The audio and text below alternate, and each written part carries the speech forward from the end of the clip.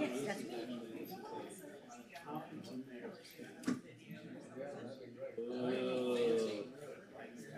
Right. Perfect. No, that's it for today. Thank you so much. Thank you. Bye. I'm going on sick. All right, that's very important. I'm retarded. I wanted to. I wasn't sure where to put this on your desk. Well, it shouldn't be a mess, and it is. So I don't know. What is this?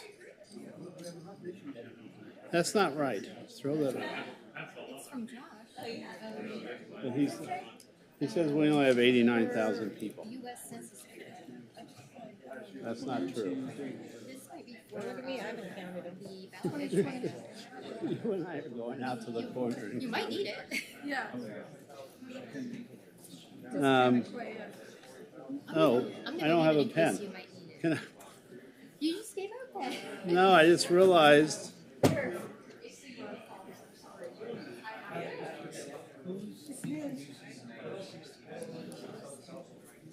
One of us, I don't care.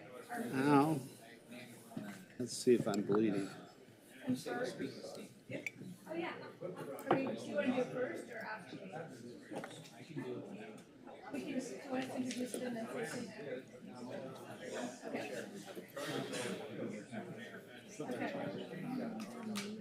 Josh?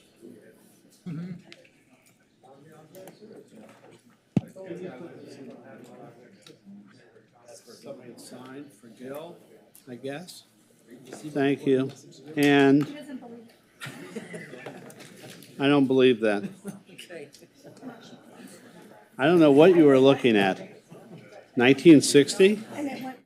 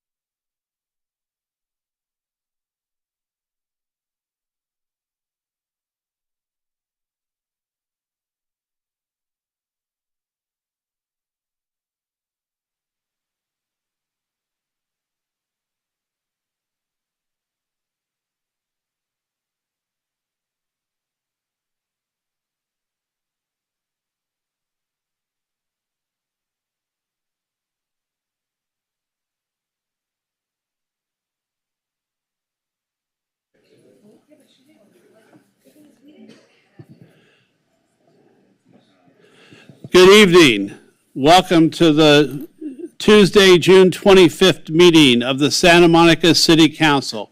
We're happy you're here. It's good to see all of you. And we have a lot of business to take care of this evening. So thank you. We want to start off with, am I at the 4:30 meeting?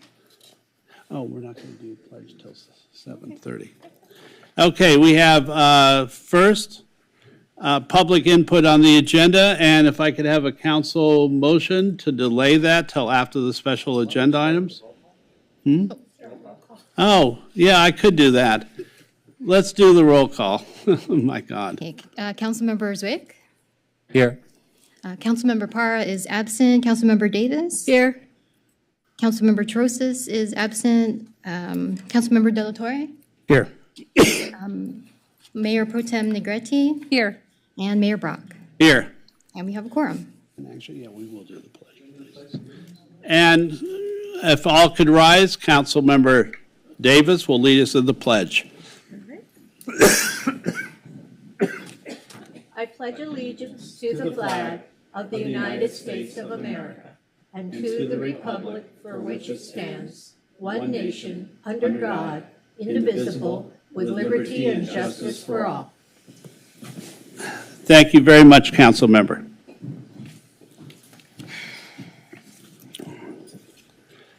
And we're supposed to go to public input agenda. I'd like to do some agenda management and call two of the special agenda items first. Do I need to do anything on that? You still should hear public comment on those items before those items. Okay.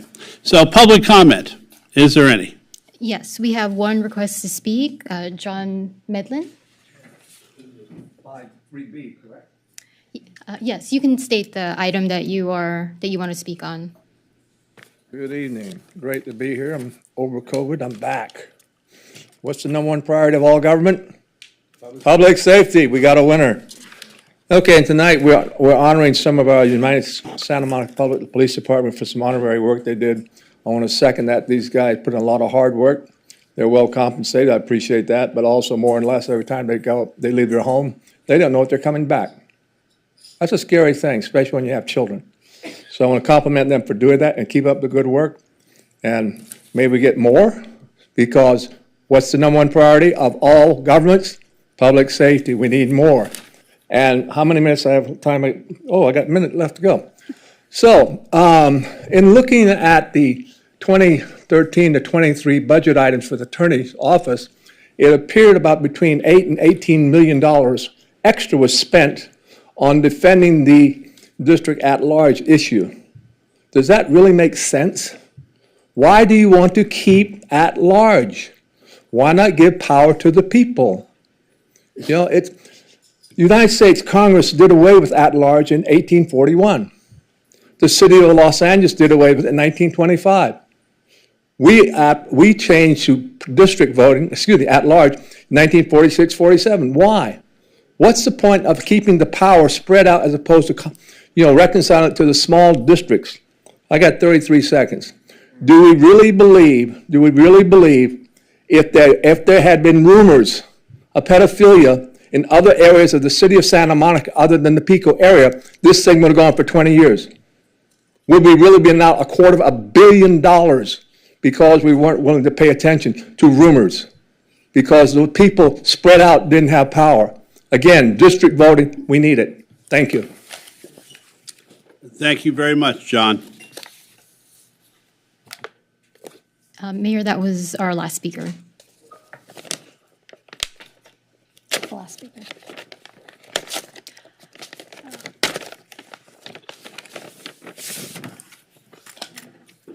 And we have some special accommodations.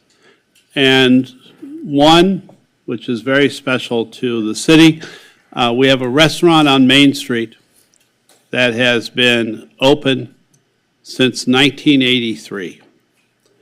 And they have served a huge variety of people in the city. They remain open. And above that, they remain open with an amazing smile, dedication to service, and dedication to food.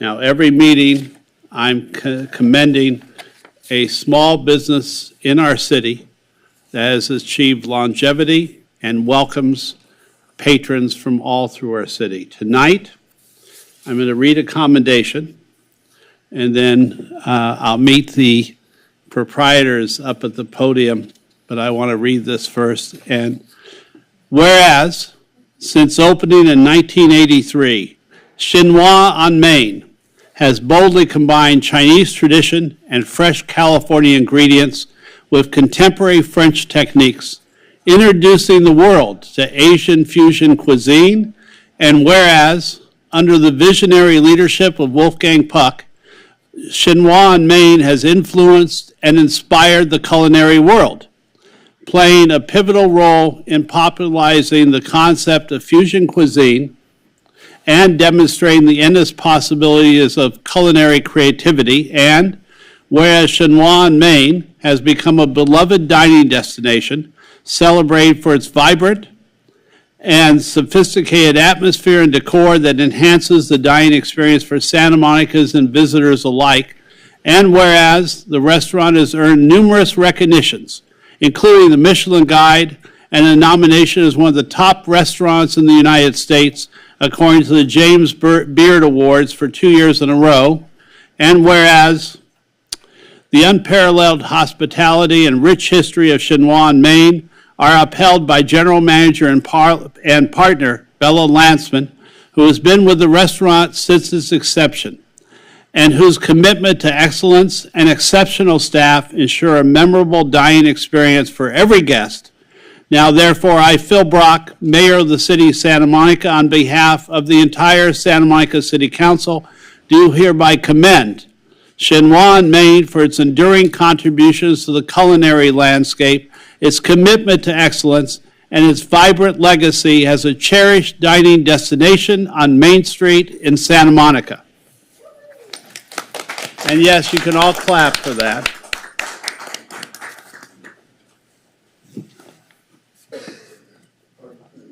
And could I have both partners and any staff members that are with you come on up?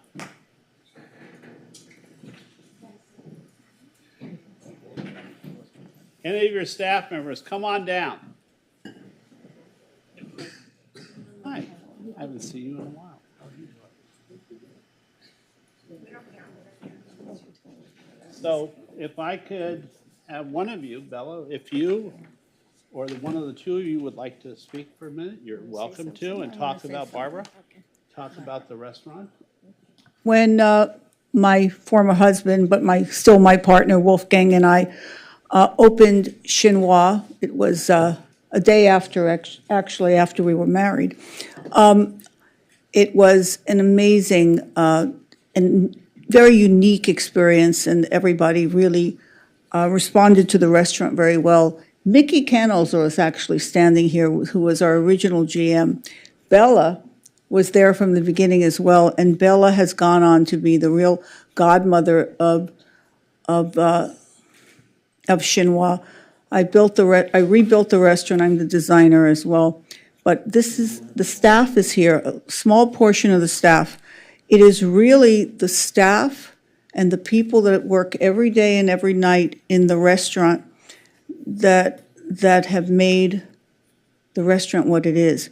But Bella, I often say, because I'm usually seen at Spago every night, I always say if I had 5 Bellas, we just wouldn't have to hire anybody else. So I just want Bella to say a few words, because I'm really here for Bella. And thank you, Mayor. Thank you for the recognition. And I just want to shout out to all the police officers over there, because what was said was true.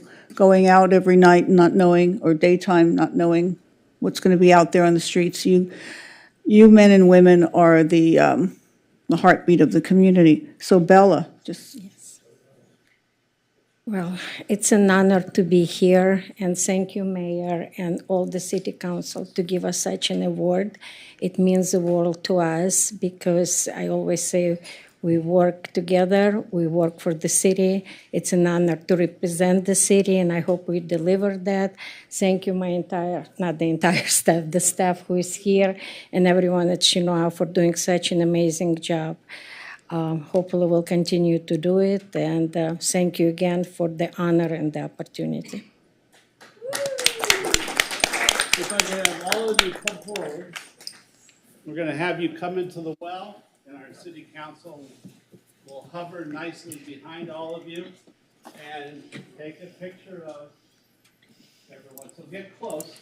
You're on this side. Turn around. Come here. Let's get Bella come up front. Barbara come up front.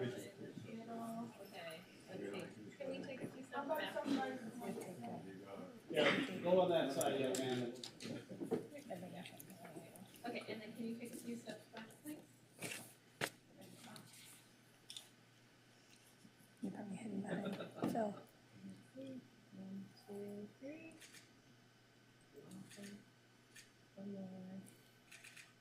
Thank you. Oh.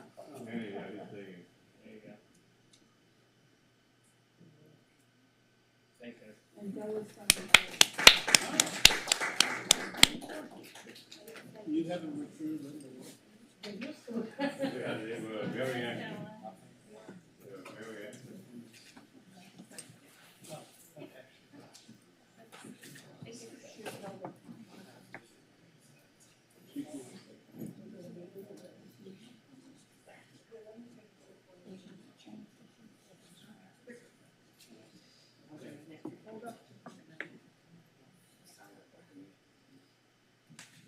It was like the first Michelin restaurant. Okay, Mayor, I'm going to read the second item for you. Item 3B is a commendation to the Santa Monica Police Department, officers life-saving medal commendation. And I'm going to have our vice mayor read this commendation, which is a very special one for Santa Monica police officers. Go ahead. Well, it's an honor for me to read this commendation to our Santa Monica Police Department, who I'm very proud of, and I'm proud to be up here tonight, just representing one of the many courageous acts that they do. So this commendation is referring to the evening of May 19th, 2024. Multiple officers responded to a call of a fight and possible stabbing at 4th and Colorado. Upon arrival, officers took the suspect into custody and tended to a victim with a moderate, non-life-threatening injury who was transported to the hospital for treatment. And whereas during this chaotic scene, officers Edgar Arana, Steven Soto, Darnell Crumpler, and Arash Saya observed an additional victim on the sidewalk in the 1500 block of 4th Street. The victim was unresponsive, having sustained a life-threatening stab wound to the chest. And whereas recognizing the severity of the situation, officers Arana and Soto quickly identified the injury as a sucking chest wound and applied a chest seal to prevent further respiratory distress. Despite their swift and decisive action, the victim stopped breathing and his heart stopped. Demonstrating exceptional composure under pressure, officers Arana, Soto, Crumpler, and Saya performed CPR on the victim, successfully reviving him. The victim was transported for emergency surgery and was ultimately stabilized, and whereas the immediate, decisive, and skilled intervention of these officers was instrumental in stabilizing and saving the victim's life, showcasing their dedication, bravery, and adherence to the highest standards of the Santa Monica Police Department. I want to mention before I wrap this up that Christine Parra brought this forward, and she is coming from work and was bummed to not be able to read it, so I'm reading it on behalf of her and also obviously the entire City Council. So now, therefore, our Mayor, Phil Brock, City of Santa Monica, on behalf of the members of the entire City Council, do hereby commend Officer Edgar Arana, Officer Steven Soto, Officer Danielle Crumpler, and Officer Arash Saya in recognition of their extraordinary life-saving efforts and unwavering commitment to public safety.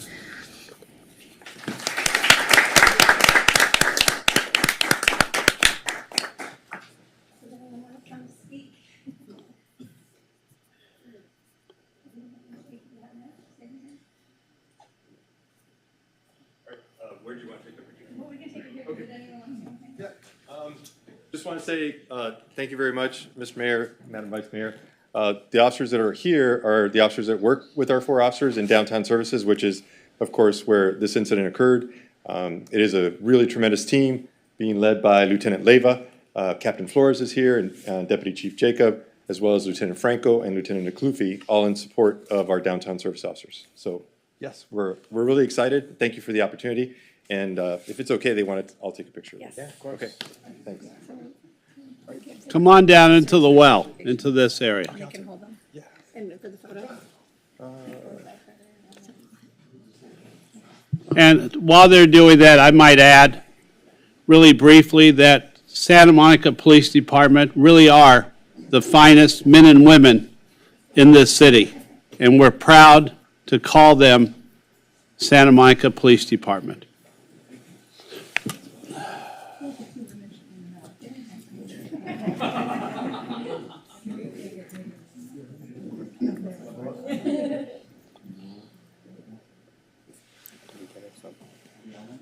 I think we are all in. Make sure council's rolling. Yes. Okay.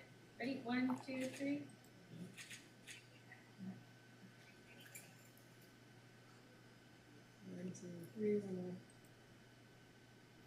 All right. You can superimpose Councilmember Parra in there. Yeah. Congratulations. Thank you all. Yeah, thank you. David, I'm going to go to you now for city manager's report. We have a And we'll come back for the last. Okay, take your time. we have a proclamation. Oh, yeah. Huh? Before we got the commendation. Yeah, Okay. awesome.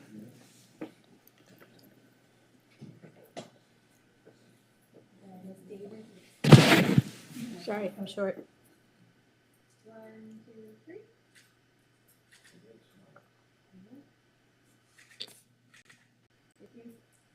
Awesome. Congratulations, gentlemen. Yeah. Thank you, gentlemen. Blessings. God bless. Thank you. And Mayor, I was going to read the next item. I believe you wanted to do 3D. City manager's report. Okay, so the next item is 3D, City Manager's Report. Great. Good evening, Mayor, Vice Mayor, and City Council. I want to start off tonight with some recognition for two wonderful employees, Carlos Collard and Yvonne Young from the Resource Recovery and Recycling Team, for organizing a successful first neighborhood cleanup event this past weekend in the Pico neighborhood, connecting the Pico Neighborhood Association with a nonprofit organization called Volunteers Cleaning Communities. In addition to beautifying our neighborhoods, these events are a great way to build community and to get to know your neighbors. If anyone is interested in bringing community cleanup to your neighborhood, please reach out to Jill, Jill, at vcc.world for information on how to get started. I'm also thrilled to announce that we've selected our new Chief Information Officer, Feroz Murcia. Feroz came to us from Glendale, Arizona, and his first day with the city will be July 15th.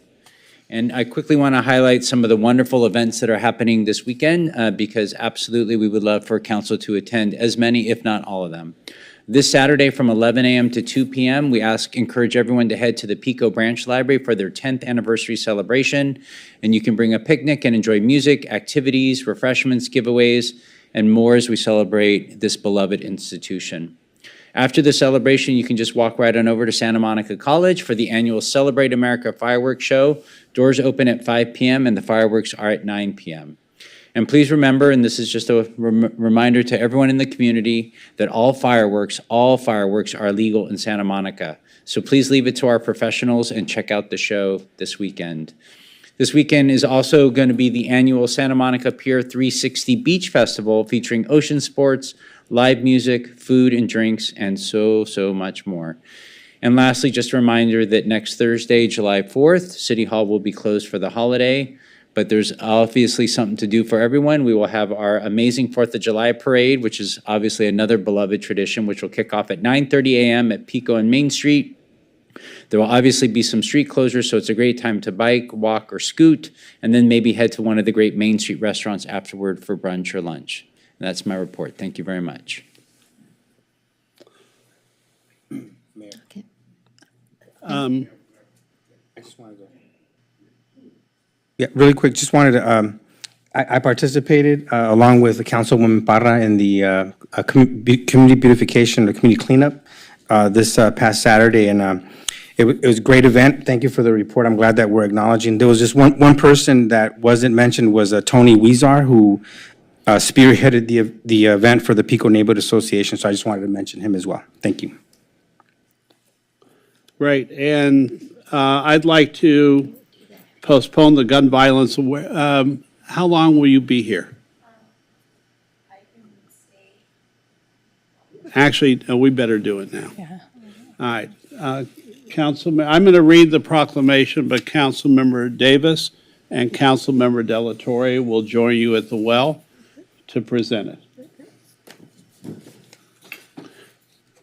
Move down to. And Mayor, I'll just read the title, 3C Proclamation for Gun Violence Awareness Month.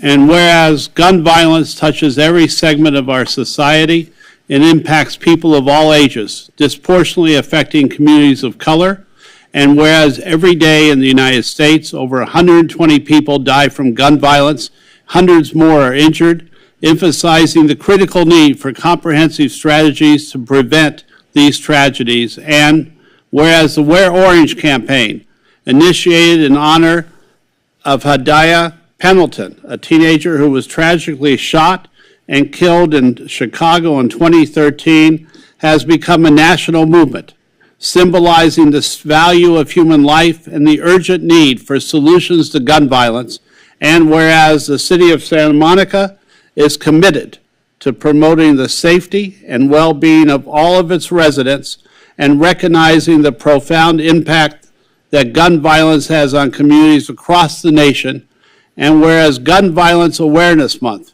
observed each June, aims to honor the lives of gun violence victims and survivors and to elevate the call for meaningful action to reduce gun violence. Now, therefore, I, Phil Brock, Mayor of the City of Santa Monica, on behalf of the members of our City Council, do hereby proclaim June 24 as Gun Violence Awareness Month in the City of Santa Monica and encourage all residents to participate in activities and initiatives aimed at preventing gun violence and promoting a safer community.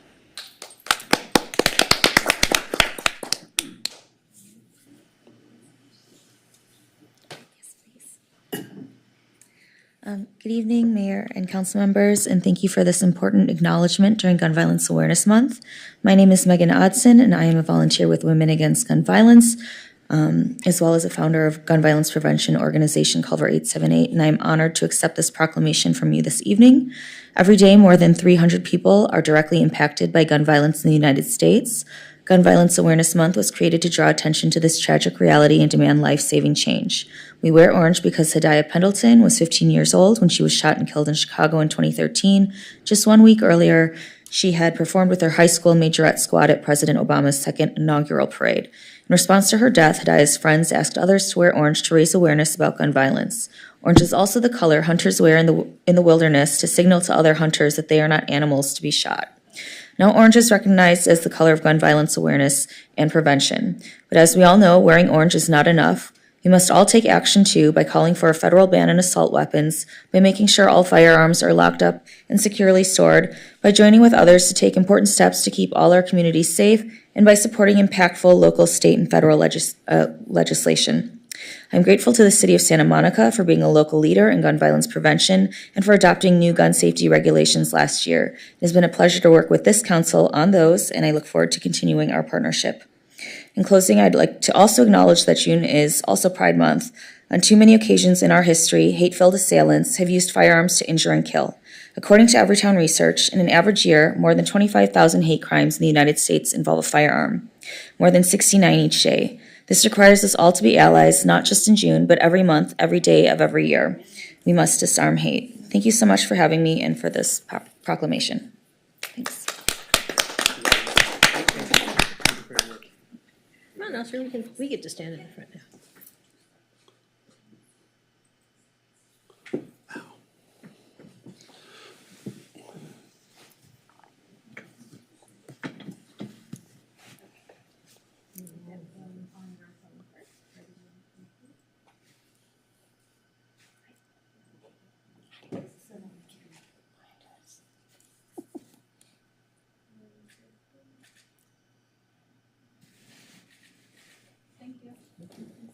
Thank you so much. Thank you for the pen. Which I, yeah. Very professional commendation. Your charger's not working.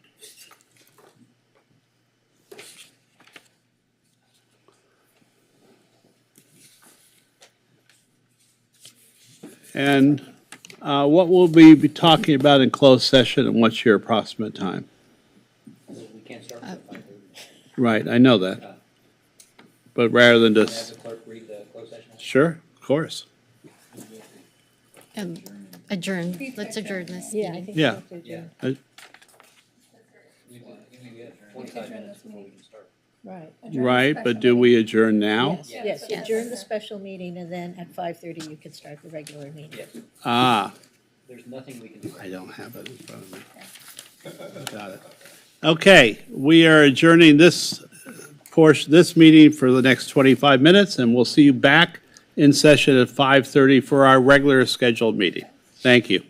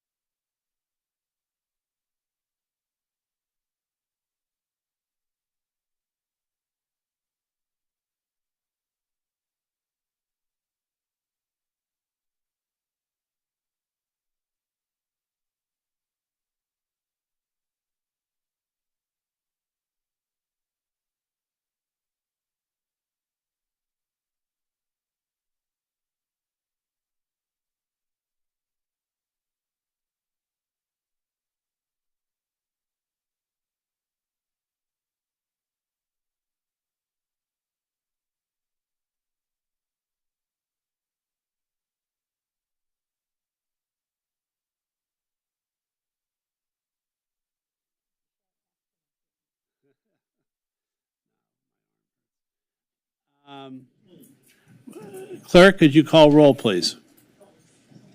Councilmember Zwick? Allegiance again? No. Councilmember Zwick? Here. Councilmember Para is still absent. Councilmember Davis? Here.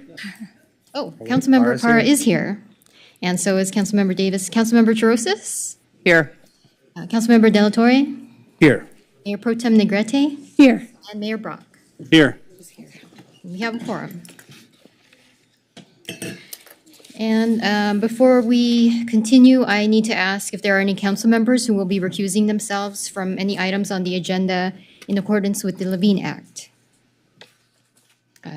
Hearing none. We do not have any recusals. Okay. And Mayor, would you like to conduct agenda management at this time, or just? Sure. We are asking that you hear item 16D with 12A, 16E with 14A, and council member or Vice Mayor Negrete has a request concerning 16A. I was just asking if we could move the appointments unless there's anything urgent. I'm not sure how long, health-wise, I'm going to be able to make it. It looks like we're set to go to 3 a.m. Let's see. I have not heard any word that certain appointments need to be made tonight. So I'd like to ask if we could move the appointments since we're going so late. We need a full council. I had chemo yesterday. I can't guarantee that I can stomach literally and figuratively going past 3 a.m. or to 3 a.m. Can I ask Mayor Brock, what was it you wanted to combine? The staff said to vote on hearing item 16D with 12A and 16E with 14A. Okay. And I'm trying to look This is those up right related. now. Well, so 16D is pertaining to the budget, so I assume that's why you want to hear that, and then 16E with 14A? For the ballot. Oh, Aren't you? yeah, that makes sense. Okay. Aren't you pulling 16? Yeah, I mean, I thought you were pulling that item 16. Yeah, I will be pulling, Removing? removing, sorry, item 16E, I believe. Oh, okay, so we don't need to combine it. No. Okay. I'm good with what you proposed. Okay, and Vice Mayor Negrete is proposing that we postpone commission appointments till the next meeting that all council members are available at. I'm fine with that. I think for members of the public, just to understand, we're interviewing folks in closed session, so we know that that is going to take quite a while, and that's why we're trying to be judicious of our time, and therefore I'm okay with that. Okay. Do we need to do a motion, or can I just do that? I just made that motion. If someone Okay, wants is to there a second? There is a second. All in favor? Aye. Opposed? Abstentions? Okay, that passes. Those items are changed in agenda management. Okay, so our next item is general public input, and we have 30 requests to speak. So I will call 5 speakers at a time. Please line up in order by the first door to your left, by where Mr. Rubin is, so we can keep the aisle clear. And then you can come up to the podium when the previous speaker leaves. So our first 5 speakers are Jerry Rubin, Heather Baroff, John Medlin, Anya Baroff, and Michael de Villiers. Sorry if I mispronounced that. Okay. Okay, Mr. Rubin, I'll start. Oh, reset. Okay. Very much, Mayor Brock, Mayor, council members, honorable city manager, city attorney, city clerk, police officers, fellow Santa Monicans. I wanted to wish you all a happy July 4th. It's so important this day that we work together to protect our democracy. And I'm glad we're coming together, and I'm glad the Ocean Park Association's been sponsoring these events for years. And I hope people come out. It's not a political event. It's a time for residents, visitors, families, everyone to come together and speak out for our wonderful country in every way. We want to celebrate our independence, but we also want to celebrate our diversity and our interdependence. I guess my main question is the red, white, and blue shorts I always wear. Will they still fit me this year? But I'll certainly be proudly waving the American flag, not upside down, but right side up for our wonderful country. It was on July 4th that I first came out here from Philadelphia. Fireworks were going off, but as many of you know, I got involved in drugs and a lot of bad stuff. 18 hospitals, 5 suicide attempts, but lucky enough to get involved in the peace and environmental movement. So I want to wish you a happy and meaningful July 4th holiday, and thank you all for your good work. Thank you, Jerry. Okay, our next speaker, Heather Barrow. Hi there. I'm Heather Baroff, a 40-plus year resident of Santa Monica. I came to Santa Monica with only a bicycle with which I commuted to downtown Los Angeles to work. Since that time, I've been a long-distance endurance cyclist. I'm a member of 5 local bicycling clubs. I've been on several committees to promote bicycle safety and road sharing. I've ridden tens of thousands of miles in the streets of our magnificent city, our county, and our state. And yes, I'm one of the brightly clad spandex people. Over the last years, there's been a push to direct people towards alternative forms of transportation, traffic calming measures, lane narrowing, and parking costs, in addition to surging gasoline prices and pollution, have made some motorists reconsider using their cars. More bicycle lanes and sharrows being established and more public transportation and routes have made alternatives all the more attractive. Human-powered bicycles were once the norm, but not anymore. As a traditional cyclist, I'm seeing more hazards in those bike lanes that were originally created for us. With the wind blowing through their hair, there are increasing numbers of people speeding along the bike lanes and beach path on fat-wheeled, heavy electric vehicles, mislabeled bicycles and tricycles. Some of these vehicles weigh upwards of 100 pounds, can travel at speeds of up to 40 miles an hour, and can carry a payload of 480 pounds. I weigh 110 pounds, my bike weighs 15 pounds, and on a flat road under my own power, I can get up to 20 to 25 miles an hour, maybe. I think you see where this is going. There's no place for these motor vehicles on our paths. I'm well familiar with riding in busy traffic with motor vehicles where all the drivers have a license and training. But these vehicles really scare me because those riders have reckless tendencies on the paths. I've seen kids as young as 9 or 10. Thank you very much. Our next speaker, Anya Baroff. Clerk, if you could call 4 or 5 names, they could. Okay, so after Ms. Baroff is Michael de Villers. The next speaker is Lucy, no last name. Next is Carol Catanzaro and Debbie Modestian. So if you could all line up behind this gentleman here. And then Ms. Baroff, I will start your timer.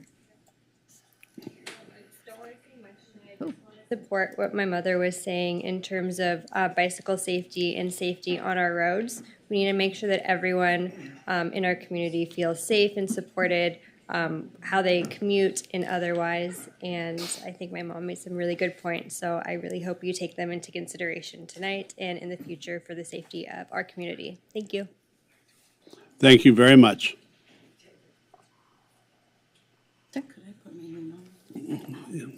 I'll be right back. Are you? Sir, Michael? By the way, in just endorsing the previous two comments, I agree wholeheartedly with them. I'm here, though, to speak on the proposed housing project, on the three sites in Mid-City. While recognizing the need for housing everywhere in the city, this is a tremendous concentration in our neighborhood. These three sites are close together. It's 130 units that are added, all at one time, and so the way they're constituted is of great concern to us in the neighborhood. What I'm very concerned about is that there was no public outreach prior to the team selection of the HCHC team. Notification came only to neighbors within a tight radius of the project, and only after they were already selected and the project was already designed. Many of us were dismayed to learn this at the presentation meeting on May 22nd, where the project design was presented. Our comments received defensive responses, not engagement. Some of us have subsequently seen the bridge housing proposal, which scored a close second in the city's evaluation. For the Euclid site, bridge included senior housing and replacement of some of the public parking that would otherwise be lost, in a building design which set back from the two-story neighbors. It's a thoughtfully considered and sound solution. Why was it not selected? Would HCHC still rank first after the present discussion of $5.5 million for replacement parking if that were to have been included? We're very concerned about accommodation of formerly unhoused people with mental illness and substance addiction issues right in our neighborhood. Thank you very much, sir.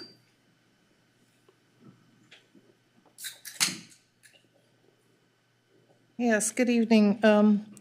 I'm just making a couple comments on the HCHC developments. Was anyone aware that there's marijuana businesses nearby? And here we're going to be housing some of the substance abuse people in this one project on Euclid. The other is obviously safety concerns. There are school children that go to Lincoln Middle School and walk over there, walking right past this place that they're planning to build. And of course, there's that mental illness and substance abuse problem that these people will be housed, which many times turns into violent behavior. I was accosted by a homeless person on my street several years ago, not recently, and so much so that I still have a permanent injury on my shoulder. So it can happen to anybody, and you don't know when they will do this sort of thing. So we have some fear with this project, and that's what I want to let you know. Thank you. Thank you very much for your comments. Good evening. My name is Carol Catanzaro, and I have been a resident of the Mid-City area, Mid-Wilshire, and I'm here in alliance with the concerns expressed by the other residents, businesses, and neighborhood groups about the proposed housing developments at 1217 Euclid. The mic, they can hear you, they can't hear you. Thank you. Here. Okay. See that? Talking to that. Thank you. I'm here to discuss the proposed housing developments on Euclid, 14th and 16th Street.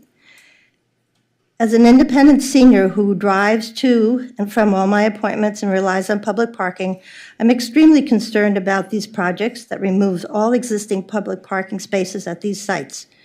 I do use a walker, as you can see, so the proposed parking farther away from my appointments seems unfair and not thoroughly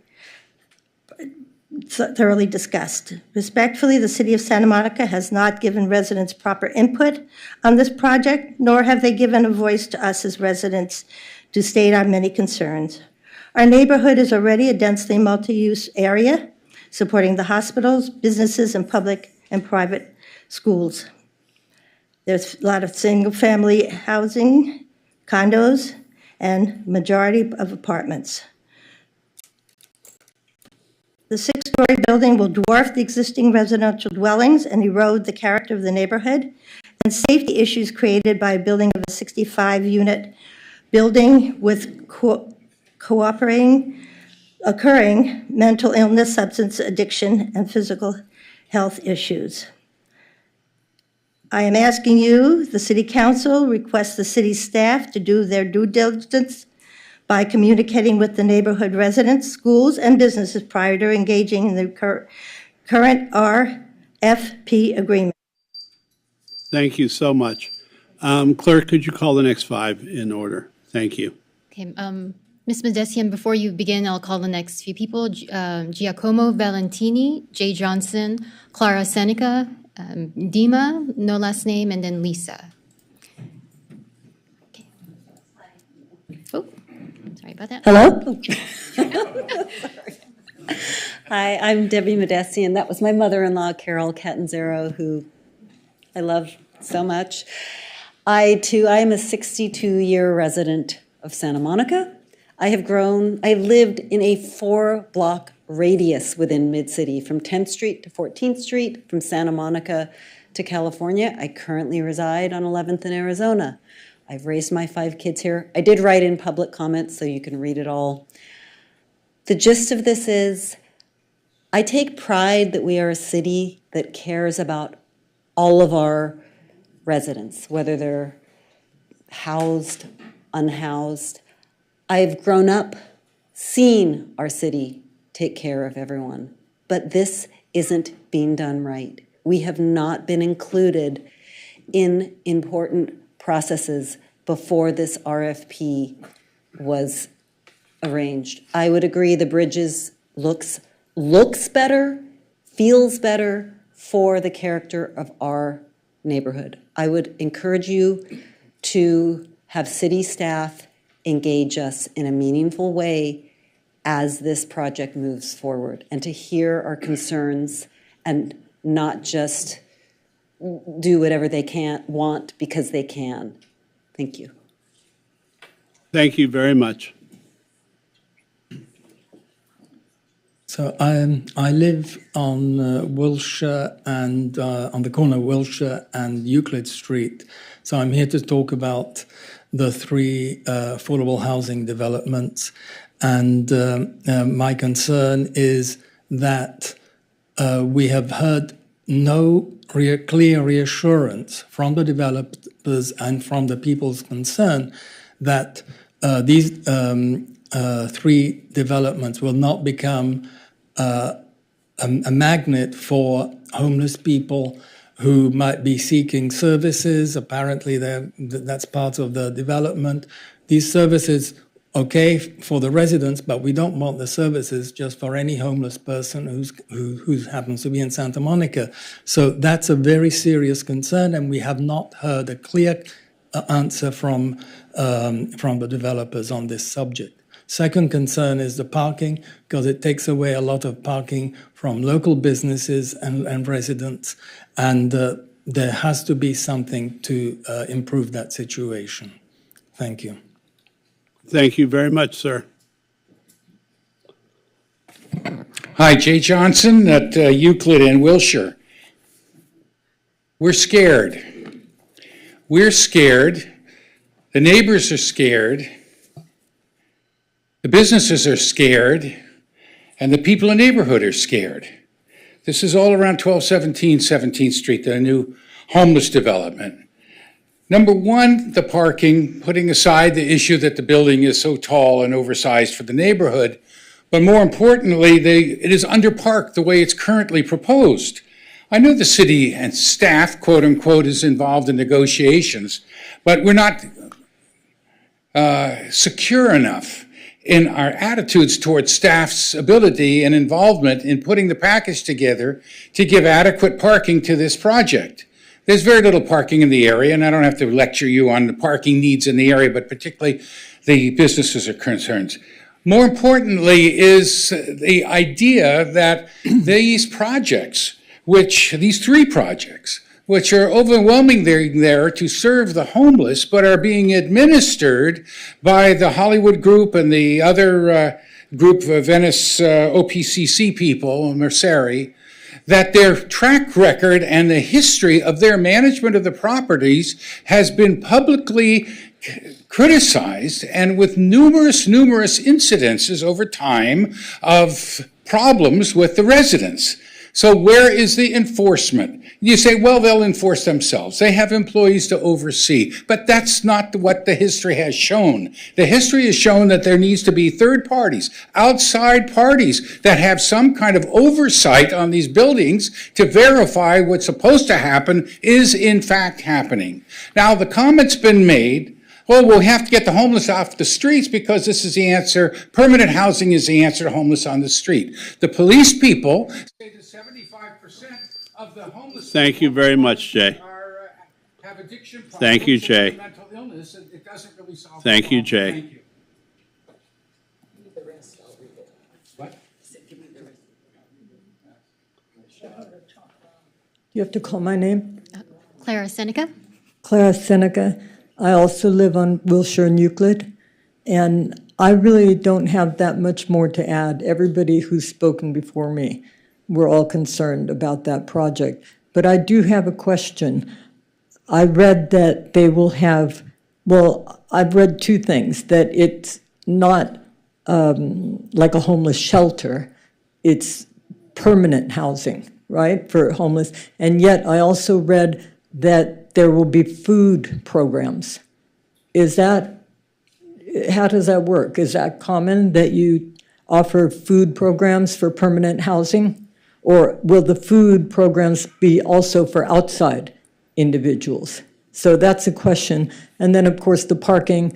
I heard a public comment, I think, from Gleam Davis, that it's a done deal. The buildings will, don't question the construction of the buildings. It's a done deal.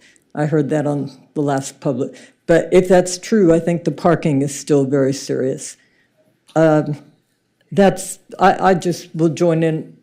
I reinforce everything everyone before me has said. And I've talked to lots of people who are afraid to come here, too shy, like myself.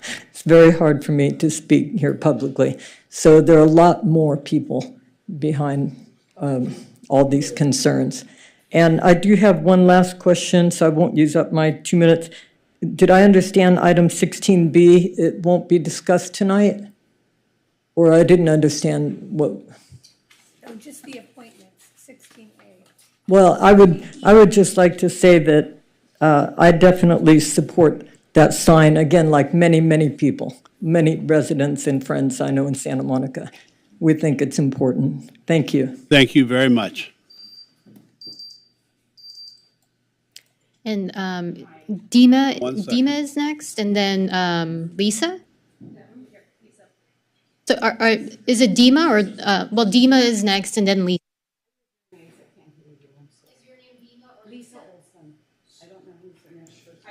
Yeah, I think these two are next. Oh, well, I thought. All right, we'll be efficient. So I'm Dima Volovic. I'm a resident of Santa Monica since 1998 on 1214 14th Street. I think a lot of points been already raised here, and we've been the small group of us actually been around the community talking to a lot of folks. Just in summary. Just to repeat, the process, the way we learn it, the way that was introduced to the community, it really felt like an ambush. The communication, I have to give Hollywood community an F right now on the communication and the outreach, to be honest with you.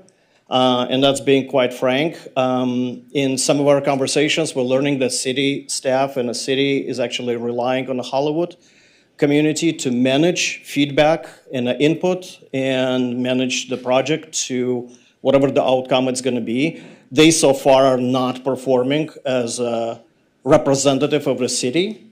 And as a result, we don't trust them to be a representative of a community back. So I think it's, what I'm trying to say, the process needs to be really seriously re-looked at from the engagement with the community and the feedback. that we would like to all collectively provide and find appropriate solutions. You're not going to find any of us objecting affordable housing. So I think that we can get that out of, because I've heard that number of times trying to catch us on you against affordable housing. That's not the case. But we are truly, truly looking for safety measures. We are at the crisis state with along the Wilshire corridor especially. Every day there's a new group of transient homeless people. They are not permanent. Permanent.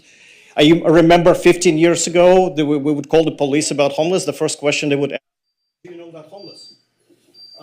Thank you very much, sir. Thank you. Lisa, before you start, I'm going to call the next 5 people. And ma'am, if you can come over to me, I'll help you be signed up, because there's a lot more people signed up after her. So, You want me to come over? yes, yeah. So the next speakers to line up by the wall are Francesco Keisha. Oh, one second. Tatiana, no last name, Jay, no last name, Ellen, no last name, and Trevor Nichols. So if you can, okay, one moment. If you can line up in order, and then Lisa, I'll start the timer for you. Okay. Thank you. My name is Lisa Jimenez. I am a 20-plus resident of Euclid and Wilshire. It has been a great neighborhood. I actually moved down the block, 15 years ago. So there are many of us who are longtime residents of Santa Monica and of this particular neighborhood. It's a great neighborhood. We were very surprised when we learned of all the developments, because it wasn't widely known. It actually is taking a group of concerned neighbors to get together and spreading the word. We have, calls, and we've met with various business, the building owners, the tenants of some of the businesses that were not aware that this was happening, and it has a direct impact on their business.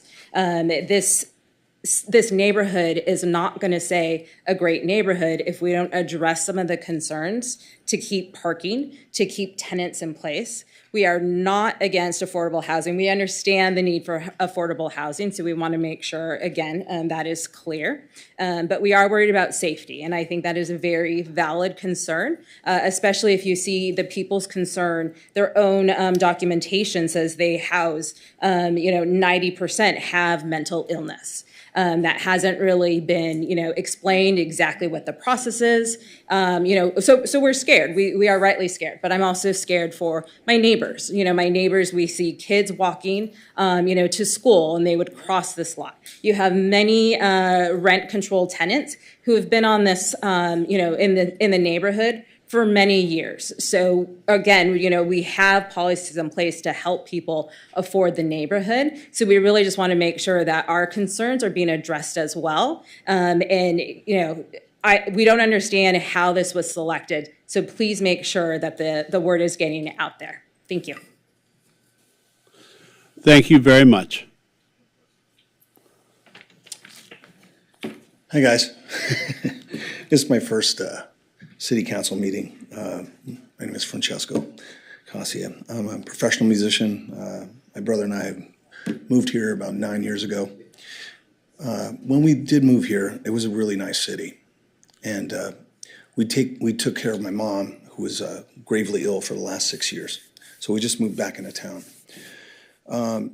The first 2 weeks that I was here, I was attacked by 2 homeless people. Okay, one up the street. We live on Euclid, 1251 Euclid, right close to where 1271 is being proposed. Was attacked at the Vons, and then actually 2 days later, I went down to 3rd Street to the Starbucks there, and another homeless person tried to attack me in the Starbucks. It's not funny. I know you're smiling, but. And then he proceeded to follow me down the block after the cops came and attacked me there. So the cops had to be called twice. So my questions are these. What has happened to Santa Monica? And it seems to me, as a logical person, that the people are not being represented here. And as a matter of fact, The 1271 thing, I was walking down the street back from Starbucks, another Starbucks, because I didn't want to get attacked at the other one. Two ladies were walking by and they mentioned it. And if they didn't walk by, I would know nothing about what was happening with this mental facility that's being proposed to be built 2 or 3 buildings away from our residents. Now, this is very concerning to me, my brother, all my neighbors, and I'm sure all the people here.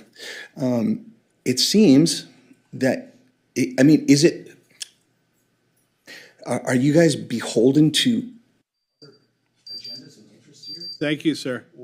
We appreciate you coming in. Thank you. These things have to be considered. Thank you, sir. And you must listen to the people.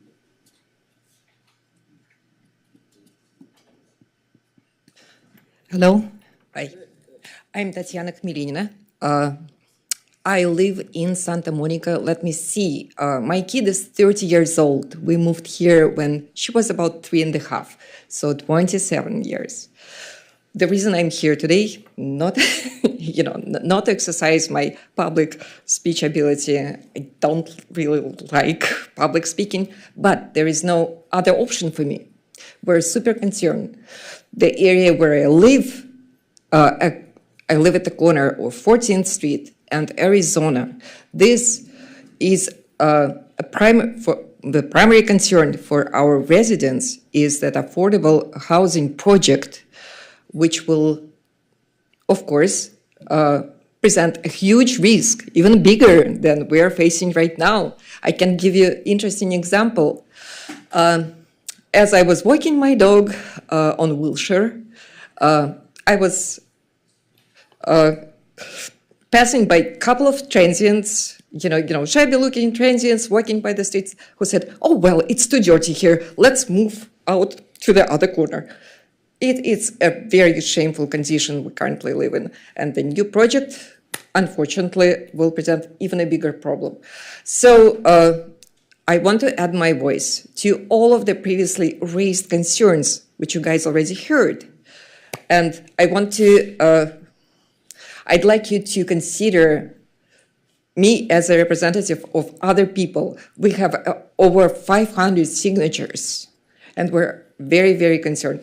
So I'm here to acknowledge your work and encourage you to be a better leadership for our community, to stand for our residents, and maybe help to move to a different stage. Thank you very much. And then are you Jay? Jay. Okay. Jay, and then Ellen is next. Hello. How you doing? Good. Okay.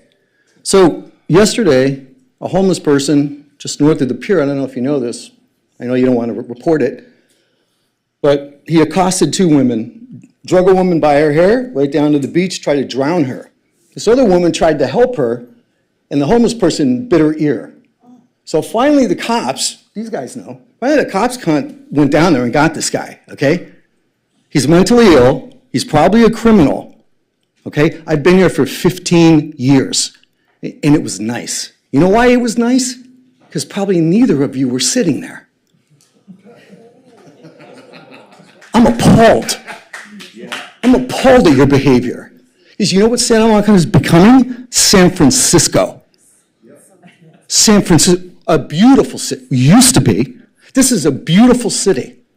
You can look up if you want. You know I'm right. I live on Euclid. I don't want homeless people or the mentally ill or criminals or drug addicts living next to us. You want to build that? Build it in back of your homes. How's that? Yeah. How's that? Excuse me. And one last thing. thing. Hold on one minute, sir. We have we try and discourage clapping for any reason in this. We try and do this if we need to. If you agree with someone, thank you very much. Okay, I'd like to reclaim my time. Thank you. So the point I'm trying to make here is anyone with gray matter, okay, doesn't want that in this town, whether there's 1 or 24. And I don't know who appointed you, but this place is a disaster. It's a disaster. It's unsafe. giving out needles in Reed Park? Really? Insanity. So who are you working for? You're not working for me. Thank you very much, sir, for your comments. And by the way, one last thing. The Bills of Exchange Act Thank you, sir. says that you can all be held liable privately. And I'm going to make sure that happens. Next speaker, please. Ellen?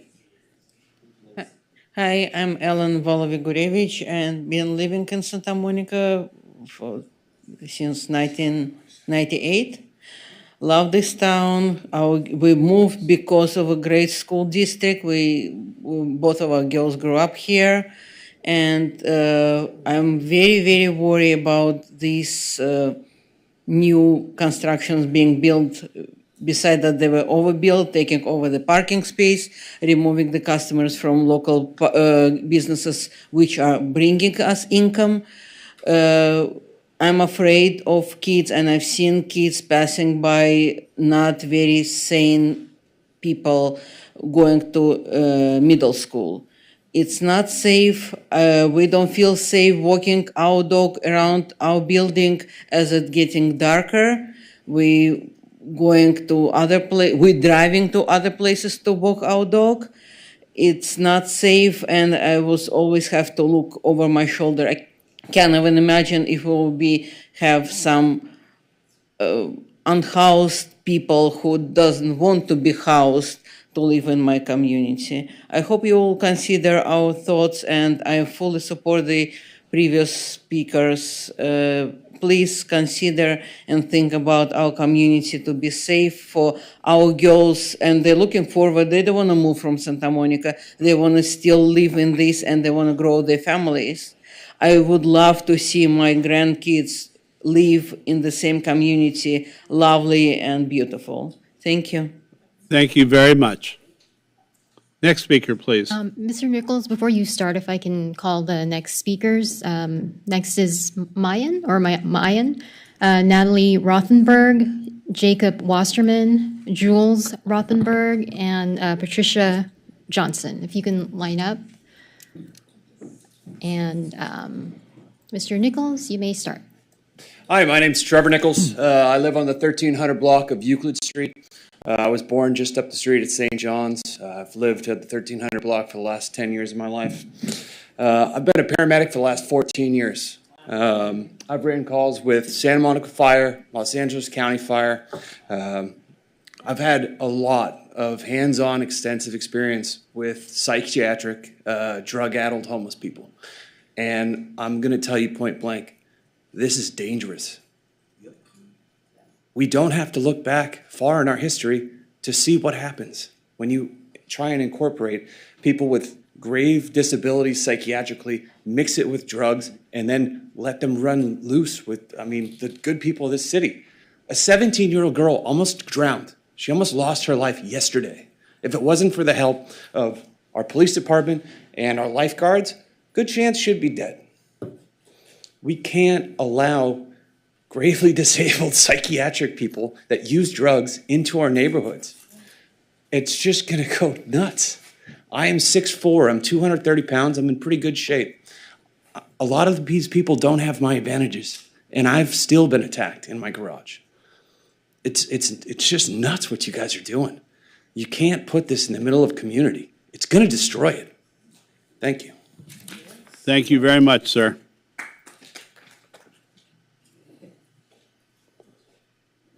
Hi.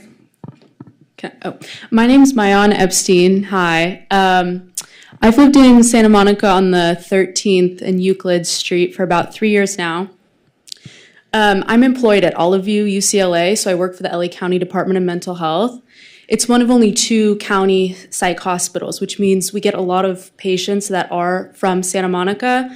They're similar to the population that you're planning to bring in. Drug abuse, severe mental disability. I work directly with them in a psychiatric emergency room.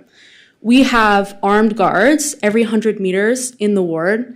Every patient that comes into the hospital goes through metal detectors, and this is 24/7. There are people on staff. I share the same values as housing as, oh, I can see my time. I share the same values as whoever developed this idea, which is I care about social justice and I care about our social welfare. And I think there's no difference between me and somebody who's struggling on the street. And I think regardless of what we're entitled to, meaning, what salary we make, I think we all deserve on a base level, some level of justice, housing, and food. I really share that, and that's why I work in this population. But I've learned that there is a real safety concern that needs to be taken seriously. We have staff that are trained, and somebody gets attacked all the time, and they have, training and protocol in place. And I just don't think that families and children are trained or should have to be on watch like that. There's a real health risk. It's called secondary traumatic stress disorder that especially mental health workers and people interfacing with these populations are at higher risk for, and have had to take disability leave for. So I think that we really need to take that safety into consideration. Thank you very much. Ms. Rothenberg? I'm Natalie Rothenberg. I came to Santa Monica as a first grader, have lived and worked and raised my kids here, and seen a lot of change, a lot of it really exciting and good, and some is concerning. With regard to 1217 Euclid and 1211 and 17 14th Street, I share these attitudes that we want to do good for the people who need some help, but it must be balanced with the needs of the current renters and owners and businesses in the neighborhood. The population is already dense, the alleys are narrow, and the permit-only street parking is limited. 6-story buildings will be taller than everything around them, and about 100 public parking places will be replaced by less than one space per proposed new apartment. So Wilshire is already full of empty storefronts. Will restaurants and stores ever fill them if there's no public parking? Will the current businesses survive the removal of both the Euclid and the 14th Street public lots when their customers have to compete with residents for the insufficient parking? If not, what then? More unhoused people in more doorways? And will the current residents be safe from traffic problems, from chronically mentally ill clients queuing up for services before the services are offered in those limited hours of the day? We're asking for public outreach, for due diligence, and for a way of balancing all the needs of all the people in a way that's safe and useful and healthy for the neighborhood. Thank you. Thank you very much. Mr. Wasserman? Hi. Oh, too wide. Hi, my name is Jacob Wasserman. Thanks so much. I just want to introduce myself. I had applied for the Planning Commission. I will wait for the next meeting to comment on that. But I live at 11th California, and I first moved to Santa Monica in 2019. And I think that there are two things that this city does special, and one is that it's the only place in greater LA where you can get around by driving, walking, biking, pushing a stroller in my case, and it be safe. There's a lot of work to do, but that makes it special. I bike to daycare every day with her. And second, while there's certainly more work to do making our housing more affordable, I can live here as a renter, and there's ample support for affordable housing and renter protections. So my day job, I work as a transportation researcher and urban planner at the UCLA Institute of Transportation Studies. So having experience in, knowledge of, passion for transportation, land use, and housing is literally my job. I want to make the Planning Commission more accessible. During COVID, we had the option of virtual public comment. I'd like to see that come back. I would like to hold office hours myself. And I'd also like to see more evidence-based reasoning, looking to academic studies and applying them to what we see on the ground, using data, not anecdote. So I'll leave it at that. Thanks for your consideration. After I applied, I saw the existing members already applied. I'm sure they will continue to do a great job. No slight against them. In my last couple seconds, I want to thank the Parks Department for the Douglas Park outreach event they did. Went to that last Saturday, saw some great renderings, and I'm excited about the future there. Thank you. Thank you very much, Mr. Wasserman.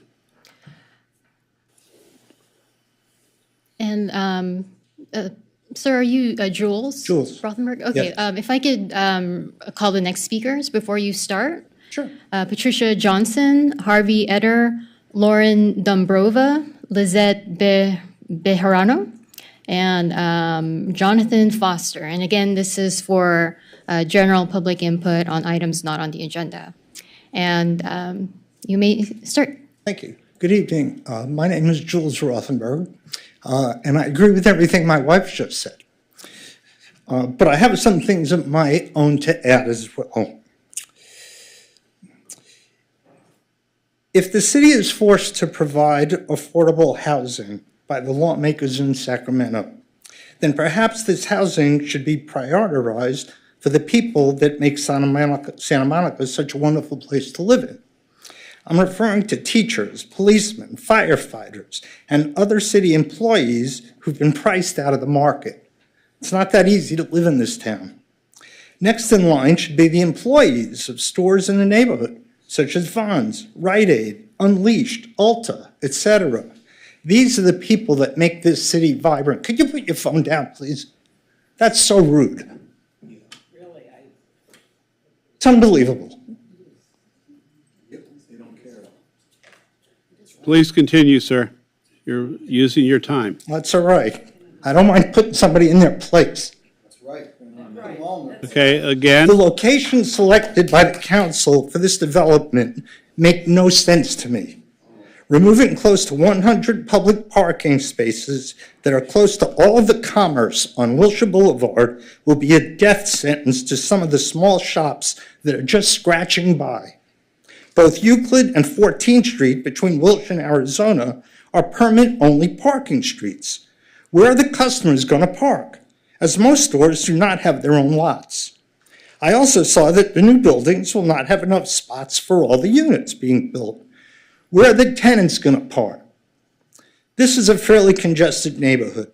This decision will only increase the density and overburden the current infrastructure. Thank you. Thank you, sir. Do not clap, please. Patricia Johnson. Hi there. I just want to share I'm a resident here my entire life. I'm a product of Santa Monica. I grew up in the Pico neighborhood. My grandfather came here with the joint, the Bracero program, which is, brought Mexicans over here.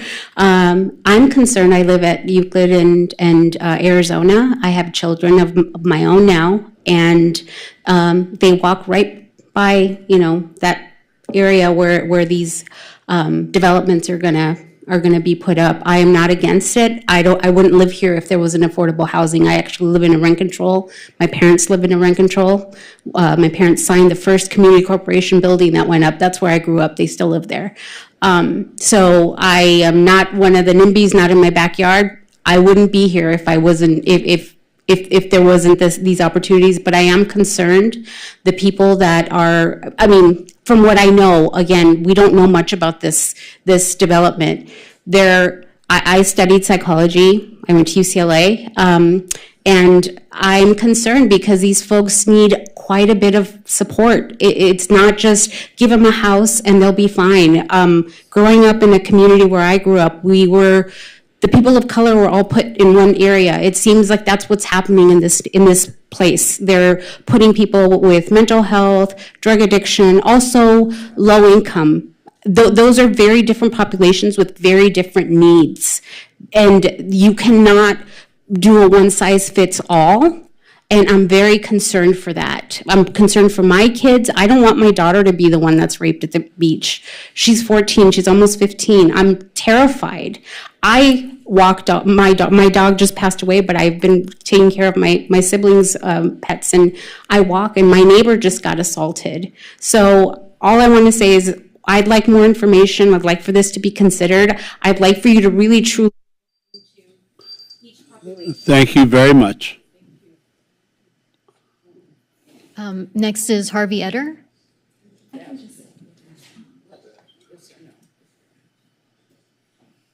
Good evening, folks. My name's Harvey Etter. Several things I want to bring up, and I'm frustrated. I've been here 27 years. In junior high, I used to surf at Station, body surf. I went to Venice High. My family's been here about 110 years, all right? People got rights. I've been homeless. I got psych diagnosis. I'm a pothead. I fit all three. I'm incorporating by reference to soft white underbelly, homeless man Harvey, Santa Monica, from June of 22. Okay. I talked last week. Okay, I want to say, I'm at Step Up. I've been there 2.5 years. I've been ripped off by Step Up.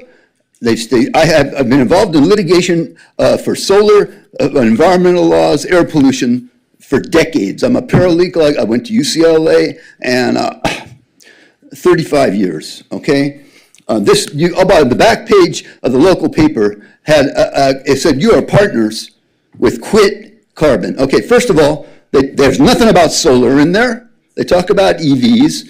Okay, I don't know. I want copies of the contract. I want to get the records of the environmental committee that the task force have been involved in that a long time. I brought to you Clean Power Alliance. We're the Public Solar Power Coalition. Been around 50 years. We're called consultants to the PUC, to Mayor Bradley, to all kinds of stuff. Okay, things aren't that simple. All right, we got rights. Okay, Section 8 has had a home ownership program for 25 years. Now, these people are going to go and they're going to live all over the place. Are you going to put them together? We got rights. I'm sorry. Enough is enough. And about this thing about the left wing tomorrow with Trump and all this stuff. Karl Marx. I want to incorporate by reference. Thank you very much, Harvey. Thank you, Harvey. Next is Lauren Dombrova. Good evening. My name is Lauren Dombrova, and I'm a 19-year resident of Santa Monica, a registered nurse, and a homeowner on the 1200 block of Euclid Street, where I reside with my elementary-age school children and spouse. This is a quiet street with a lot of families and longtime residents. I'm here in unity with my neighbors and to request a pause in the development process to hear our input before proceeding. I have many concerns about this proposed building, and safety is a big one. To reiterate what all of my neighbors have said, I do not oppose affordable housing, but I do oppose a 6-story building housing previously homeless individuals with trimorbid conditions 4 buildings away on a route that my children were planning to take to get to Lincoln Middle School. Yes, our city is facing a housing crisis and a homeless crisis. Yes, I want to be part of the solution, but I can only be part of it if there is a balanced relationship and open dialogue, where outside developers listen to the needs of the community who will be impacted by their creation on a daily basis for the foreseeable future. I used to do homeless outreach on a UCLA intervention study, and if this program is not well organized and managed, the individual crises can and will spill into the surrounding area. Please pause this process until the neighborhood can become a part of the discussion. We need housing, but this plan raises concerns that need to be addressed before that can happen. I will not support this project otherwise. Thank you. Thank you very much. Lizette Bejarano. Hi, good evening. Good evening. I am an Angelino and a longtime Santa Monica resident. I've been a 14-year tenant on the 14th Street block between Wilshire and Arizona, on the same block as a proposed housing project. I'd like to start by saying, as my neighbor, I am not a NIMBY person, and I wholeheartedly believe in affordable housing. Our community desperately needs it. I am a mother to an elementary school age child and a soon-to-be middle schooler at Lincoln Middle School. So I do have concerns about this development. I am concerned about homeless individuals with drug addiction and substance abuse, mental illness, roaming around on the path to Lincoln Middle School. I am concerned for the safety of my child. It's bad enough that kids have to deal with the threat of active shooters, walking to school and possibly getting attacked by violent and mentally unstable people should not be added to this list. In order to be a part of the solution, there needs to be a relationship between us and the developers who don't know this community and those who do live in the community and who will be largely impacted by this decision. Unfortunately, I have seen areas in LA who have attempted this similar project and it's been a disaster. This program must be well managed and extremely well organized. There needs to be a crystal clear roadmap with ironclad assurances. I don't know if we've seen that. If you don't get this right, this will be a potential disaster and we will be inheriting a huge problem for us to deal with. Please pause this project until we can be part of the discussion. We need housing, but we need to have these concerns addressed first. Thank you so much. Thank you very much. Mr. Foster, before you begin, I'm just going to call the next speakers. Linda Clark, Robbie Stanberg, Dale Lawrence, Lisa Olson, Joe DeRosa, and Judith Serlin. And you may begin, Mr. Foster. Hello, Jonathan Foster. I'm speaking to Lana about Chico. For the record, I saw you on the YouTube California Insider about the cancel culture. And see, I've been attacked, you see. And also, your store is school-oriented, like for minors. So I didn't want to mix up my debauchery with your wonderful family. And so I didn't show up there. I'm from the East Coast, and out of respect, I didn't get involved. I wasn't trying to get a drum job here, actually. And I've been attempting to present and promote original music that I wrote with a songwriter, that if he had never met me, he would have never wrote what he wrote. That's how important I am with this mix. I have made one purchase at your store for a 14-inch snare head, coated in master. I think I went there 2 other times, didn't buy anything. I was very impressed with the store, very impressed every time I went there. I did wind ensemble since 4th grade, and I have an associate's degree and a bachelor's degree in music. I'm almost a straight A music student. So I all the way up until age 29, I've been doing wind ensemble. I'm very versed in the whole concept of band instruments and stuff like this. So to me, I had heard of Chico. A lot of people mentioned him. By the way, I've never performed on a single stage here except for at Cantor's in December of 2000. It's the only place I've performed here. And I've never plugged into anything here. No one knows me here. But every year, I'm not affiliated with FG. You see, but I have never plugged anything here because of cancel culture. I'm Jonathan Foster. I'm canceled. That's why nobody knows me. You talked about it with you in the with being a candidate. I've been shut off. That's why I never met Chico. That's why nobody sees me. Thank you, Jonathan. I had some pictures I sent in of my trees. Okay, Ms. Clark, I'm I had some opening pictures I it sent up. Let's see. Did they get, there we go. Bravo. Okay, hi, remember me? I'm sure you do. I'm the one who took away my Airbnb license and reduced me to being penniless. And I'm sure you're sick of me by now, but guess what? I know, I understand. But eventually I kind of grow on you like an old wart. So, you'll enjoy me after a while.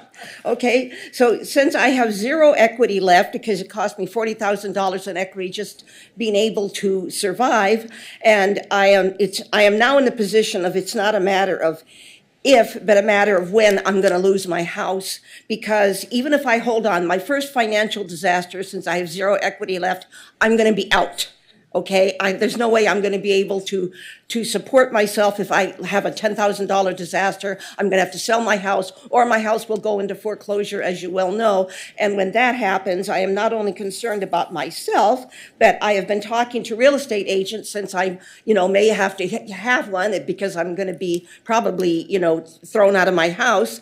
I want to make sure that not only am I okay, but the real estate agents have told me that whoever buys my house, these rich developers are going to put in a 6,000 square foot monster house are going to almost certainly tear down my 100-year-old tree. So not only am I going to be my life destroyed by what the city of Santa Monica has done, but my tree there, which I think should be turned into a landmark, and that's why I'm here. And when I was dating Leonard Cohen, who wrote the song Hallelujah, and here he is, I'm in his book, he called it the Hallelujah tree.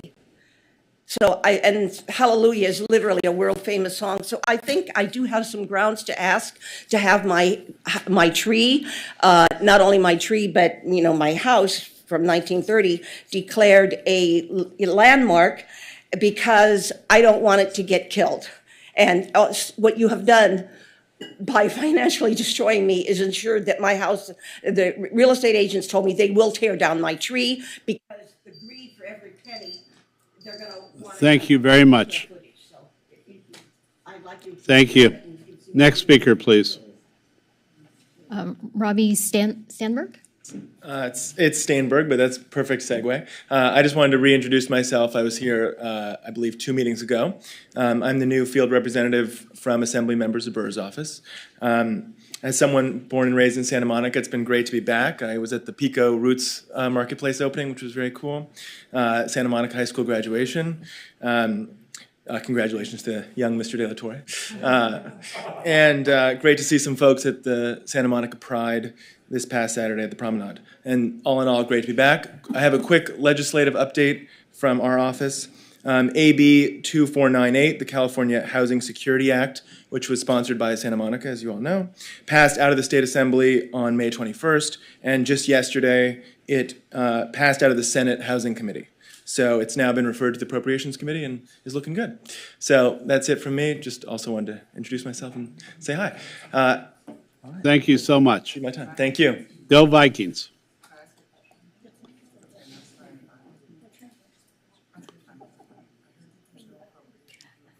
Dale Lawrence?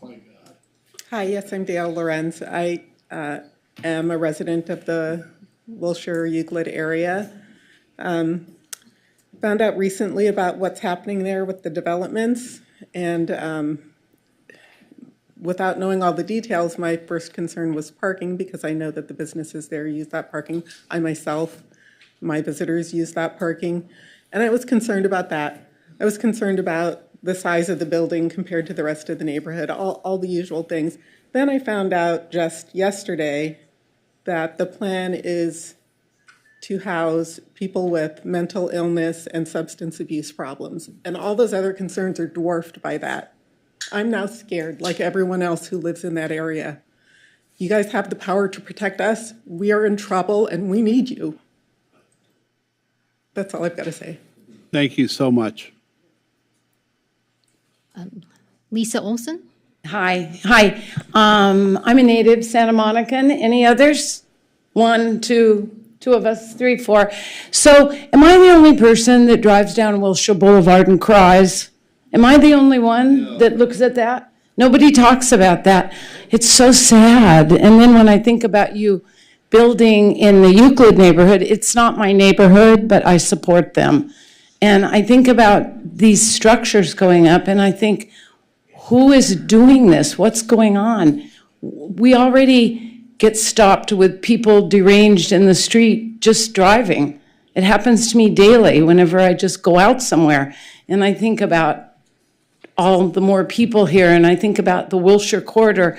What's wrong with the airport? Can't you build housing over at the airport? Is that like totally out of it? I don't know. I mean, I think to myself, the airport's a quiet, peaceful place, and you could build hundreds of places over there. And I feel really sad for Santa Monica. We have 2 natives on the council. That's a good thing. 3. Thank you. Oh, Oscar, sorry. 4. Well, but you know what? Santa Monica Canyon doesn't count. Yay. What is it going to take to have somebody listen and stop before we have all more muggings and illness? And I was almost attacked in my community garden plot 2 weeks ago. I had to call the police. I mean, I'm just like, I don't know what to do. So please reconsider what these people are saying, because they have children. They have concerns. I want to be able to drive to the doctor. I'm thinking, my God, I've had both my hips replaced. What if I can't drive or somebody has to take me? Are they going to drop me off and then say, walk over there, no parking? I mean, anyway, think about us, okay? These are good people in a good neighborhood. Thank you, Lisa. Next is Joe DeRosa and then Judith Serlin. Hi, okay. Oh. My name's Judith Serlin. I'm with the Teamsters. That's Local 911. You might know my counterpart, Carlos Rubio. And I'd like to recognize two of the stewards in the room, Luis Ochoa and Ricky Alban, who work for BBB, Big Blue Bus. And Teamsters represents public works workers, and Big Blue Bus in the city of Santa Monica. To those who I know up there, hello. And to those I don't know, I would look forward to getting to know you. Later this year, Teamsters will start negotiating for a new contract later this year, beginning of next year. But you'll be seeing our members talk to you. And our chief concern, and I want to put it out early, is wages. Santa Monica's wages are not keeping up with the other cities, local cities nearby. There's high inflation. A lot of the problems that people are talking about in the room, the workers here are facing as well as workers are getting attacked by the homeless. So we had, in the last couple of weeks, we had 3 people in grounds attacked by the homeless. But I think what we look at is people like working for the city, and, and that's important to realize, but they do need to be compensated for it. Quite frankly, one job should be enough, but it's not.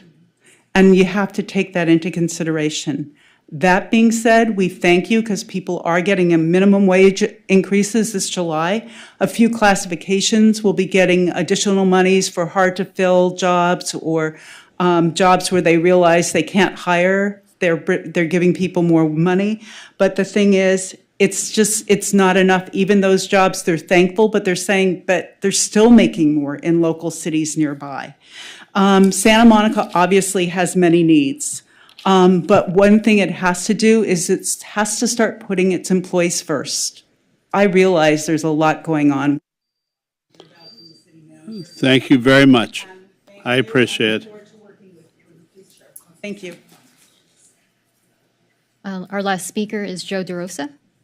Hi, City Council members. It sounds like you guys got a hell of a development over there, but I'm here to talk to you about the one over on 6th Street in Colorado, the 18-story development. This is another one. I don't know how, I know this was a builder's remedy project, and I know the Coastal Commission only really has authority up to the 4th Street, but I think somebody should examine that the sun goes east to west, obviously. So this 18-story building is going to cast a shadow straight down Colorado all morning, all the way down to the pier. And the Coastal Commission should have some authority to sort of help you guys block that. Because that kind of shadow happening from, 6, 7 in the morning, going straight down Colorado, all the way over the largest tourist attraction the city has, is a terrible idea. Plus, it's going to stick out terribly as well. That's what I have to say about that. Thank you. Thank you very much. Mayor, I was just informed there's one last speaker who wasn't able to register. If we can hear her, Janet Gallagher. Okay.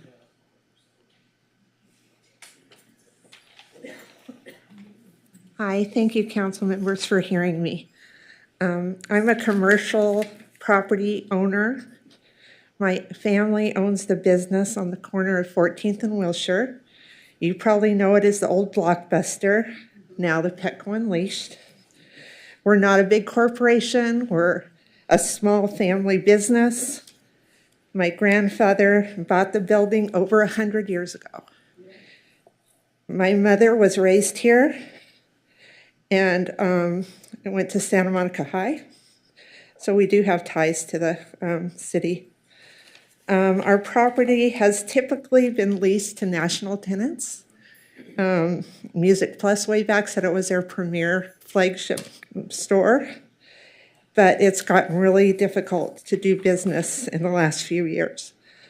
For example, the city placed a new bus stop right in front of our property.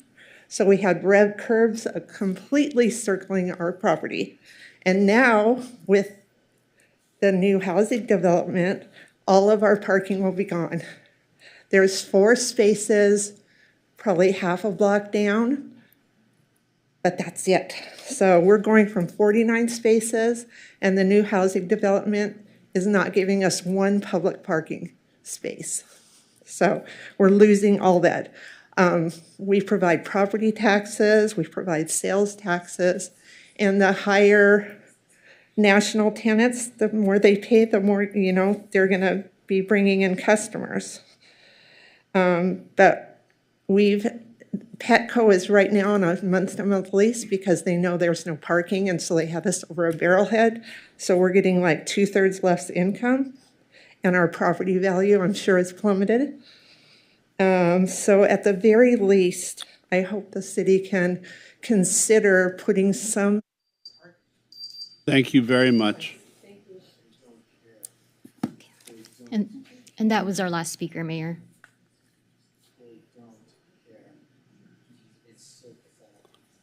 And that concludes the public comments? Yes. Can you? Yes, I can read the next item. Item 2, public input on agenda items under closed session and consent calendar only. I do not have any requests to speak. And I do not have Attorney? any. What time do you anticipate? So I do not have any requests to Oh. speak, so I'll read the closed session items. Just spell speaking. Could I have all of you in the audience please be quiet if you're exiting?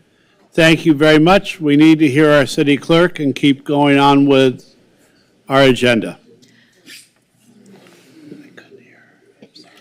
So the next item is item 4, closed session, and I'll call the closed session items. 4A is conference with legal counsel, existing litigation under Code Section 54956.9 D1, Lori Gentles versus City of Santa Monica. And 4B,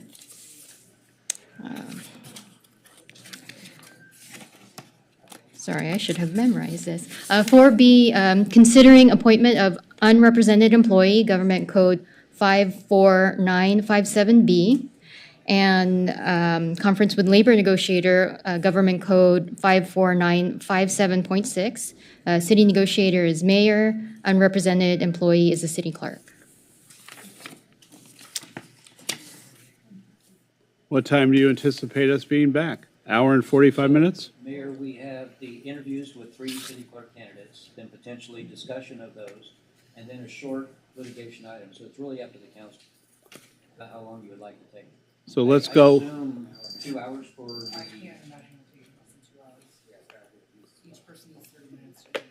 Right, that's 90 minutes. 90 minutes right there. And then the other item, huh? Yeah. No, we'll discuss at a different date. We're just, yeah.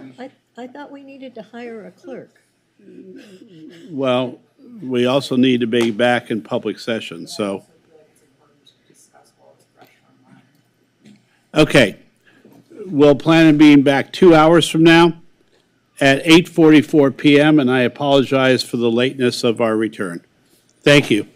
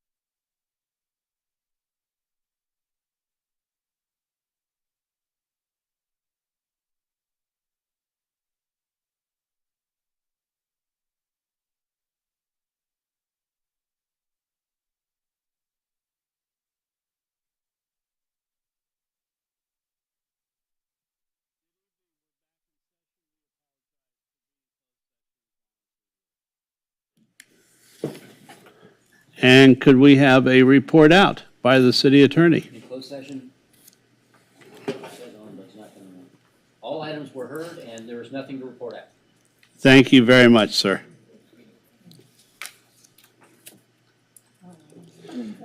All righty. City clerk? Well, actually, before that, Nikki, I want to announce that we have postponed the selection of commissioners, board members this evening. It will be heard at the next meeting that we have a full attendance by city council, but we will not be doing 16A, I believe, this evening. And in addition to that, 16D? 16E has been withdrawn. Thank you very much. Excuse me, Mr. Mayor. Are we going to still hear public input on 16A only because a lot of times we don't hear public input on continued items? So just want to make it clear that we're not doing public input tonight on 16A.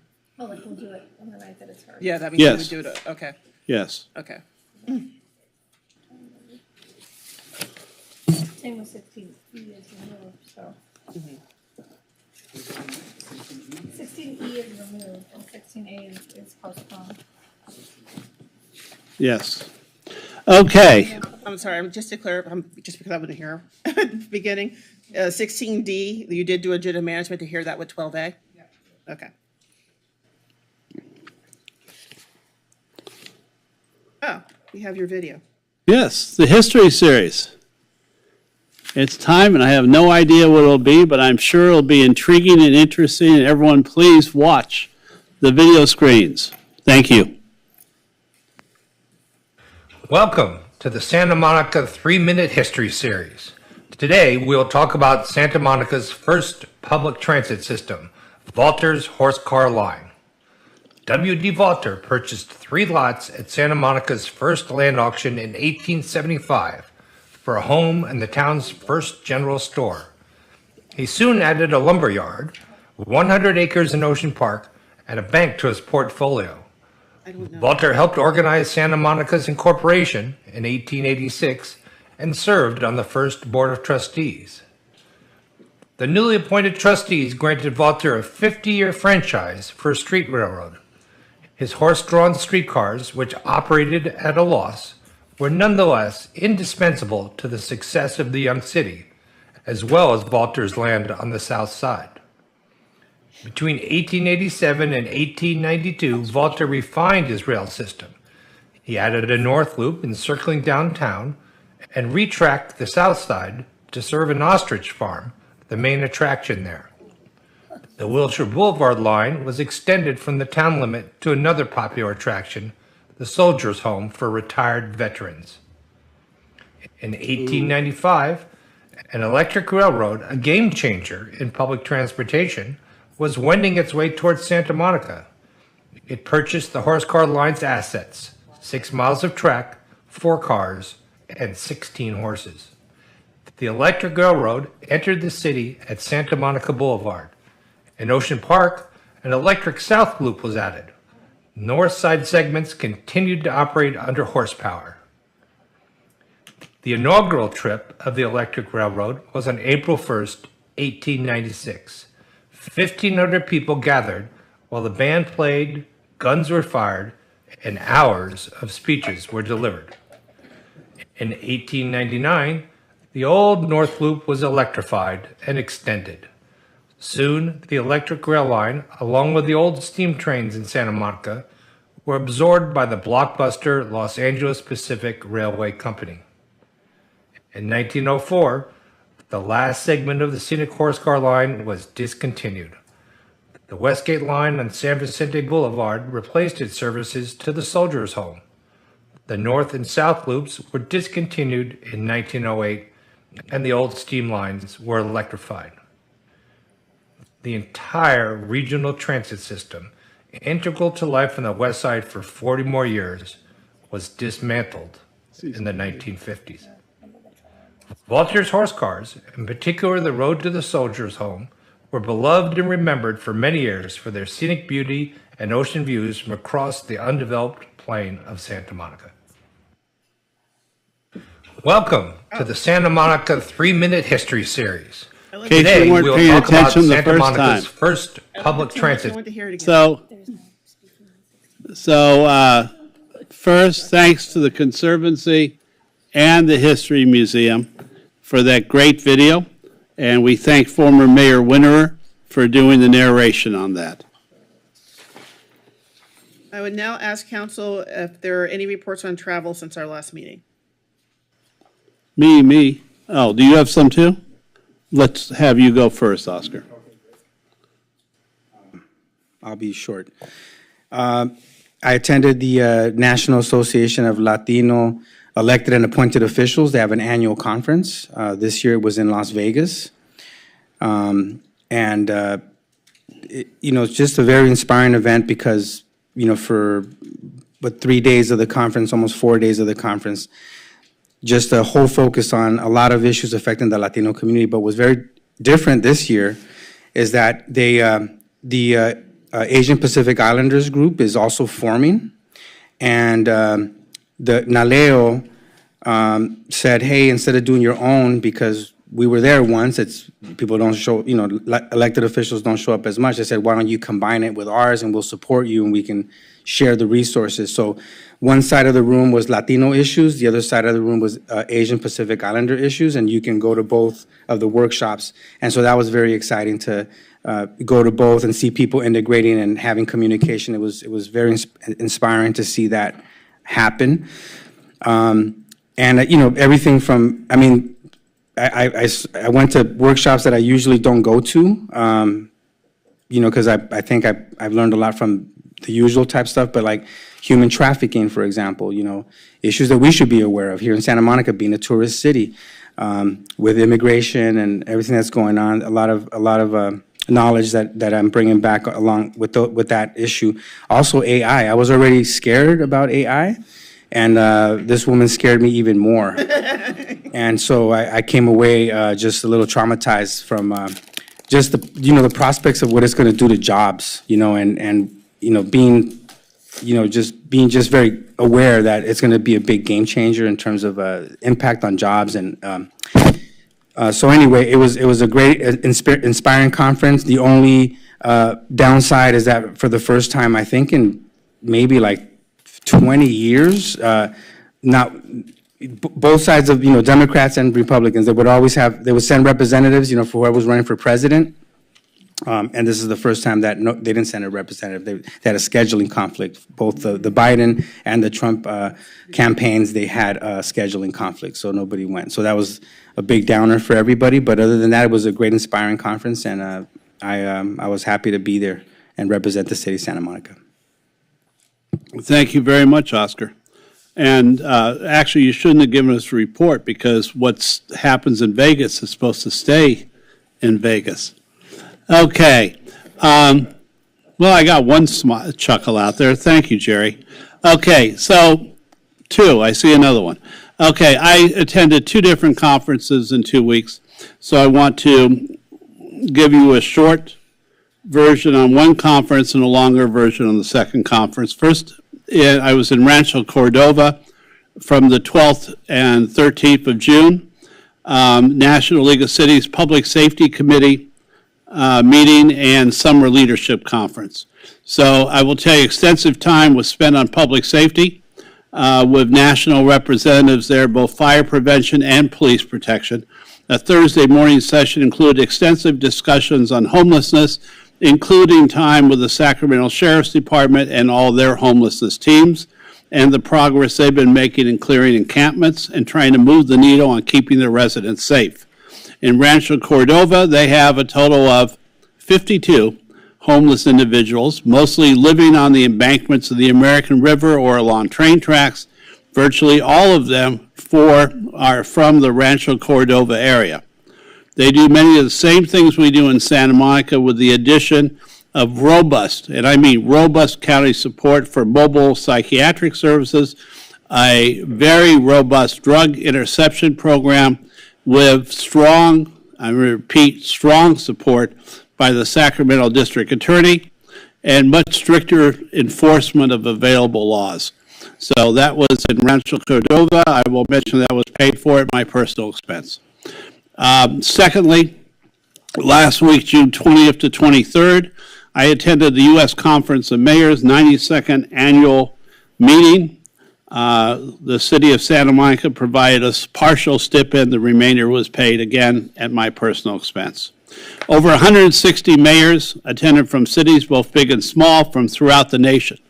We had great discussions on issues important to Santa Monica and the nation. We heard from national experts on public safety, housing, homelessness, as well as a strong emphasis on mental health. I attended a climate protection seminar with Tom Perez, a senior advisor to the president, and others. Seminar and awards honored innovative transformations by cities in protecting the environment. On the Criminal and Social Justice Committee, I helped pass 12 different resolutions to strengthen national crime prevention. The director of ATF and the principal deputy of the DEA were present in those meetings. We had extremely lively discussions of gun laws, mass shooting prevention, and the connection of mental health to keeping children and teens on the straight and narrow. We also discussed drug user diversion, potential ways of reducing drug use on our streets and parks. One takeaway is every city, and I'll repeat, every city in America is undergoing some of the same stresses as Santa Monica has, of course, each to different degrees. A special note, the National Homelessness Task Force, which I'm a member of, met, and we discussed the progress we've made since we visited Washington, D.C. at the end of April. Our progress on VASH vouchers, which are Veterans Assistance Housing Vouchers, will be in a appropriations bill later this year, and that would say that your veterans vouchers, your benefits would not count against your income, so if you needed housing from the VA, you could get it without a whole long hassle of not being able to get it because you're getting your benefits. So the transformation, we hope, is to be able to get both. We average 94, 95 homeless individuals who are veterans on our streets on an average night. We need to convince them to go into the VA, and we need to make sure that the pathway is easy for them to go in there. Santa Monica, so we believe we have progressed in obtaining higher Section 8 cap limits. We'll know probably by November. That's important for our Section 8 residents when the rents are so much higher than the caps on their vouchers. So we think we've got progress on that. We're not sure we have enough progress, but we'll be pushing that even further later this year. And finally, I think, and we're not sure yet, but we think we really expanded the understanding of building-based Section 8 vouchers, which would be very important to Santa Monica. That means a building that was going to be all affordable could apply to the federal government. The federal government, instead of giving each tenant a Section 8 voucher, would give the building vouchers. And that way, the building could be constructed. The lender could make sure their loans are guaranteed by the Section 8 rents in their building. It would be a tremendous benefit to really obtain true affordable housing for those in need in Santa Monica. The senior director of the U.S. Interagency Council of Homelessness attended our meeting. We had a lot of federal support on that issue. I hope we keep going. Finally, well, not finally, but I want to talk international affairs affecting cities were a discussion point, as were seminars on preventing evictions, digital equity, dynamic metros, children, health, human services, rallying your small businesses during a time of crisis, adaptive reuse, the 15-minute city, and designing solutions to the national housing crisis. And make no mistake, some of you may not feel there's a housing crisis in Santa Monica, but there is one nationwide, and that affects everything we do in our city as well. And then lastly, I participated in a public-private partnership meeting, which I thought was really important to the future of our city, and an extensive session on mental health and homelessness. In fact, we talked about different types of temporary shelter, different types of getting people into supportive housing at a lower cost than $1 million per unit. And we think we came up with some good solutions. And finally, the mayor of Fresno, supported by many of us, made a clarion call to hire 100,000 and train 100,000 mental health professionals in the nation. In the 1990s, the President of the United States at that time decided all cities needed more police officers. So President Clinton called for the government to fund 100,000 police officers in the nation. Now, we believe that mental health and the loneliness crisis, suicides, drugs, alcohol are all symptoms of unstable mental health and depression in America. We must reverse that. And I know this was a long thing, but there was a lot of important things to be covered. Thank you very much. Oh, Council, your new United States Conference of Mayors pins and the Democracy pins are all a product of the U.S. Mayors Conference. We always try and bring a small gift back to each council member. Thank you so much. Okay. Item 5, consent calendar. All items will be considered and approved in one motion unless moved by a council member for discussion. In accordance with Charter Section 615, the adoption of all ordinances and resolutions shall be by reading of the title only, unless a council member present dissents. No public discussion is permitted on ordinances for second reading and adoption. And at this time, I haven't heard of any reports to pull any items. Or is anyone interested in pulling any items tonight? Would someone like to make a motion? I move that we approve items 5A through 5G. Second. Okay, so that is moved by Terosas, seconded by Vice Mayor Negrete. Councilmember De La Torre? Yes. Councilmember Terosas? Yes. Mayor Pro Tem Negrete? Yes. Councilmember Davis? Yes. Councilmember Parra? Yes. Councilmember Zwick? Yes. And Mayor Brock? Yes. Okay, we'll now move on to item 6, which is public input on the remaining agenda items. Before I begin, Mr. Mayor, I had asked if council wanted to consider consolidating the public hearing, public comment with item 6A. If that's going to occur, I think we need a vote on that. I would like us to take a vote on that. And I want to interrupt for 1 second. I want to go back to something. I want to congratulate Councilmember De La Torre on becoming the chair of the West Side City's Council of Governments for the next 12 months. Congratulations, Oscar. Thank you very much. Looking forward to represent Santa Monica in that group. And one thing I just want to, we planted a seed already for what's going to be probably the most important issue that we'll tackle is a regional behavioral health center for the West Side. Thank you very much. Sorry to interrupt you, Clerk. Okay. So we need a motion?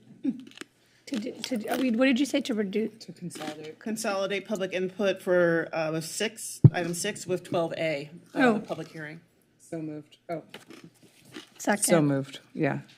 Moved by Negrete, seconded by... Terosas, seconded by me. Moved, reverse that. Moved by Terosas, seconded by Negrete.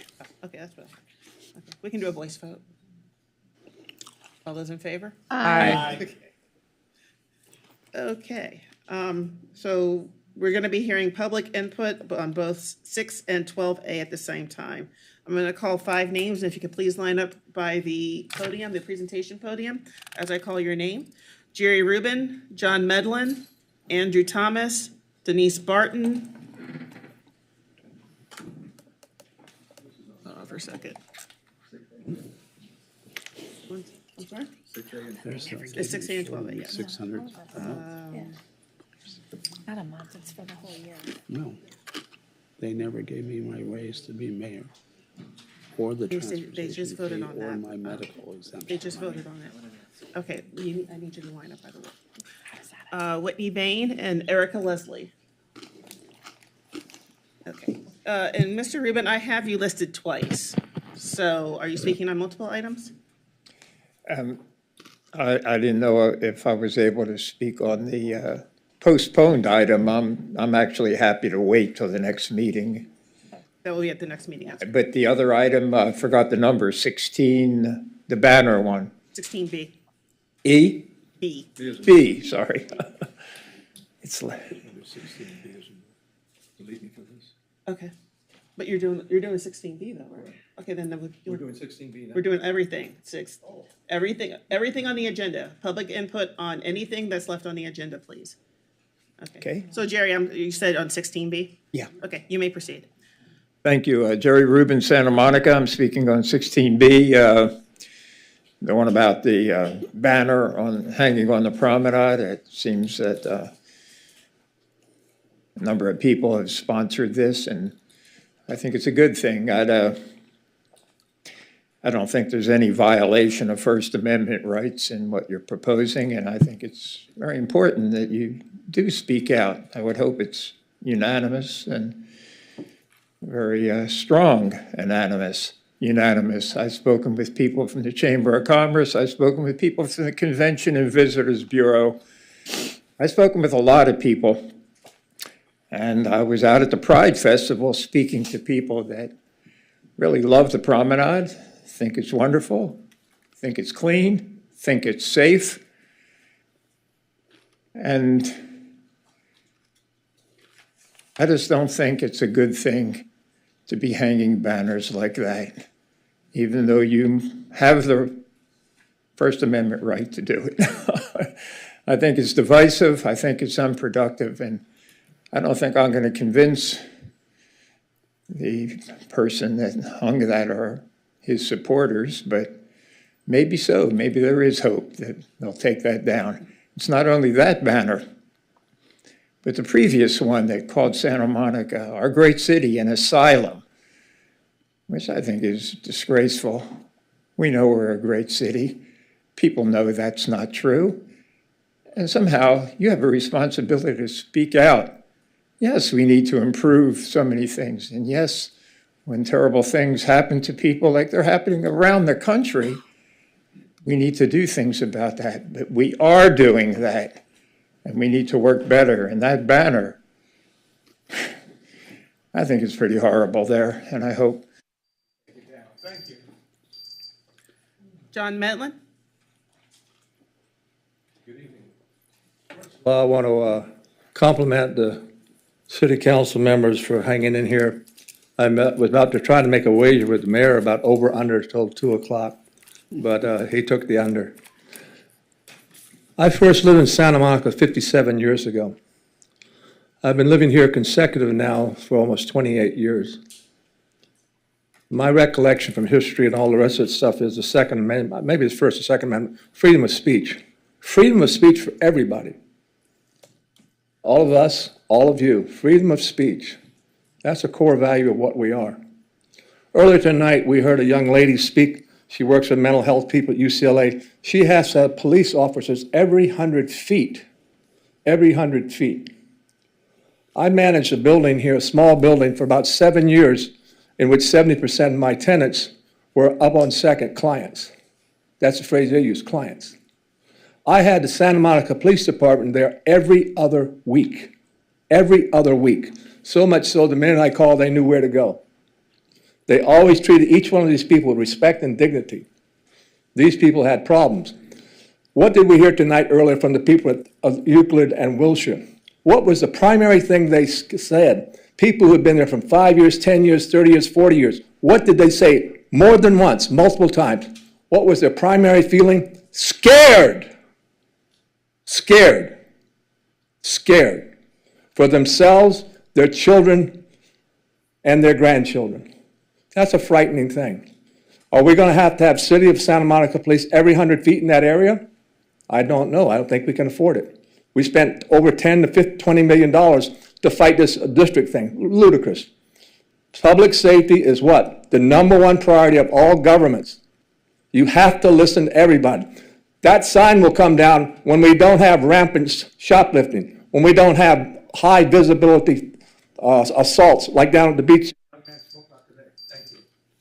Thank you very much, John. Andrew Thomas? Mayor, Vice Mayor, council members, city staff, my name is Andrew Thomas. I'm the CEO of Downtown Santa Monica, Inc. I'm here to speak on 16B, which is the item regarding the banner. As you know, DTSM Inc. works in partnership with the City of Santa Monica to promote economic stability, growth, and community life within downtown. Everyone in our downtown community and many people abroad are familiar with the banner located at 1335 3rd Street Promenade. This banner and an earlier banner have been in place for over a year and a half, and there is no doubt in my mind that the banner harms business. DTSM Inc. tracks all media mentions of downtown. This banner has generated millions of negative media impressions for our city. It actively discourages people from visiting and doing business in downtown. It disparages our city manager, and it advances false information. It is beyond belief to think that this banner has not had an impact on our financial recovery. Certainly we have our share of concerns in downtown Santa Monica. However, a banner is not a solution to our problems, and a banner portraying falsehoods is even less of a solution. If the purpose of the banner was to make a point, then the owner should consider the point made and take down the banner for the good of the community. If the banner's owner will not remove it, I strongly encourage the council to draft an ordinance enabling its removal. Its contents aside, the banner is very large and takes up a sizable percentage of the building's frontage, and it has been in place for much longer than any temporary banner would have ever allowed to have been up. Businesses have shared with me how they have received citations for infractions that seem much less significant in comparison. There must be an enforcement solution to this issue. If not, our city could be overrun with banners. Downtown Santa Monica is home to hundreds of loyal businesses, patrons, and stakeholders who have invested their time, money, and passion in our city. They deserve our best, and this banner is damaging to us all. Thank you. Thank you very much, Andrew. Denise Barton, and Ms. Barton, I have you down several times. How many? Yeah, 6 minutes. 6 minutes, okay. Good evening on item 12A. Let's start with attachment O, the May 28, 2024 staff report, where I'd like to begin with attachment A, budget adjustments, where the mathematical accounting errors have not been corrected, and upon closer review could total as much as $800,000. So again, would this be blatant stealing from the taxpayers, or is somebody skimming off the top?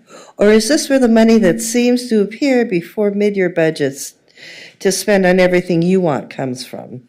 With so many mathematical accounting errors in such a small part of the budget, how can you expect anyone to believe any of the other numbers in your budget? Next, from attachment O, go to attachment H, position and classification changes, where at the bottom of the page, numbers 4 and 5 state, cost of the new positions will be offset with new revenue, and the cost of the positions will be funded by the Big Blue Bus until new revenue can support it. That is not cost neutral, and would that be shuffling funds? Then didn't you change the name to Human Services after the pandemic when you split housing from the Human Services Department? So why would you be putting the head of the housing department to oversee the Human Services Department again? And you're deferring paying back restricted funds you used to pay for the PAL lawsuit, with money you owed to the airport not even mentioned, as well as all the other funds you dipped into during the pandemic. Do you not normally pay off your own debt? If not, why is the city's debt different? Next, 16B. Would Mayor Brock and the city manager and attorney be targeting the public's right to free speech?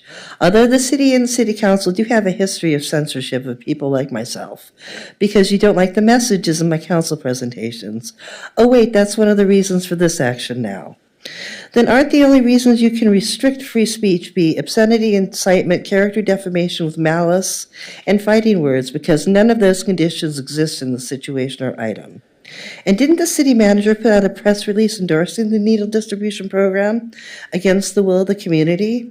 Also, doesn't DTSM have a website page with the City of Santa Monica logo titled Sign Code Information for Santa Monica Businesses, where under permitted signs it lists banners, flags, and pennants that do not advertise the business or activity located on the business site, limited to no more than 3 signs per site.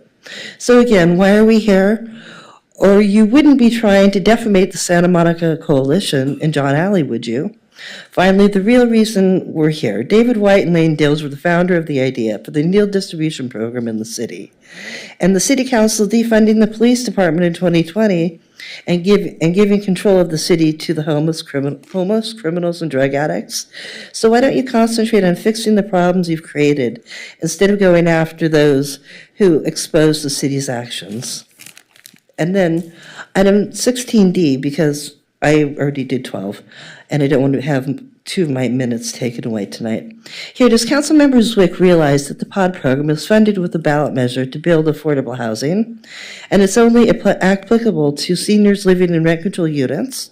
Come on, Jesse, you're a SMRBAC candidate. So don't act like you don't know present co-chair Michael Soloff put the POD program in place when he was chair of both the Santa Monica Housing Commission and SMR. So would you be acting like he and his wife, former Mayor Sue Himmelrich, is lackey? Oh, and did I forget to mention the POD program has no income verification? The affordable housing program has income ranges you have to be in to participate in the program. Oh, but what am I saying? City staff says that's too much work for them to do. Or would you be securing votes for the future instead of building affordable housing, which you champion? Kind of a mixed message, huh? Thank you. Thank you very much, Denise. Sorry you were assaulted. Whitney Bain, Wow, where do I begin? and you're speaking on one item, correct? 16, yes. Okay. You may Where do I begin? 16? 16. B? Oh, 16B. The sign speaks volumes about what the city's about. I came over here through Tongva Park, and 22 homeless, smoking that sickly sweet smell of marijuana or glass pipes, whatever they were doing. None of my business, but that permeates in all the parks, especially Reed. If you have little Timmy, he's out there playing with his ball or jumping off the swing. He gets stuck with some wet red stick, okay? Who's gonna pay for that? You know, the whole thing with Barbara Farrar, she's not a real doctor. And the other thing about that is, she does not control us. And we don't want her in this city. If there's a problem with drug addicts, then they need to be taken care of someplace else at a hospital. You know, John Hill, he got beat up by a homeless guy. Got his brains bashed in. He had to go for 4 operations on his brain. Phil Brock got his tail waxed down at the Santa Monica Promenade. Miss Negretti, you had your store broken into 5 times. SMPD finally caught the 5th guy, which is good. They were alert. The other day, a woman, 3 women, were accosted by a guy, attempted rape, battery, SMPD, and the lifeguards are jumped on that. But it doesn't seem to really realize what the city's all about. That sign does. That sign rings truth about that city. I remember you, Gleam Davis, when you ran the Y Center way back. Way back. And I came to you for help because my 90-year-old mother was being evicted out of her rent-controlled apartment. And you come up like Annie Oakley, go over and you say, well, here's some information for you. Good luck. Thank you very much. Erica Leslie, and Ms. Leslie, before you start, I'm going to call a few more names. Barry Snell, Alex Brown, Carl Villain, and Serena Matute, and Paula Sizik. Ms. Leslie, I have you down for 3 items. Okay, can you please state for the record which items you're speaking on as you proceed, please? I'm sorry? Nope. That's what I'm like, wait a minute. 12A, 16B, 16C, and 16D. Or is that? You have 6 minutes, so you can split up however you want. Okay. Can I have a second? I'm sorry? Can I have a second? You may proceed. Okay. I might go out of order. So, for 16B, we're talking about this sign that has been damaging to our downtown area. I understand the right for free speech. We're all in favor of that. Nobody can disagree on that. However, it does not give us the right to damage our neighbors, to damage the brokers, as we are striving very hard. This is counterproductive to our economic recovery.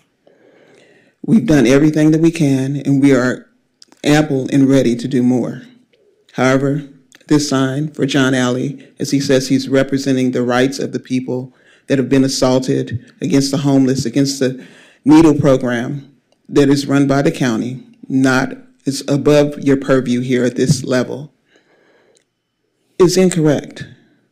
And it's unjust to not just the people of the downtown Santa Monica area, but also unjust to this council here, this body.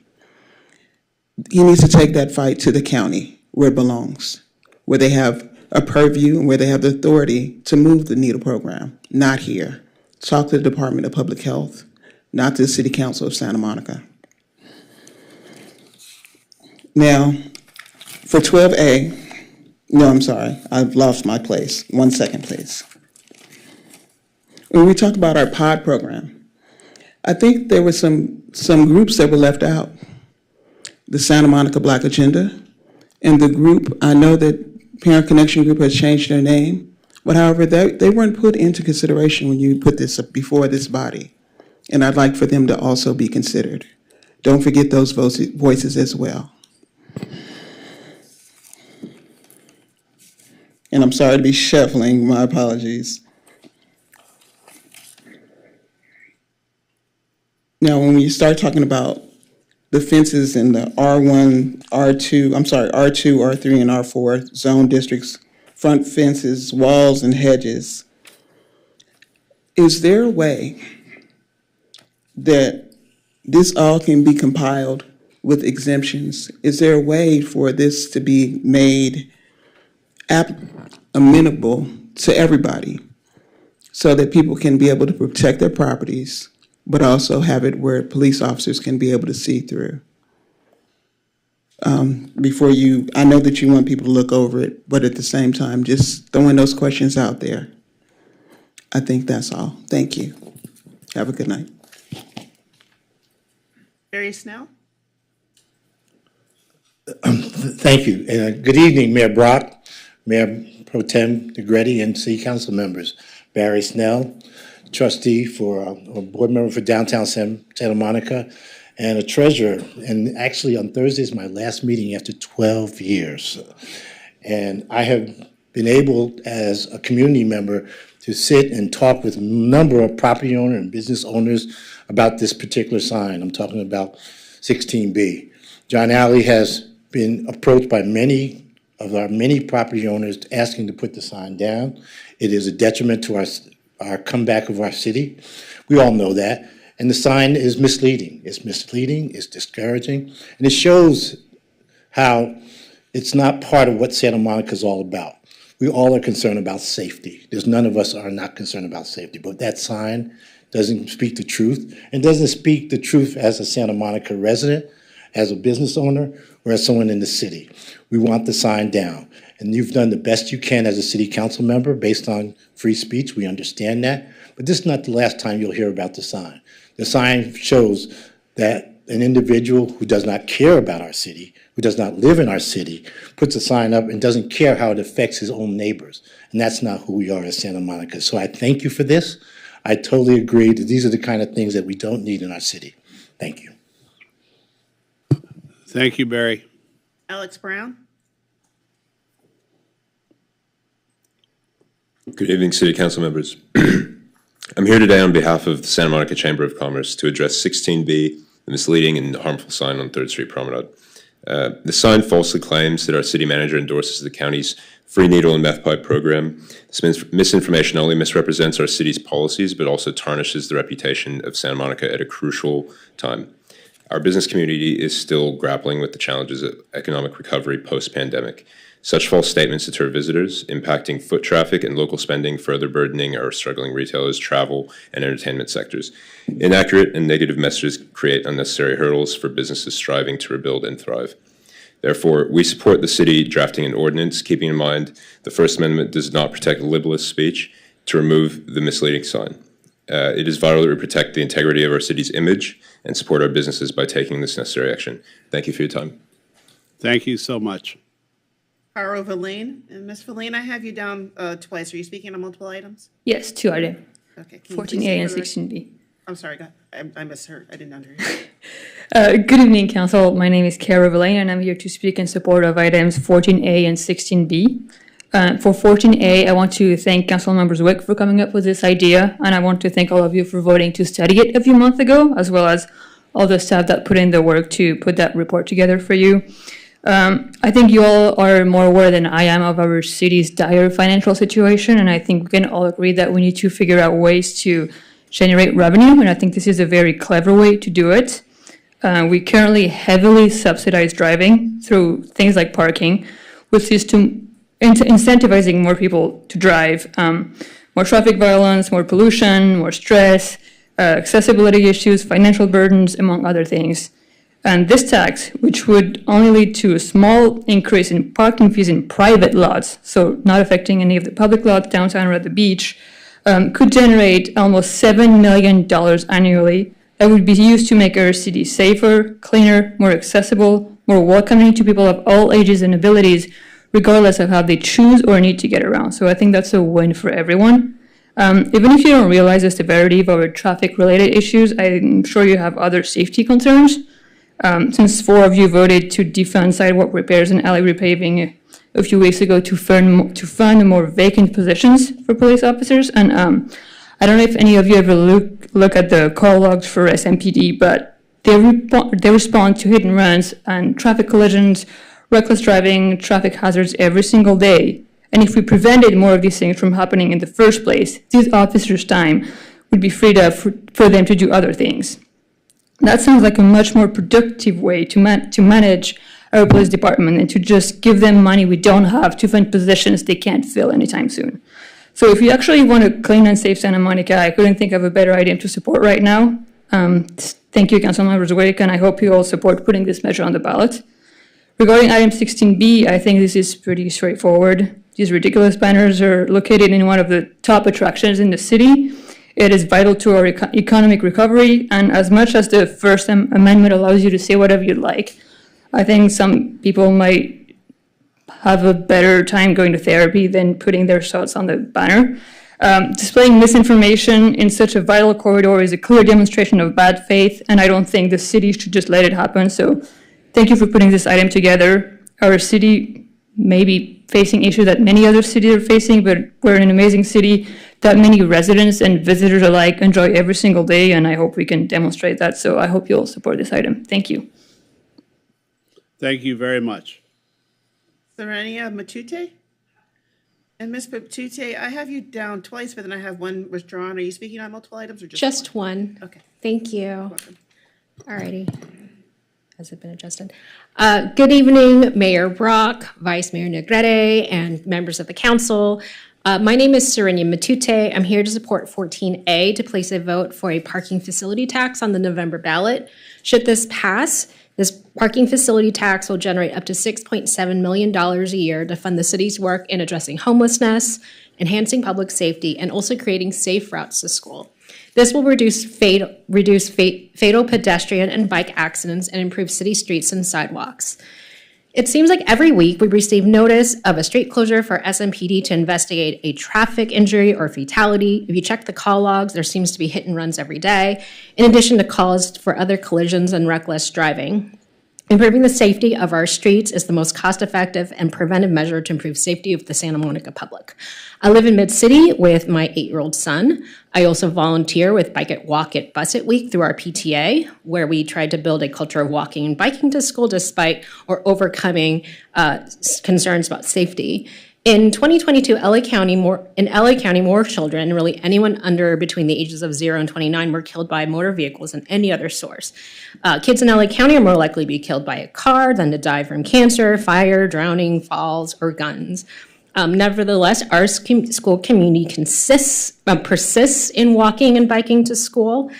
For some, it's an expression of community well-being, and they believe in being able to spend time with their kids while walking and biking to school. And then there are still others who would prefer to be driving, but they can't because they can't afford cars or a one-car household, and they are unable to take their kids to school any other way. So thankfully, some of our concerns will be addressed through the Six Schools project this summer. I was going to say very quickly that hopefully this program will help restore safe routes to school, the coordinator, and in my view, this parking tax is a win-win for all involved. Thanks. Thank you very much. Paula Sizik. And before you get started, Ms. Sizik, I'm going to call a few more people. Emily Sung, Phoebe Keyhofer, Jonathan Foster, Kevin Kozal, and Julietta Giner. Are none of those people here? I'm going to call the names one more time. I see Jonathan. Okay. Jonathan's coming up right now. Emily Sung, Phoebe Keyhofer, Jonathan Foster, Kevin Kozal, and Julietta Giner. You may proceed.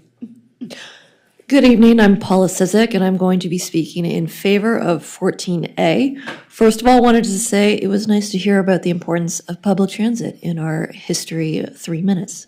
So anything we can do to encourage that, let's keep it up.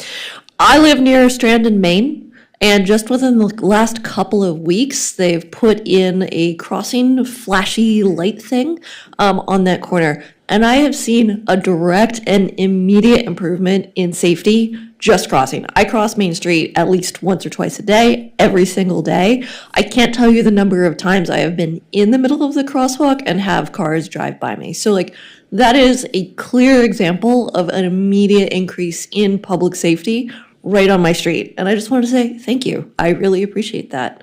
I'd love to see more of this continue, which is again why I'm in favor of 14A.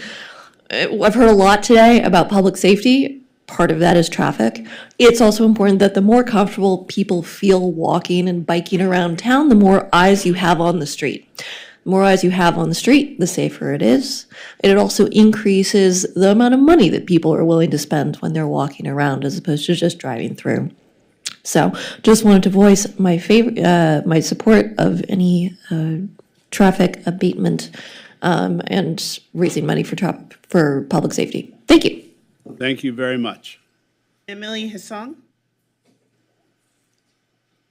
Hi there. Good evening, City Council. My name is Emily. I'm a resident of Sunset Park. I am here to advocate for Measure 14A to be put on the ballot in November. This measure would be bringing much needed funds to increase public traffic, safety for our community. Safe streets programs and infrastructure are critical for increasing pedestrian and cyclist safety in our city, while traffic violence is at an all-time high. So I bike and walk nearly every day in Santa Monica, whether it be to the beach, the gym, or to get groceries. And while I am a careful and defensive pedestrian and cyclist, I still encounter many moments where drivers aren't aware of me, don't follow rules, or general other close calls and unsafe moments. For example, in the past month, in speaking to infrastructure improvement, there actually has been improvements in the bike lanes on Ocean Park in Lincoln. It's really awesome to see that. There's been new paint, plastic bollards, and I bike on that street almost every day.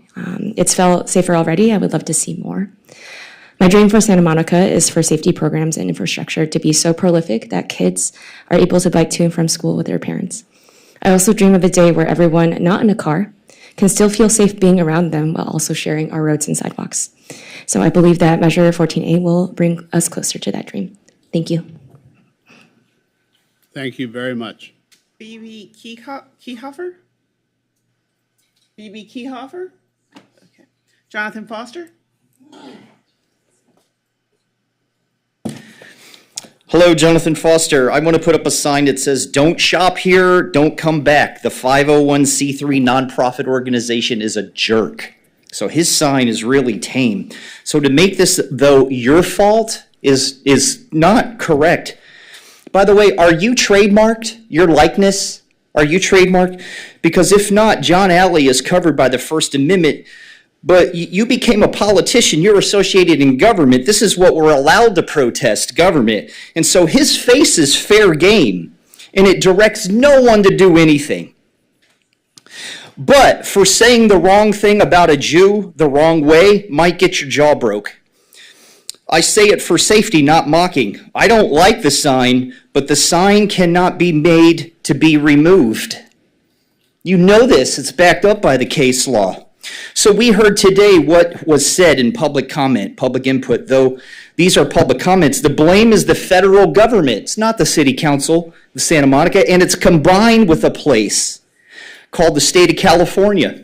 which operates in laws contrary to the laws established by the United States of America, which those laws did and do provide safety, have been absconded. The officials have become scofflaws, purposefully sidestepping laws, and the new laws, the new ones, don't provide safety. California Values Act and sanctuary state laws are materializing an operating state of no safety, which is producing assaults, theft, and increased common harm.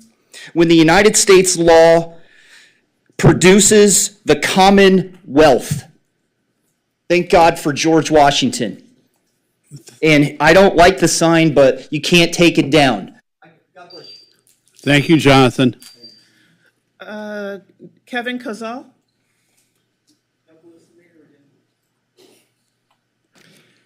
Good evening, council members. Kevin Kozel. I'm speaking on agenda item 14A. I'm speaking on behalf of Mike Sullivan and his LA Car Guy dealerships and specifically addressing the proposed business license tax increase for auto dealers. The staff report explains that the 13 to 16 auto dealers in the city will potentially pay a total increase of up to $1.3 million. This is likely to be over $100,000 a year for many of the dealerships. There are high costs of doing business in Santa Monica for auto dealers, including high property rents.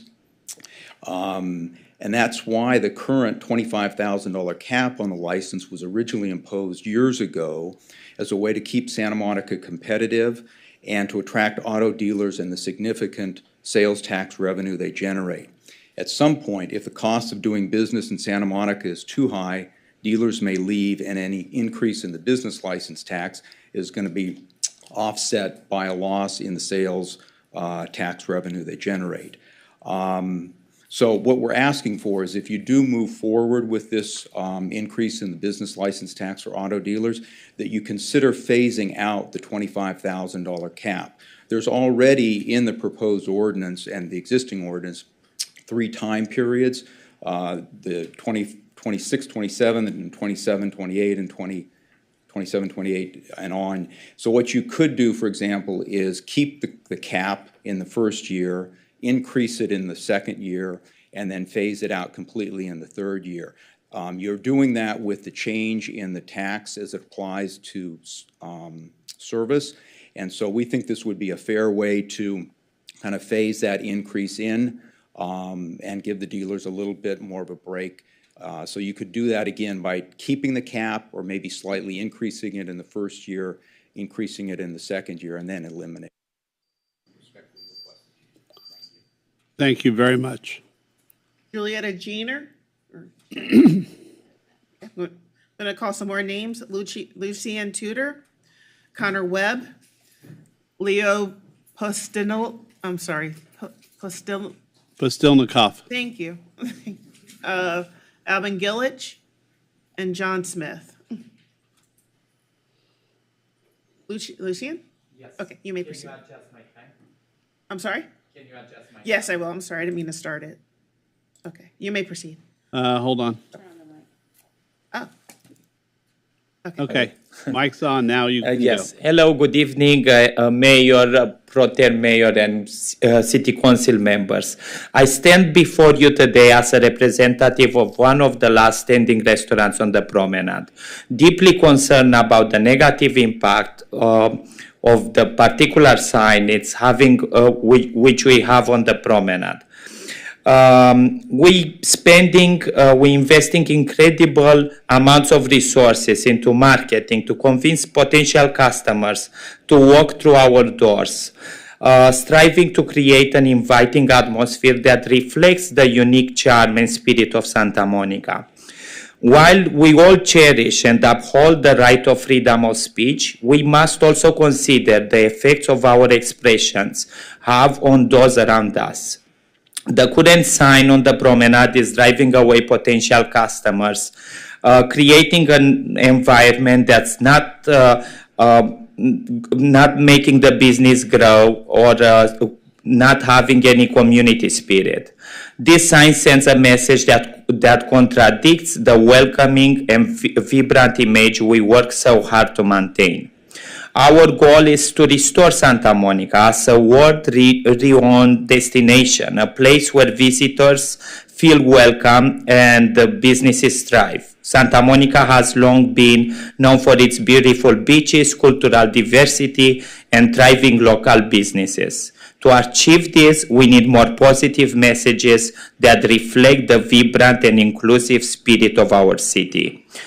I don't know, as a conclusion, I don't know what's the solution for this. I don't know the law of America, but what I can say, me as a business owner, this affects me, my customers, and what we're trying to create on the promenade. Thank you very much.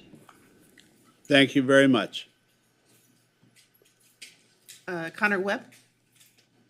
Good evening, Council. My name is Connor Webb. I'm here to support item 14A, the parking facility tax in particular. In 2021 in the U.S., 1,184 children under 14 years old were killed in traffic crashes, and another 162,000 were injured. That's an average of 3 children killed and 445 injured every day in the U.S. by traffic. That is a staggering number, yet somehow it does not get the attention and funding it needs to be addressed. Guns in traffic go neck and neck most years, for which can harm more children. We wouldn't want our schools next to a shooting range, yet for some reason we've allowed them to be next to dangerous roads that permit speeding and other dangerous driving.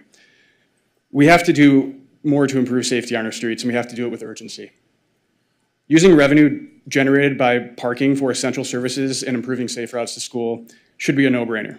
I urge the council to place the parking facilities tax on the November ballot and allow voters to choose to fund a safer and more livable Santa Monica for our children and our community as a whole for generations to come. Thank you very much. Thank you, Connor. Leo Postelnikov. Howdy. Oh, well. I'm Leo. I'm here to speak about the now world-famous sign that pollutes our promenade. I'm a property owner on the promenade not far away from the sign, and I feel it's inconsiderate of neighboring property owners that lose tenants as a result of it. It's a nuisance, it distracts from the experience, and it attracts national and worldwide bad press, and is wholly inappropriate for the street. I think any messaging or public service announcements or whatnot should be limited to the kiosks that are going in around the city. That's it. Thank you. Thank you so much, Leo. Alvin Gillich. Good evening, everyone. Excuse me. Good evening, everyone. I'm here to speak on 16B, the sign that everyone's been talking about tonight, and pretty much everything has been said. It needs to go away. Please come up with an ordinance that limits that type of signage while not violating the First Amendment right of free speech.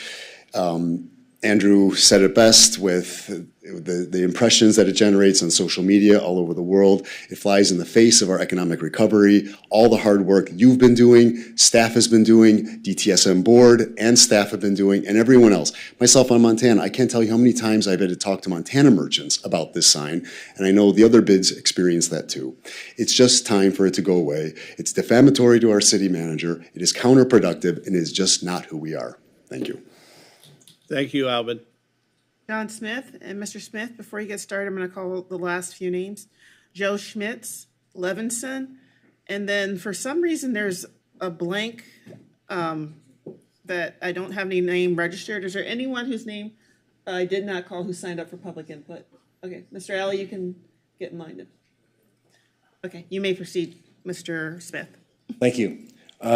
Mayor, good evening, Mayor, Vice Mayor, former Mayor, council members.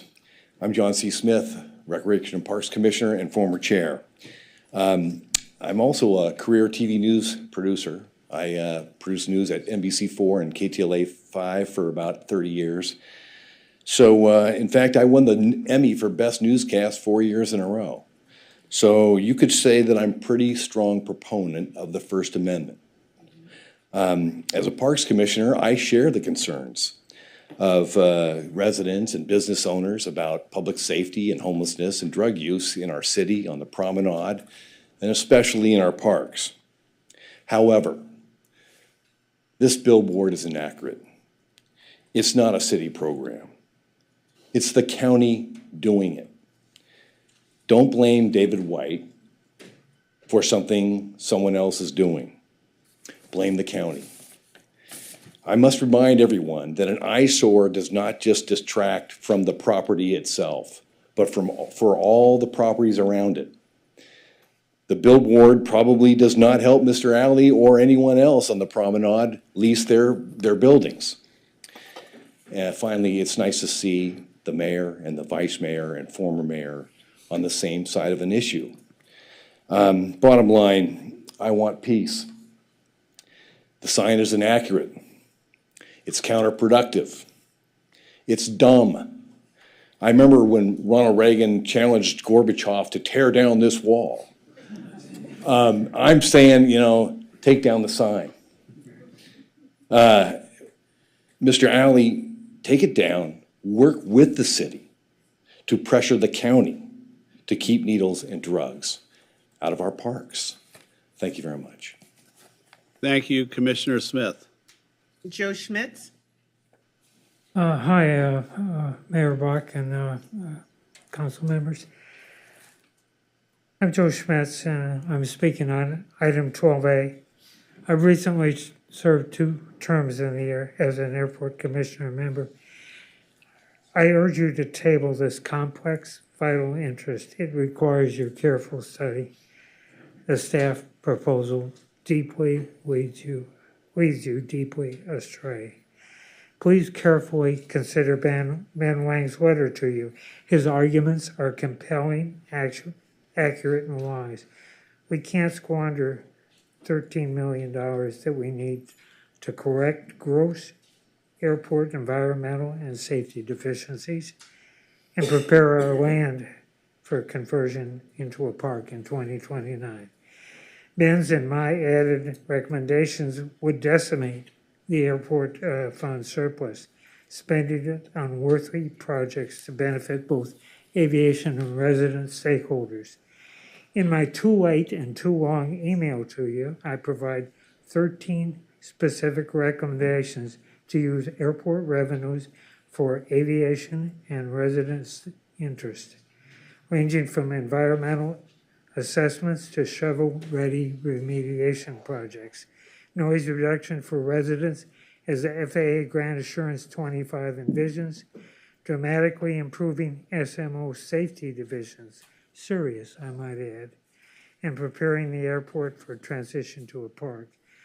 Know that given the high stakes and the FAA cooperation or corruption by special interests, there will be lawsuits, no matter what your decisions may be and your course of action, until you close SMO. I wish you good fortune and wise decision-making. Thank you. Thank you very much. Perfect timing. Levinson. Hi, Alan Levinson. Hi, everybody. I think tonight's a moment of truth as far as what's going on at the airport. The question is, why are we giving away $13 million? I'm asking you to please make a motion to pull this item and to study it. This is not the only option.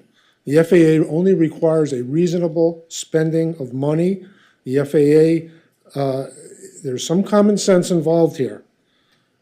You can spend money on environmental cleanups, remove cement and tarmac, improvements, maintenance, and legal fees. These are all legitimate fees to spend that $13 million on. There's 22 letters here from people in the communities, Airport Commissioner, Friends of Sunset Board, members of Airport to Park, and a bunch of residents asking you to please pull this from your budget and study it. It's time for at least four of you to get the ball rolling here on the airport. Whatever happens to it, you got to clean it up. You need money to clean it up. Get some real answers based on facts from an aviation attorney who knows the FAA rules and laws. He knows, Scott Lewis knows, that you can spend this money a lot of ways. It's time to start building a healthy community asset Please start now. Please start building. Please make a motion, pull this, and study it. Thank you very much. Thank you very much, Alan. Oh, I still have time. No, Oh, no, not anymore. Sorry. John Alley? And Mr. Alley, are you having time donated or is this? I'm having time donated. Okay. So that I have 6 minutes.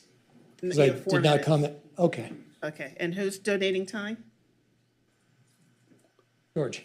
George. Okay. Who registered? I don't know why that didn't come in. Yeah, there's a glitch. I think it didn't work. Okay, so you'll have 4 minutes.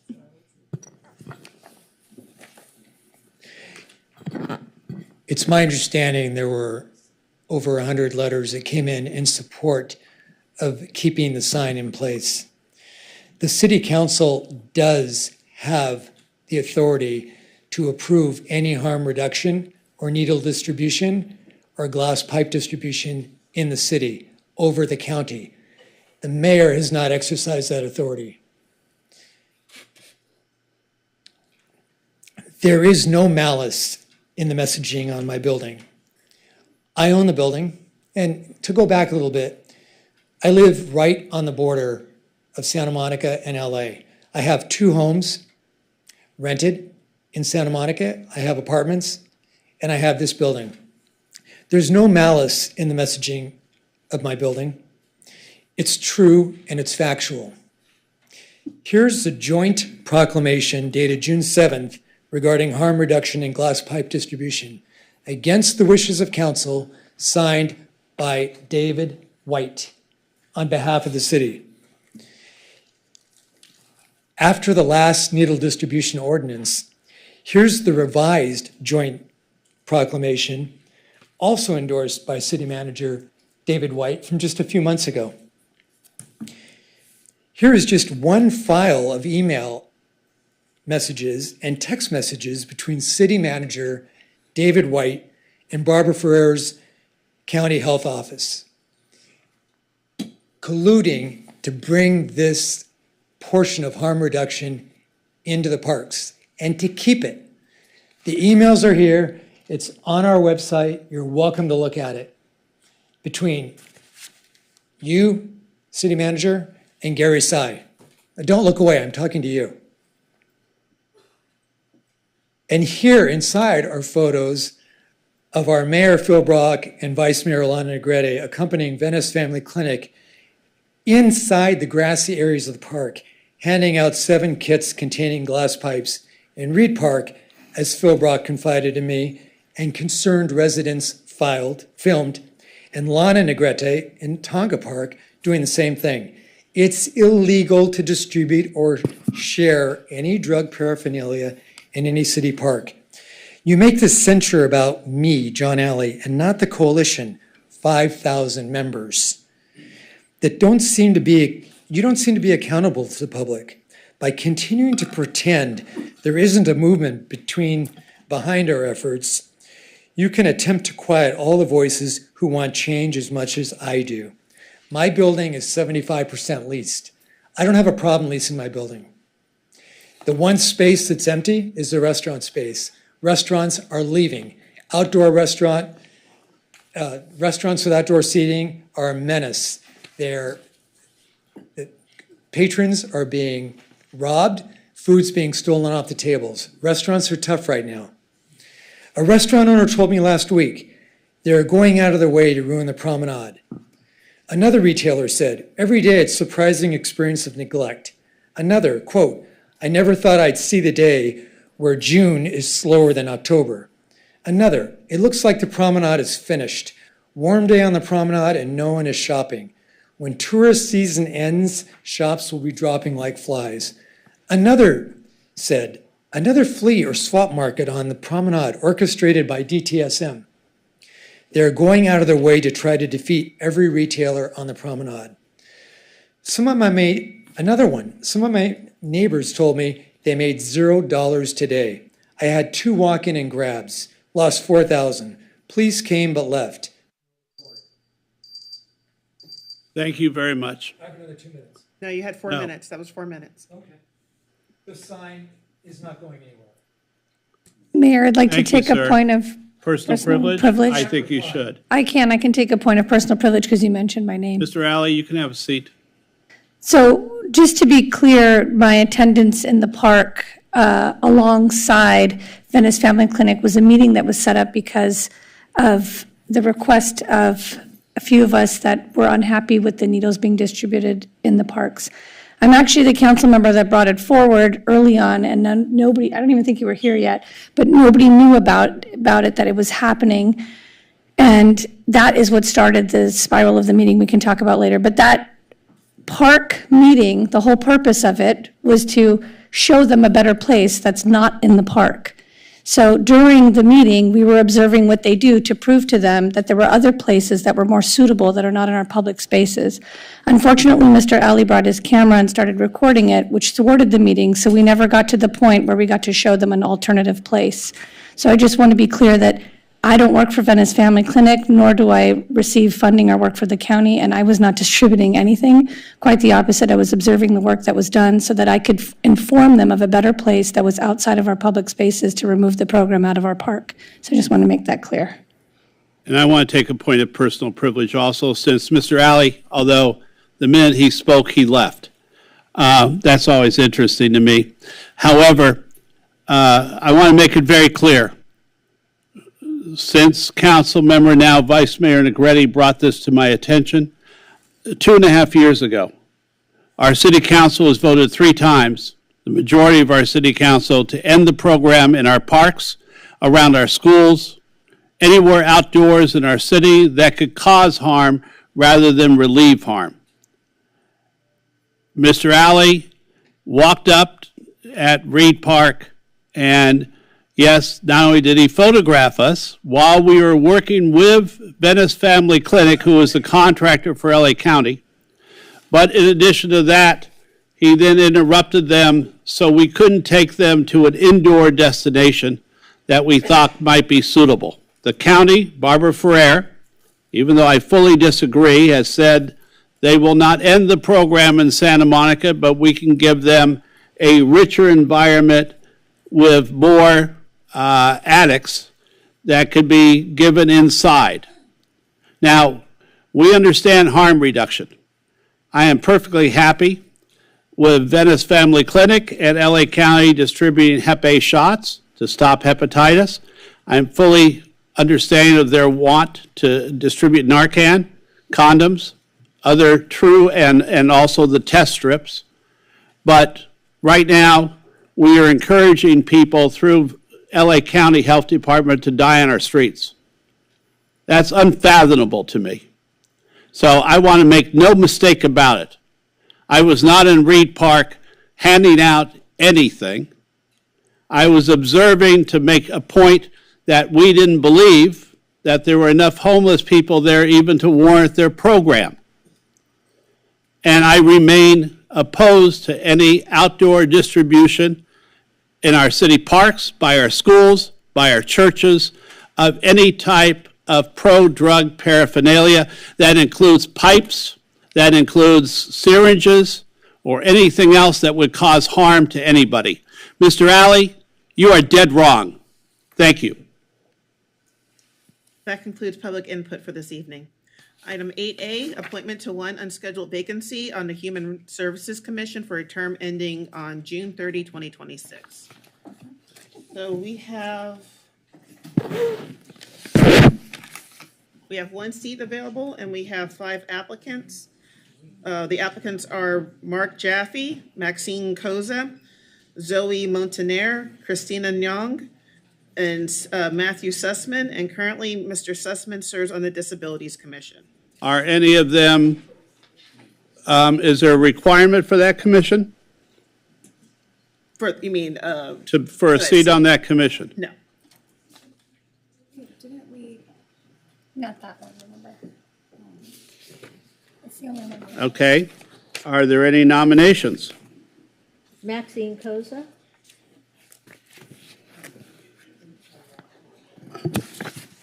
Any other nominations?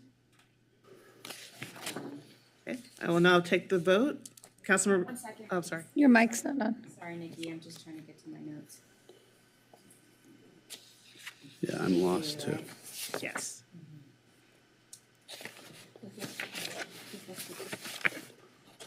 I'll nominate Christina. No, Mr. Sussman is not, Ms. Newell. Christina Nguyen? Win. I don't have Nguyen. her as marked as being on any other commission. I appreciate that. Okay. Any other? Christina nominations? Nguyen, and I apologize for mispronouncing her last name. Okay, I will now call the vote. Councilmember Zwick, Koza? Councilmember Parr, Christina Nguyen. Councilmember Davis, Goza? Mayor Pro Tem Negrete, Christina? Councilmember Torosis, Koza, please. Councilmember De La Torre, Christina. and Mayor Brock. Ms. Nguyen, Ms. Nguyen. I'll change my vote then because it appears we. I'll do change not- my vote as well. Likewise. Okay. Congratulations, Ms. Nguyen. Next is item 6B, recommendation to rescind the appointment of Jeff Bush to the Commission of State Sustainability, Environmental Justice, and Environment, and to appoint that to that unscheduled vacancy for a term ending on June 30, 2024. So Mr. Bush was appointed to this seat. However, when given, because he currently serves on the audit subcommittee, he had to make a choice between serving on this seat, either taking this seat or remaining on the audit subcommittee. He has chosen to remain on the audit subcommittee. So staff is recommending that we rescind the appointment. However, this appointment is actually listed amongst the annual appointments. So we would recommend that we just hear the appointment with the annual appointments in 2 weeks or whenever the next meeting is. Okay. Do we need to move that? Yes, please. So moved. Second. And we can do a voice vote. Aye. Aye. Aye. Great. Item 8C, appointment to 2 unscheduled vacancies on the Housing Authority Board for both terms ending on June 30, 2026. So there was a technical glitch with the application system. We actually had 2 applicants, Christine Lilly, and then council to suspend Rule 12. Sorry, I had it marked. Is there any requirement for them? And do they fulfill the requirements? Because seat requirements? Do No. they- Oh, well, yes, they have to be. Yes, housing there vouchers. is. They both have to be housing choice vouchers. Okay. Yeah, so Ms. St. Clair meets the requirement. However, Ms. Lilly does not meet the requirement. She does not hold a voucher in the city.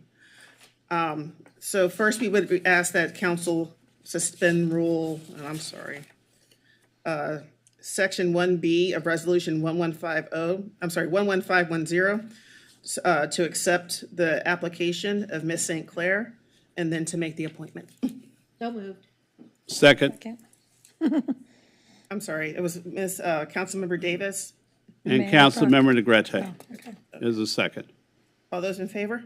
Aye. So again, Ms. Lilly's application or her qualification is not met because she does not have a housing voucher, but Ms. St. Clair does. Right, so we still have a vacancy.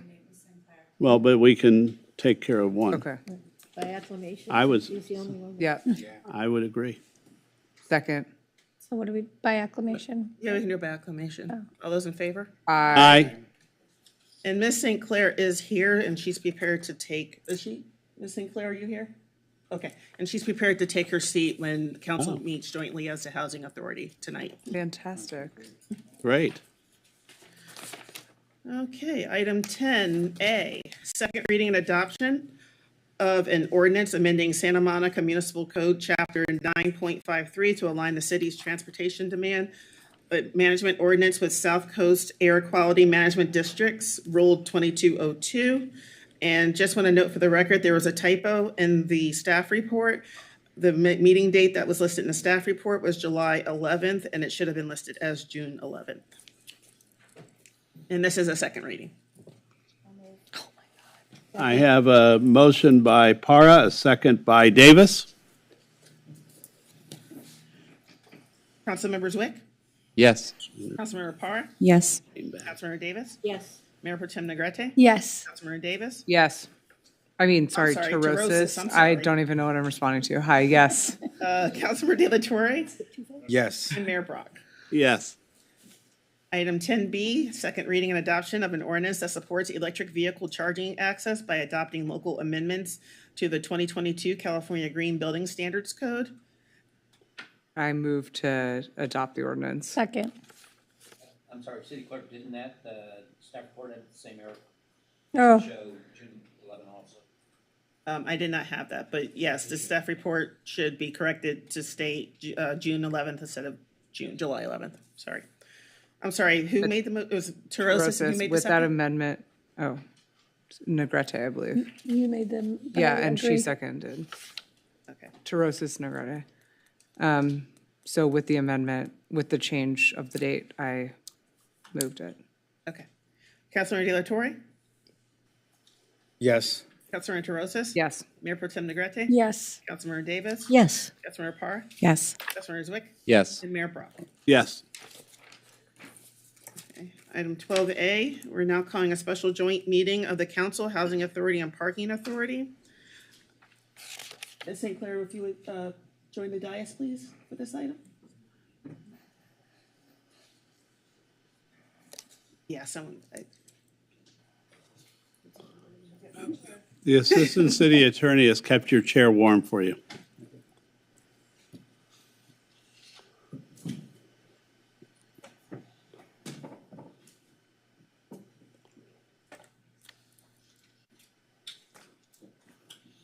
I will now call the roll.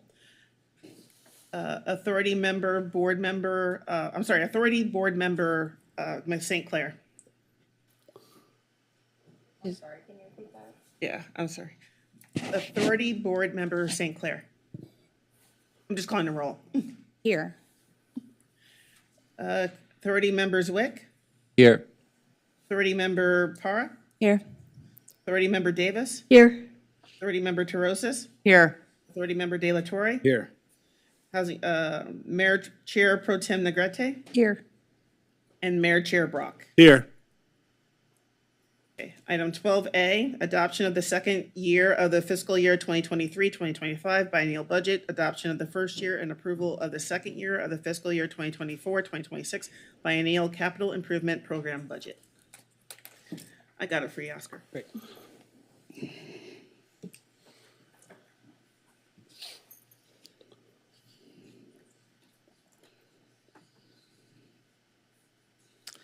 Good evening, Mayor, Vice Mayor, and council members.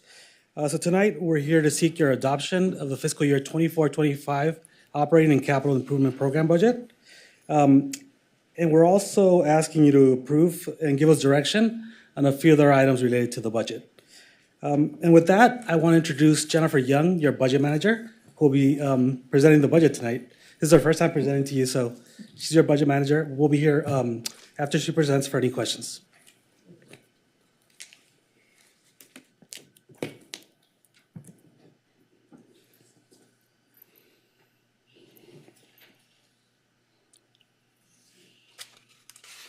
Thank you, Oscar.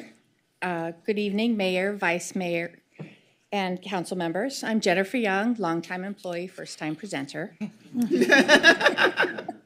I am the city's budget manager, and I want to give you a brief overview of what we're asking you to take action on tonight.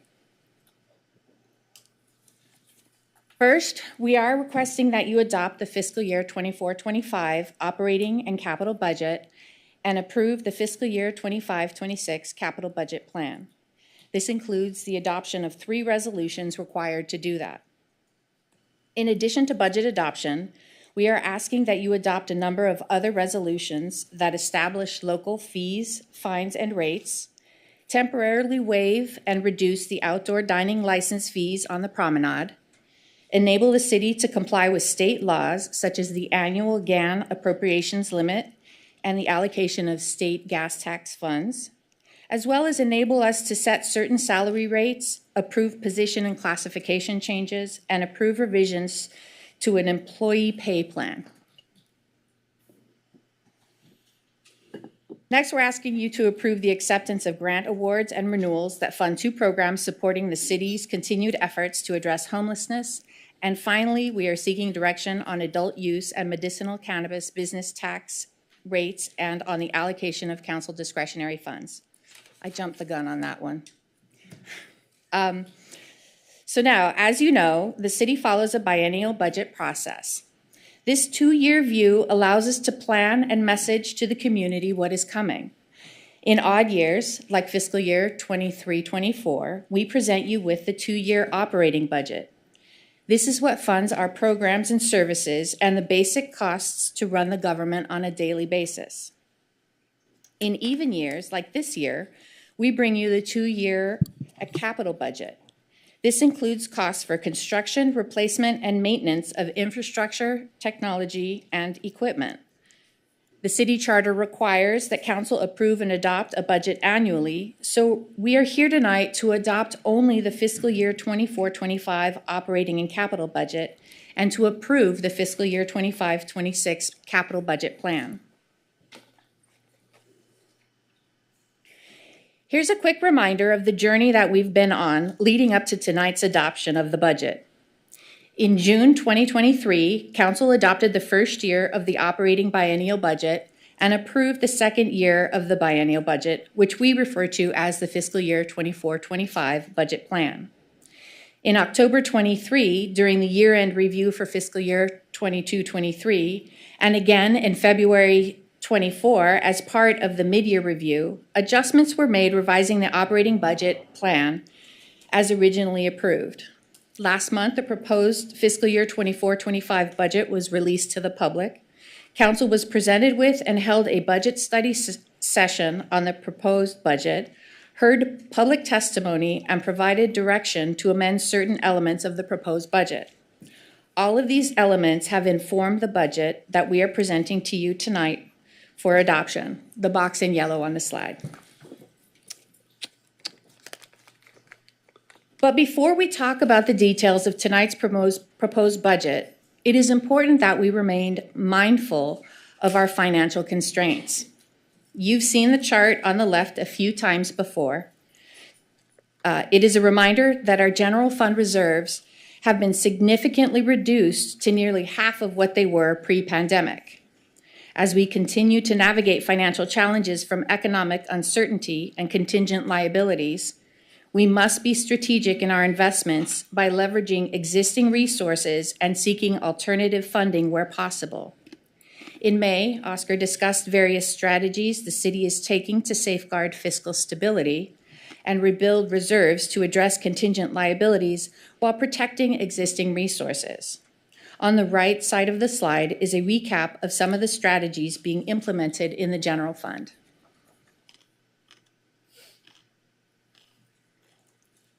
Our budget is balanced.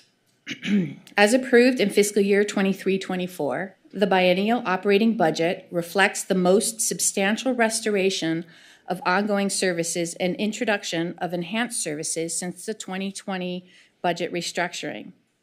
The investments incorporated in the biennial budget continue through this second budget year, fiscal year 24-25. The proposed budget totals $765.3 million for operating and capital expenditures in all funds. This accounts for about $463.3 million in the general fund.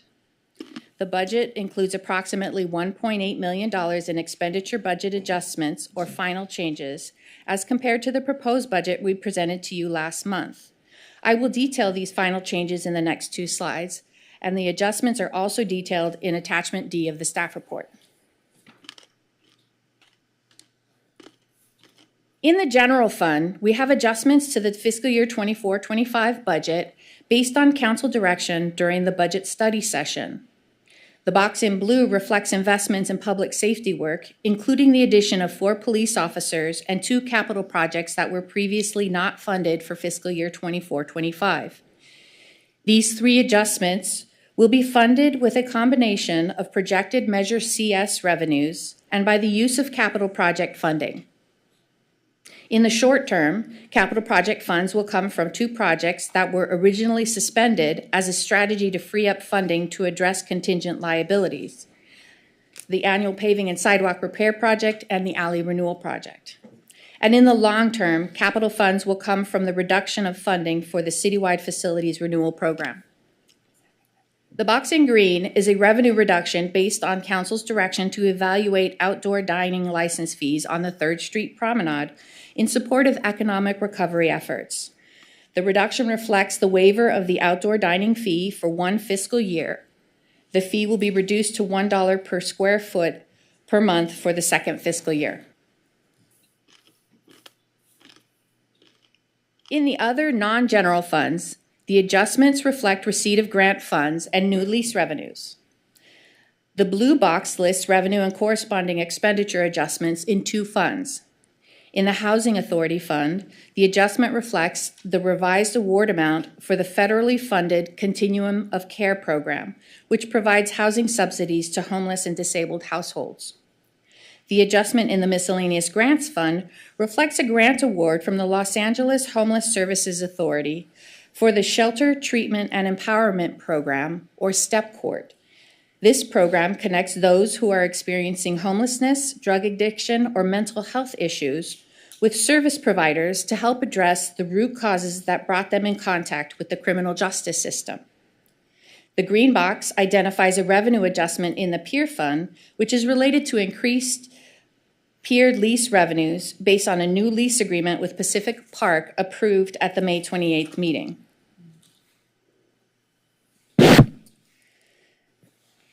Tonight we are also seeking direction on 2 items.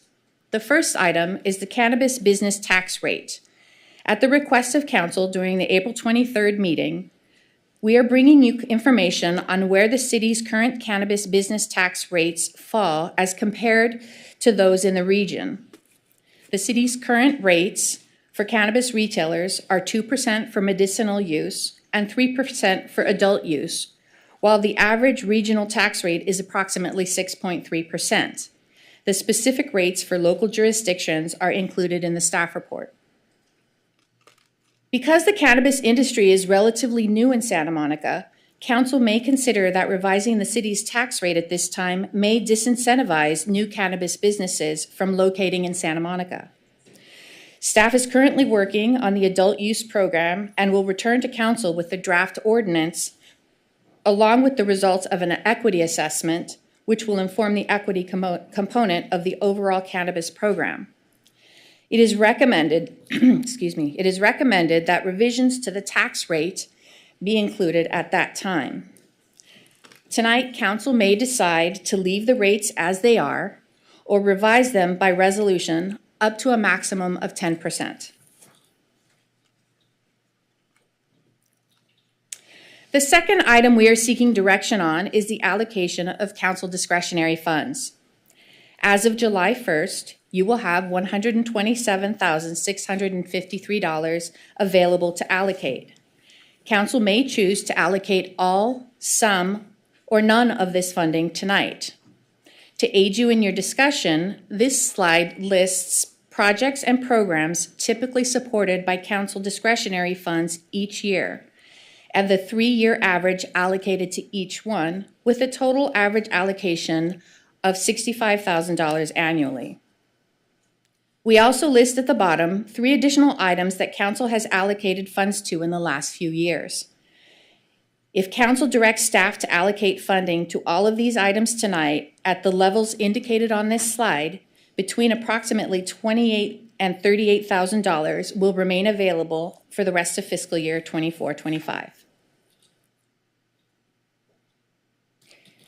In closing, I will leave you with a slide listing the recommended actions before you this evening. This concludes my presentation. Thank you, and we are available for questions.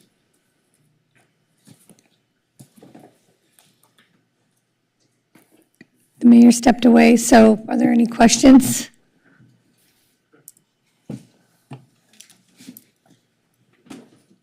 Nobody's in the queue? Are we moving this item? Discussion? Well, there's nobody in the queue. I see Are you hesitating to add your name in there? No, I'm trying to catch up to my notes. Hold on. Thank you.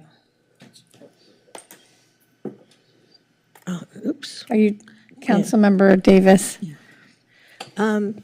So I want to talk about the cannabis tax for a moment, because it's my understanding that other jurisdictions that have adopted cannabis taxes, many of them have actually suspended collection because they found that the additional tax essentially discourages folks in search of cannabis from going to, for lack of a better term, registered or licensed dispensaries. So I know, for example, San Francisco had one that they suspended in 2021, and the Board of Supervisors has extended that suspension multiple years through 2026. Have we done any research into what effect these rates? I know you did a comparison, but I'm just curious, did we do any effect on, or any research into what the effects of the various rates were? Yeah, I think when we're coming back to council with a full study on that and the equity program as well. Right now, we don't have that information, and that's looking at CDD. We don't have it yet. We are going to come back to council though with all that information.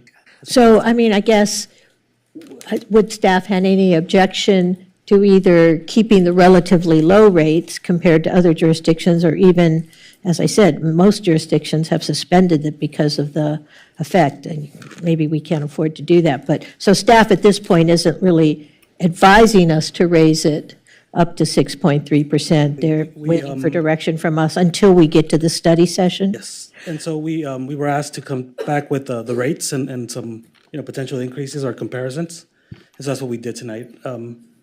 Council can choose to change them or not change them.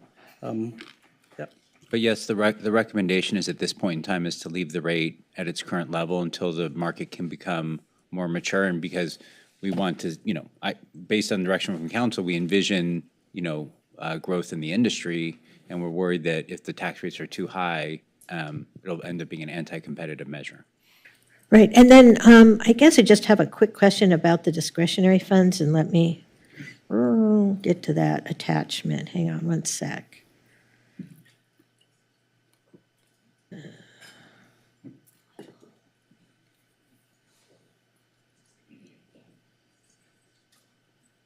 There we go.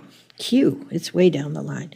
So as I understand it, so in the new fiscal year, we're going to have $127,653, correct? That's correct, yes. But on the attachment Q, it says that if we include, and maybe I'm just not doing the right, it says we're going to use 80,000, but your slide says 65,000. What did we not? I think the 15 down below. The 15 down below, is that it? Because, No, yeah, except that's not, those are different things. There's the three-year average. Oh, I see.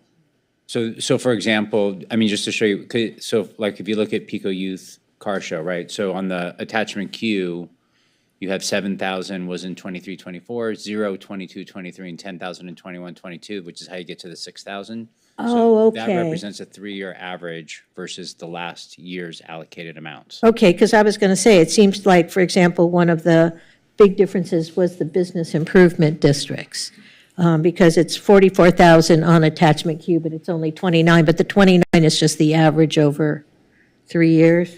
It's over 3 years, yeah. Okay, and then in terms of potential additional annual allocations, one thing that I don't see up there is it's almost inevitable that every year we get requested to fund a music program going overseas from the high school, and that's typically at $20,000. So, I guess that's one that we can all think about, but, so that explains it, because I just didn't understand the discrepancy between the slide and attachment Q. Thank you.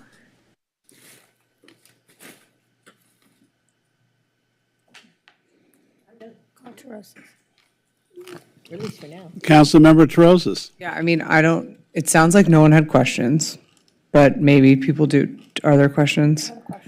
Okay, because I just wanted to make some comments on the cannabis item. Yeah, go ahead then. For still in questions, I just wanted to confirm that the paving the alleys and the sidewalks are back in, and that discussion around, because remove that to pay for the 4 officers, but then the comment was made No, the sidewalk program and the alley program is on the unfunded held list. Thank you, City Council, for appointing me. I have many questions, but I was notified yesterday afternoon that I would be sitting up here and voting. I do not have adequate time to prepare. I did not have that time. I was not even given time enough to meet with fellow resident advisory board members. I look forward to helping the housing authority clients in the future, but we did not have enough information about the budget. This kind of last-minute decision-making and lack of orientation, lack of preparation and communication could be why previous Housing Authority Board tenant representatives have not been able to adequately represent Housing Authority clients. This is emblematic of the historical disenfranchisement of Housing Authority clients.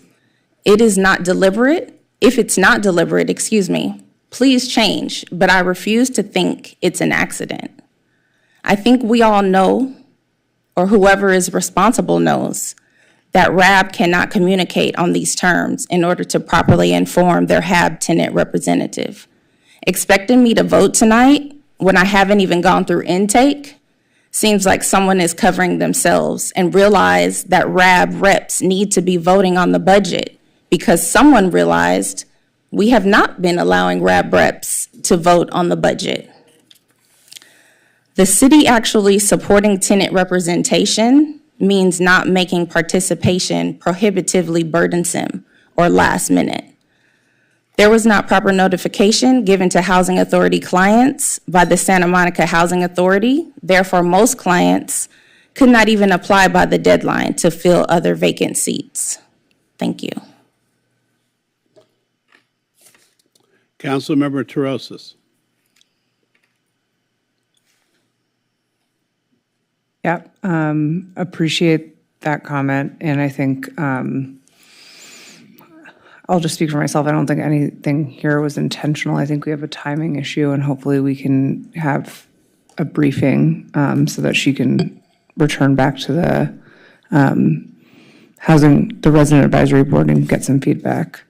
But I know that in the public dialogue, we've been discussing this for several months, and all of the documents are public documents, so I'll go off of what we've previously talked about. Pertaining to the cannabis tax, I know we didn't go in depth into it, but on page 15 of the staff report, I think there's a very extensive comparison of the taxes for similarly situated jurisdictions.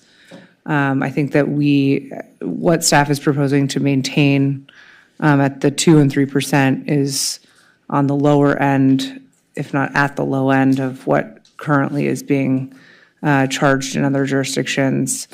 And I think absent additional information and more study, I wouldn't want to suspend the tax at this point. I would want to just maintain the 2% and 3%. So that's my feedback because you did ask for that.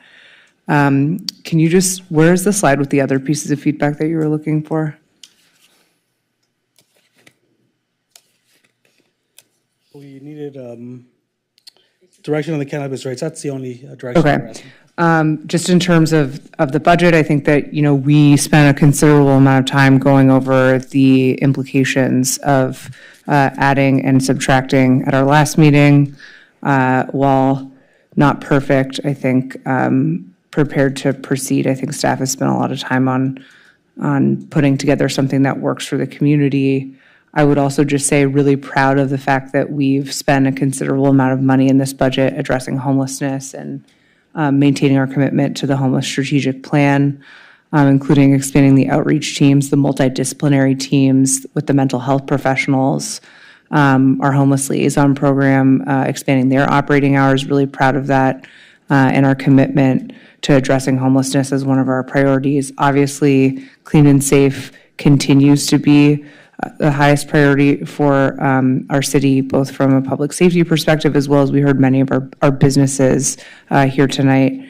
And just really appreciate the commitment to the Real-Time Crime Center, appreciate the enhanced security in our downtown parking structures and the pier, maintaining our public realm, our public spaces, enhanced enforcement of our home sharing ordinance, which I think I've spoken on several times, so really appreciative of that, as well as our commitment to our community and cultural offerings, which we know have been operating at a lower rate of service in previous years as we've had less budget, and really happy to see the restoration in this budget, as well as the commitment to economic recovery.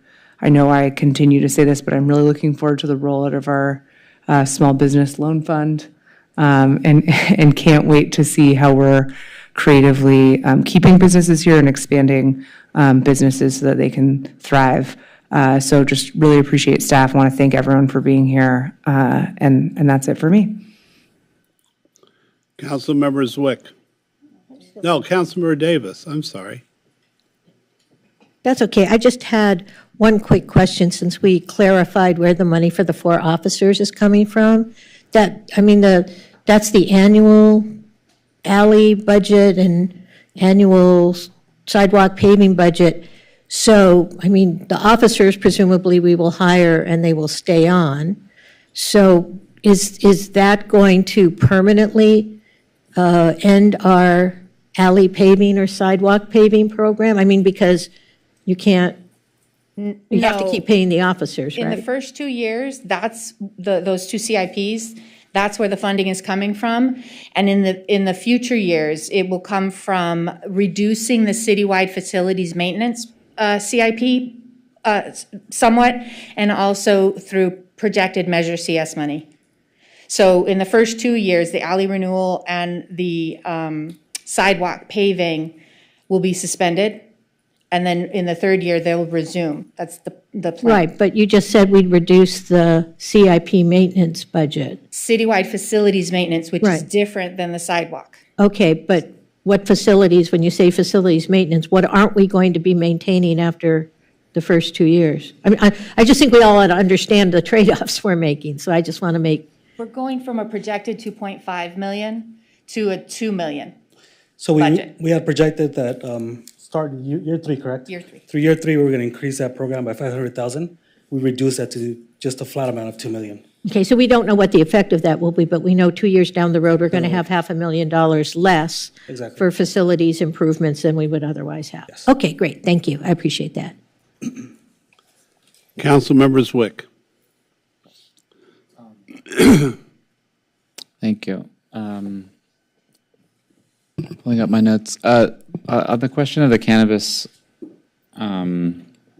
tax, is it my understanding that currently, the only businesses we can expect to be operating this year are the medicinal ones that have been allowed to convert to commercial? Do we have the possibility of other shops opening at this time, or are we still waiting on an ordinance that would allow that to happen? Yeah, we're still waiting on an ordinance to effectuate a broader program. So it's just the one. Right, 2.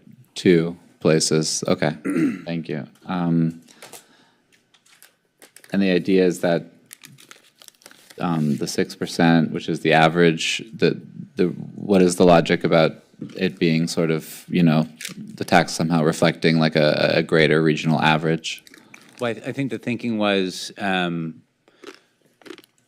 that these businesses are located right on our borders, basically, right? There's one just outside of Pico, they're on Lincoln, so the thinking was, there's no incentive, if they're so close to us and our tax rates are comparable, it's probably may not yield interest in locating in Santa Monica, so the thinking was, if we keep the tax rate structure low, and we can, once we get the ordinance in place, that hopefully more will locate in the city.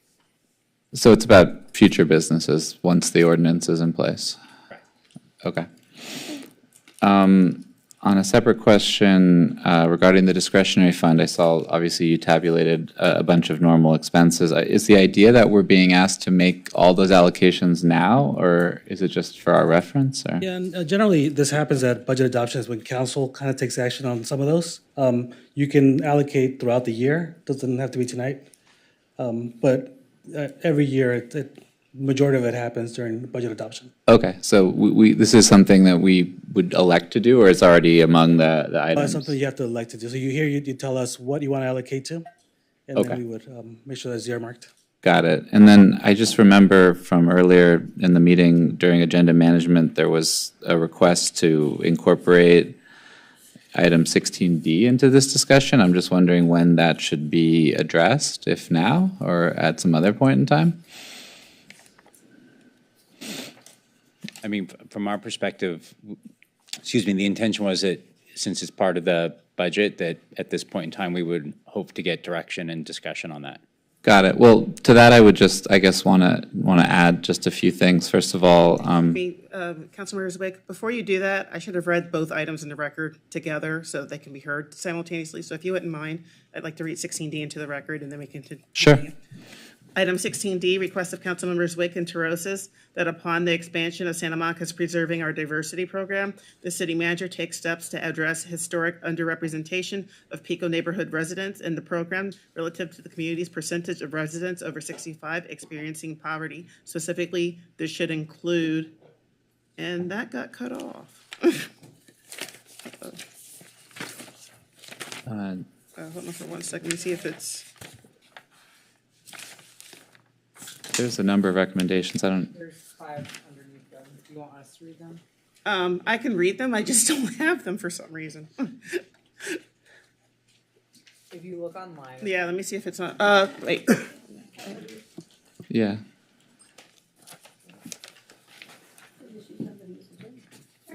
Yeah, okay, thank you. So specifically, this should include, number 1, enhancing the Housing and Special Service Department's outreach plan through partnerships with local faith-based and community-serving organizations, including but not limited to Familias Latinas Unidas, St. Anne's Calvary Baptist, the Venice Family Clinic on Pico, the Pico Neighborhood Association, and the Senior Programming and Food Pantry at Virginia Avenue Park, offering direct technical assistance with filling out the POD program application at Virginia Avenue Park. 3, assessing the January 1st, 2000 habitation requirement as well as other eligibility criteria with the authority to make the program more flexible and expansive. 4, give preference to applications from census tracts designated as disadvantaged by the state under SB 535, disadvantaged communities, subject to any limitations imposed by state and federal fair housing laws in consultation with the city attorney's office. And 5, authorizing up to 5% of newly designated program resources to be spent on enhanced outreach and technical assistance in the Pico neighborhood if necessary. Thank you. Great, thank you. Just to speak to that for a moment, first of all, we're excited that for the first time since its creation, the POD program is set to expand in this year's budget. We have a number of low-income seniors in our community that are struggling, and I think this will be much-needed support across the community. One point that was brought up to us during this budget process was that historically, the 90404 zip code or the Pico neighborhood has not received a share of POD funding equal to the percentage of residents over 65 that experience poverty. The city ran the numbers. The 90404 zip code has fewer participants than both the 90403 and 90405 zip codes in our city. And yet its rate of poverty among those over 65 is the highest in the city. That combined with other historical factors that we've discussed much on this dais that have put the neighborhood at disadvantage made us believe that we could make a few tweaks as we incorporate this expansion in order to make sure that everyone in the community is getting a fair chance at applying for and receiving this money. Specifically, so there were a list of organizations that were thrown out there as places that the city could collaborate with by making sure that the announcements are being made in community forums where people can know, first of all, that the program is expanding, they can know that eligibility is expanding, and they can be directed to resources to actually help them fill out and apply for this. And to that end, the housing the Department of Housing and Human Services, as well as is doing some office hours as a pilot basis through August, and some combination of perhaps them and or the library. We're hoping we'll be able to offer direct technical assistance to those who are seeking to fill out the application. And then just to go through this really quickly, the last thing has to do with some of the eligibility requirements since the program's been started.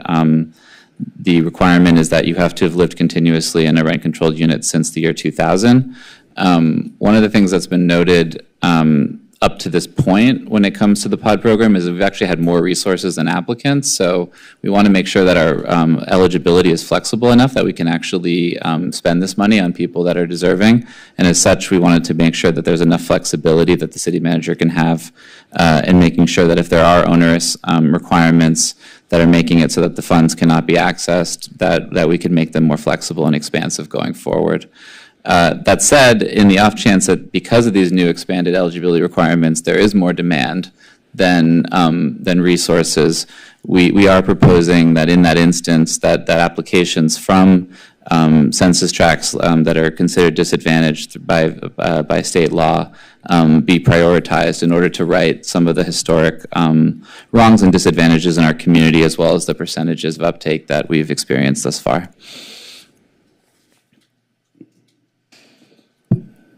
That's it for me. Councilmember Delatorre.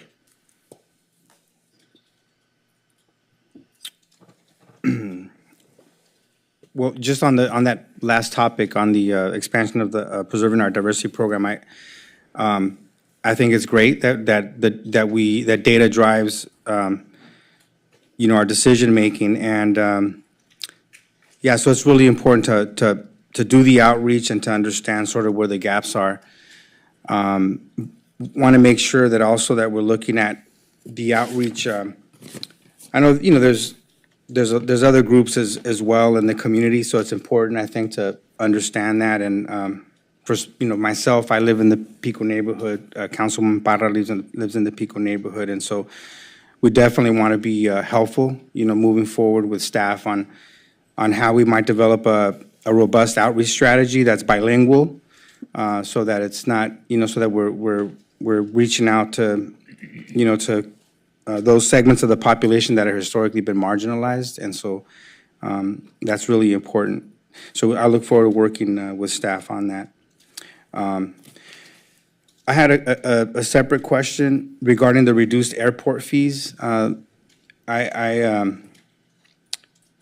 wanted to know if we pulled that item so that we can engage in a study session, because I know for myself, I speak for myself, but maybe others on the council are interested in assessing if we can use those fees in other ways. What are the other ways legally that we might be able to use those fees? I've heard everything about, environmental cleanup, which I'm very interested in, but I don't know if that would be a violation of the consent decree. But I guess for now, if the question I have is it possible for us to pull this item, not approve it, so that we might have a study session in the next, whenever staff feels that it's appropriate, so that we might be able to assess other ways that we might be able to spend that money that would be within the confines of the consent decree. Yes, I'll add. My mic's not working. I haven't addressed the timing issue, but I do know that we can address this on a review basis on an annual basis too. Mm-hmm. So even if you do it now, you can look at it again. Ivan, do we have a timing issue? Yes, there is a timing issue, and it's it's a complicated timing issue in the sense that what city staff has done is it's identified what has been referred to in a lot of the public handouts that we've given as aeronautical surplus. And what aeronautical surplus is essentially it's net revenue. And how we arrive there, well, before net revenue. Everybody's mic is on. It's net revenue, but it's airport revenue. Back on. Sorry about that. Hold on. Okay. You're on. All right. Thank you. Thank you. I was trying to figure out Doug's. So this aeronautical surplus is airport revenue, essentially. And there are very specific federal laws and regulations that govern the use of airport revenue. For instance, there's 4947-107. There's the FAA's rates and charges policy. There's the Department of Transportation's revenue use policy. So there's rules that govern this. And by the way, the city's consent decree requires the city to follow those rules that cover the use of airport revenue. So there are two different sources of obligation that we, city staff, is obligated to follow. And I say all that to say that the city has very limited discretion in how it uses those funds. And we've identified what we believe is a surplus where every conceivable legally supportable cost has been applied, a legally recoverable cost has been applied to all sources of aeronautical revenue. Ivan, if I could shortcut a little bit. Hey, the mic's working. Do we need to do this today, or could we do it 60 days from now? No, no, we can't. Yes, we need to do this today in the sense that because if you don't do this today, the surplus is going to continue to grow. The FAA considers surplus as prima facie proof that your airport fee structure is too high. FAA rates and charges policy says that the progressive accumulation of significant amounts of surplus gives rise for the possibility of an administrative enforcement proceeding. So, Evan, could we approve it today and amend it at any time? Yes. Specifically, you can go back and recalculate fees after about a year, and you can look at whether or not you can attribute any more cost to the aeronautical cost structure and adjust the rates and charges on an annual basis. That's a possibility as well, too.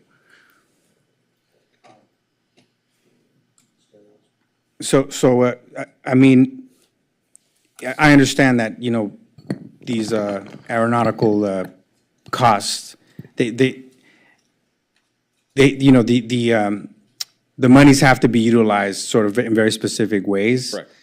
I understand that, and I'm trying to figure out, and I know that the accumulated amount of money, right, is proof that somehow we're not investing it back into appropriate use.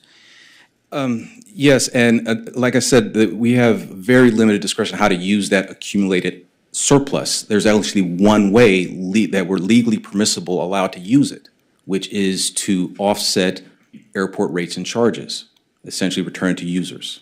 So you're telling me right now that if we wanted to use some of that funding to study, for example, the contamination, soil contamination, that would be an inappropriate use of those funds? Aeronautical surplus, yes. However, I think it's also good to keep in mind that there is a separate non-aeronautical surplus at the same time, which is about 18 million. Those funds can be put toward what you just suggested as long as it's a permissible use of airport revenue. There is no requirement that non-aeronautical surplus be returned to airport users through an adjustment to the rates and charges. Are we voting today in this? Are we also applying the non-aeronautical uses or funds? No, the non-aeronautical uses in the proposed new airport rates and charges, they do not contribute to what we're proposing to be reduced rates and charges. So they would not be affected, that 18 million.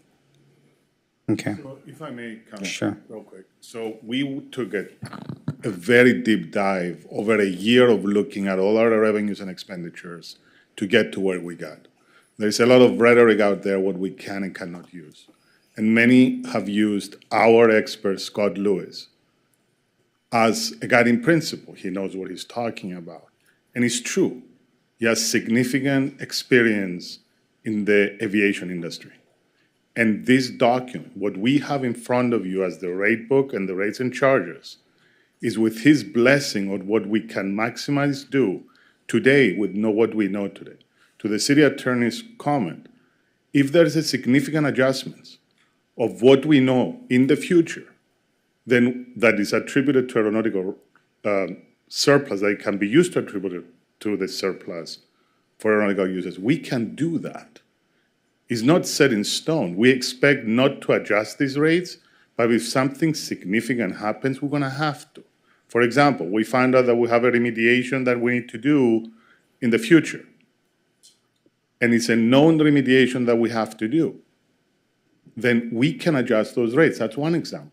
We identified $3 million of knowing today that we need to expend for investigating certain environmental impacts. Let me real quick, just that's a real important right there, because that's where I was going. Right.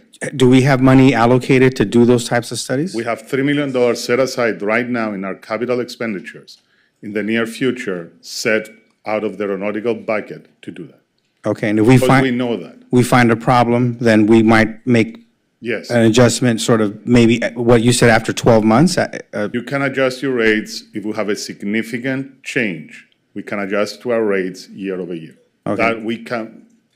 Hopefully that doesn't happen, but if it does, Correct. we can come back to you with an adjustment to our rates and charges during the budget session. We haven't done any studies yet to show that there's some remediation, environmental remediation needed. We haven't done any studies to date yet. Right now that we have known remediation, not exposure, but studies that we need to accomplish and the cost behind it of $3 million, we know that for a fact right now. That's what we have in front of us. Okay. Other than that, we do not. All right, thank you. You're welcome. The park expansion. Excuse me.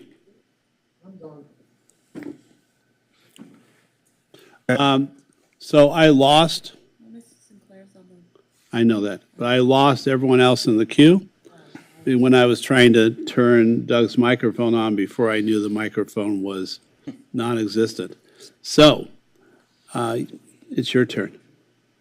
Turn on your microphone, please. I had one last question. Oh, I'm sorry. Yeah. Thank you. You answered everything on the airport and the airport, the reduced airport fees. So thank you for that explanation. And I look forward to one day using funds that we have to remediate any environmental concerns, at the airport and to prepare for an expansion of green space and park space there. So thank you. One question I have regarding public safety.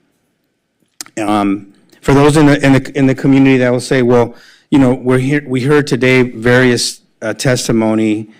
You read the newspapers, definitely yesterday's paper. There are some horrible acts that have been occurring in our community, and tonight we'll be approving this budget. And what do we say to those residents that are very concerned around public safety issues? Like, what is different in this fiscal cycle than last fiscal cycle? What are the things that we're pointing out? I mean, I know that there's 4. Is that the highlight? The 4 police officers added, and those 4 police officers will bring us to how many sworn officers working in the city? The sworn allocation will rise to 232, but if the question is what is different in this budget compared to last year, I think the main difference is the significant liabilities that the city is facing, which we've tried to be very transparent about to the council and the community, which is different than last year. We now are processing what we believe to be 103 new claims against the city regarding former employee Eric Euler. That is a significant liability exposure on top of another number of other liabilities. So what is really important to understand for the council and the community is that this budget is basically in a reduction mode in order to set aside the resources that will be needed to address these liabilities in the future. That's the biggest difference compared to last year. Okay, so 232, we're up to 232. I know when we asked the chief what would be sort of the right number of sworn police officers, he mentioned 250. So this brings us to 232. I mean, it's better than last fiscal cycle. We're making some progress there. I'm trying to figure, I mean, what other ways can we get to more than 232? Like if we wanted to get to 236, for example. Well, I would defer to the council to help provide guidance on where you would want to make trade-offs in the budget. to each police officer is about 225 to 250. So if you want to go from 232 to 236, we'd multiply that number by 4. So it's a little less than $1 million. Okay. All right. No further questions.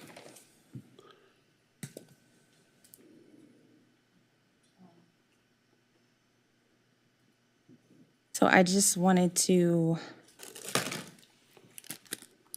second or echo Councilmember Zwick's comment that we need to place special consideration to the disproportionate pod allocation in 90404.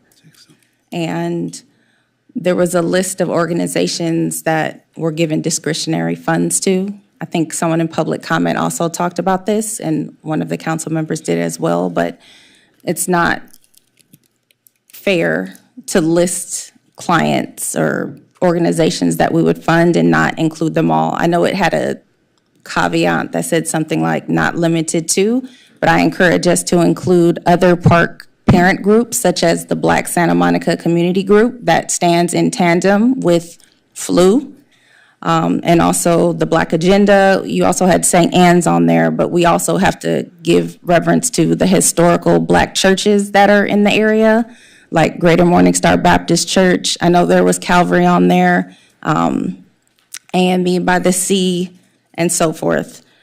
And my last comment is, Councilwoman Terosis, I'm not sure if you meant to gaslight Housing Authority clients or me when you said your comment, but I consider you to be an ally, so I'm not going to take it as that. But I feel that your comment was insinuating that I should have been watching the budget meetings over the last few months.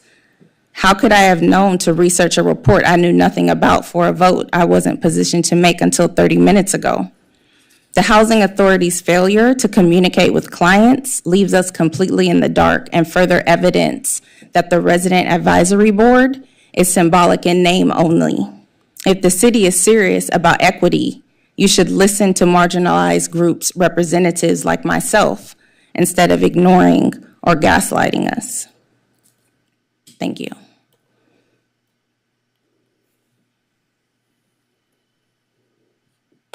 Councilmember Terosis. Okay, I appreciate that feedback and definitely want to attend to the intent and impact of my words. So thank you for that. Definitely not insinuating that you should have read any of the materials, just that I was making my comments based off of the information that had been provided to us previously. Just because Councilmember Zwick and I had worked on this pod item and I wasn't aware that we were going to make our comments about it right away, so I just wanted to return to that item super quickly to add a couple of additional comments and points of clarification. So just in terms of the groups, just for staff, in terms of the groups that we asked for folks to reach out to, correct in that this was including not limited to. I also want to clarify that these groups aren't receiving any sort of funding. These were just the groups that we had wanted staff to be intentional in reaching out to. And I would just add all of the groups mentioned today, if staff could also reach out to the Santa Monica Black Agenda. I think Commissioner Leslie mentioned the Santa Monica Parent Support Group. I don't know if that's the correct term. Did I make that up? Okay, I wrote that down. The Black Santa Monica Community Group, I believe that is what you referenced. The Greater Morningstar Baptist Church, other churches. I mean, again, I think we want to be inclusive, not exclusive in who we're reaching out to. I also do want to thank FLU and the folks that reached out to us to educate us about what's going on the ground. This city has said multiple times that it is committed to equity, and equity doesn't mean we reached out to everyone equally. It actually means going to the places, meeting folks where they are, and giving additional resources to marginalized groups and groups that might not have been receiving those resources in the past. So I think hopefully staff has heard this, but we have heard time and time again that it is not easy to fill out the pod application, that especially folks who are non-English native speakers need to sit down and have someone actually walk them through all of the questions. So when we're talking about direct technical assistance, like that's what we're talking about, sitting with folks and going through the application because it is time intensive. And then I think, we talk about equity-based budgeting, right? So if we're allocating resources, we need to allocate a disproportionate amount of resources to the areas that have suffered disproportionate harm. And just to put a finer point on what Councilmember Zwick said, I think that we want to make sure that we're receiving periodic reports back on who's enrolling in the program, because I think when I saw for the first time the breakdown, I was a little bit concerned because obviously, yeah, you can say I reached out to everyone, but if we're not achieving the intended impact of the program, that's a little bit concerning. So I'm really glad that we are expanding the program. I'm glad that this budget allows for that. I would also say that just in my professional capacity, many other jurisdictions are looking to us and have called upon this program as an example around the country. I think the work is great work. It's important work, and it's important that we are evaluating and communicating the results of this program in a intentional way, because I think there are other jurisdictions that are looking to replicate it. And I just appreciate the staff for being innovative, and I think we're ready to take it to the next phase and being even more intentional about who it's reaching. So thanks. I had a question of the city attorney. Can we vote just on this item, for instance? On the housing authority portion? Yeah. Yes, you may. You could carve that out, dispense with that, then member Sinclair could be released if you wanted. Would that be okay with everyone? Yeah. Okay. Councilmember Parra. No, I just want to make a quick comment. I just want to begin by saying welcome, Ms. Sinclair. And I agree with all your comments. I think it's critical that we have representation by the Housing Authority and the RAB and have representative. And I have been an advocate and been in constant contact with Michelle Gray and the whole team to try to help and assist in getting a representation up here. And so I just want to thank you for stepping up and for your service in advance and your words. So thank you. Thank you. Okay, so that item, can we carve that out and do a vote? Do we have someone who would motion for it and someone who would second it? I'd like to move that, I'd like to make a motion that we move, or it's at 12, we're just moving 16? 16, what was it, Jesse? D. 16C? D. D, 16D. Okay, I'd like to move item 16D. Oh, sorry, and the Housing Authority. What motion we're making so we can make Are we it? talking about the resolution of the Housing Authority recommendation number 2? Well, let's get the verbiage correct. Calling for a motion of the Housing Authority of the City of Santa Monica adopting fiscal year 2024-2025 operating budget and adopting the first year and approving the second year of the fiscal year 2024-2026 biennial capital improvement budget as attachment B as amended by attachment D. What she said. Can we just put what you said in the record? I'd like to move that. Or do you have a second? Are we correct in that, or are we overdoing that? Second, that's 1 through 3. Well, I just want to confirm, I think we're just taking an action on number 2, which is for the Housing Authority, and then we'll come back to the rest of the items for the City Council. So not 1 through 3, just recommendation number 2. Yeah, Right, so that was a Housing Authority item. Right. Motion. right, that's Sorry, I what we're thought that voting on right now. Okay, because it says, The Housing Is that clear? Authority item. So we're moving the Housing Authority Yes. item. Okay, do we have a second? I'm making the motion. Christine Parra seconded. Authority Board Member Sinclair? St. Clair, I'm sorry. Yes. Yeah. I'm abstaining from voting based upon the lack of information. Okay, thank you. Authority Member De La Torre?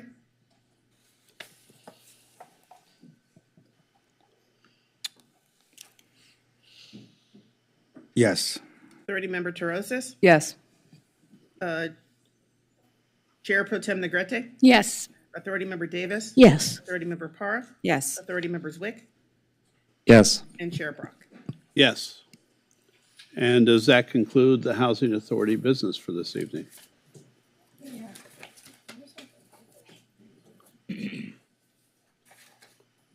I believe it does.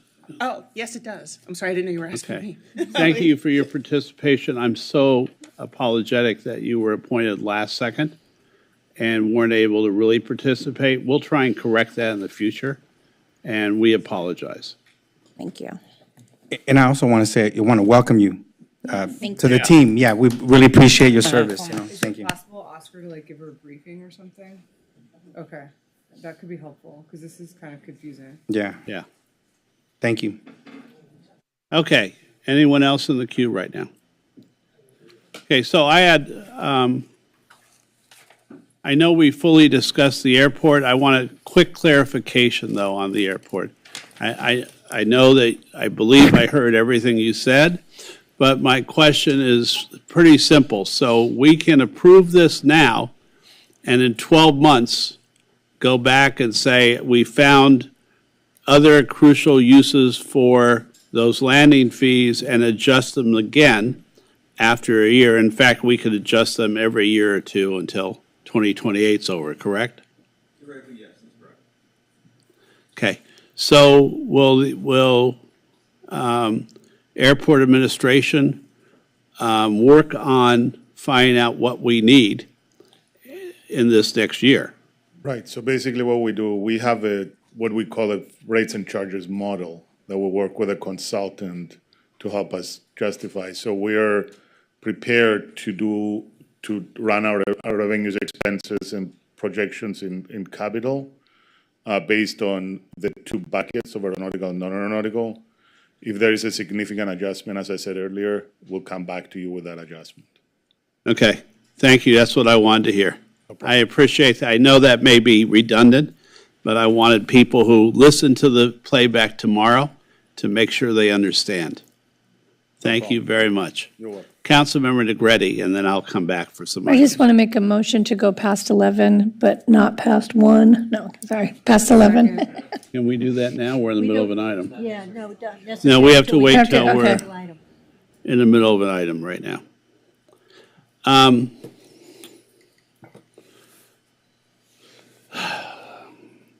So,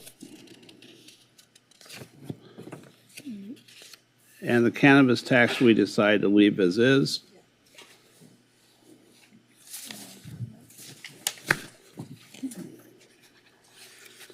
Okay, I have some other things, but they're not questions. So does anyone have any, oh, I'm sorry. Council, huh? No, I was going to make another comment, but. No, go ahead. No, we're done with questions. I'm ready to make a motion. We're not, I don't know if we're there yet. Okay, you comment. Okay, so, I'm hearing residents very loudly and clearly. In polls taken in the city, in every step we take in the city, we have people who are frightened, justifiably or not, but they're frightened and they're worried. And they're extremely worried about one thing, public safety, and unfortunately, because not all homeless individuals, very few homeless individuals are lashing out. But to our residents, they feel that we aren't doing enough to really push for public safety. And I feel them. Even though, for instance, yesterday's incident at the beach could not have been prevented even if we had a policeman every 100 feet along the beachfront. We understand that. But it's still heartbreaking. It's heartbreaking when we see any amount in this city, any person in this city who's hurt by another. And we've been facing this now since the pandemic started, really before the pandemic started. But with the events of May 31st, 2020, it was magnified. Further, it was magnified during COVID because we didn't see the crowds on our streets. And the fact that someone was unhoused on our streets, acting erratically, became much more prevalent to the naked eye in the city. Even though they may have been there before, even though they may have just needed rehab or housing, we're not getting any support from the federal or state government the way we should. We're getting some help from LA County, finally. I appreciate the city manager and our staff for continuing to fight for more help from LA County. But it seems like nothing's enough. My thin blue line in Santa Monica is still stretched too thin. And I know from residents that right now, they barely care about anything else. They care about feeling safe on their morning walks. I had a husband call me, this was now 2 Mondays ago, but his wife was walking on Wilshire and Lincoln. She was stopped at a stoplight. She was walking, and she was still stopped at the stop sign. A homeless person came up, started harassing her. She couldn't cross the street right then. And that homeless person poured a half bottle of wine on her. He didn't hit her, but I felt for her all day. I felt for that embarrassment, that feeling of helplessness, that worry about what was going to happen after the wine. What else was going to happen to that person? Now, we understand we can't have police everywhere in the city every minute. But our obligation, and I've said this before in this chamber, is to make sure that for all city council people, all mayors in every town, hamlet, village, city in the world, their first obligation has to be to keep their residents safe. We enacted, the citizens of the city were gracious enough last year to enact an extra 1% TOT tax, Measure CS. That was supposed to bring in money from people who stay in hotels and then transfer that to our public safety.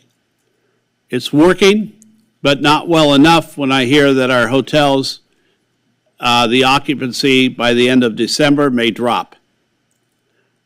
The police department won't get the revenue they need to make the city safer. It's not only police officers, it's public safety officers, it is new technology, cameras, APLR readers, drones, using technology to combat crime.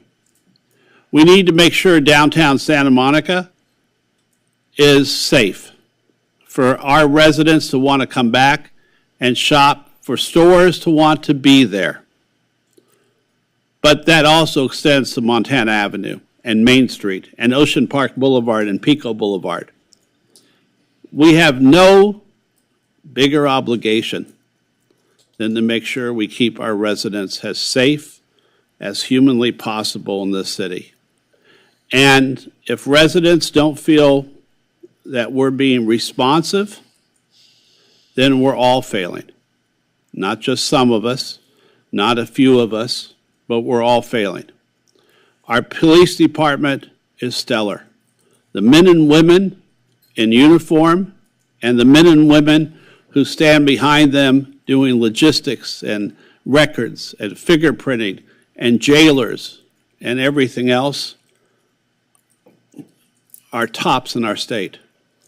We have no question about how dedicated our police officers are, and many times their hands are tied by a district attorney who's not doing enough, by local judges who have abandoned bail, so that people, we had an incident last week, and I'm not sure of the veracity of this, but a gentleman, I use that very loosely, broke in through the skylight of a business.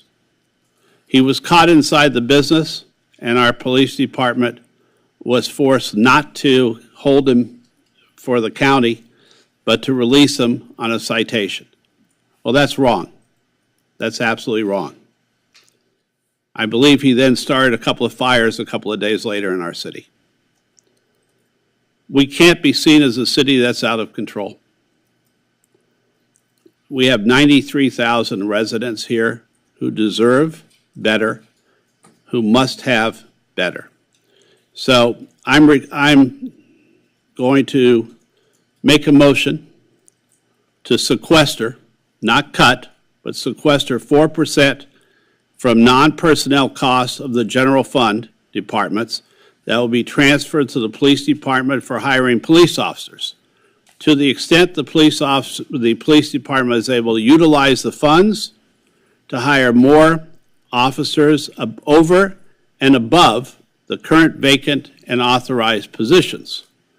Now, we may be able to reverse that later in the year because we'll have another motion a little bit later.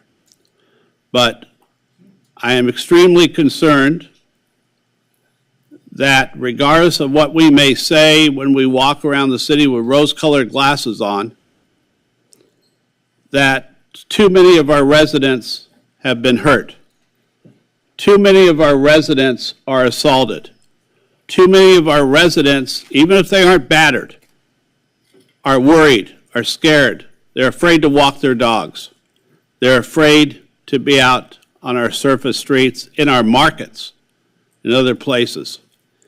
I personally want SMPD robust enough that they're not always running from call to call, that they can also make sure that they are patrolling. They're doing a great job when they're able to patrol of stopping crime from happening. I don't want any crime happening in our city.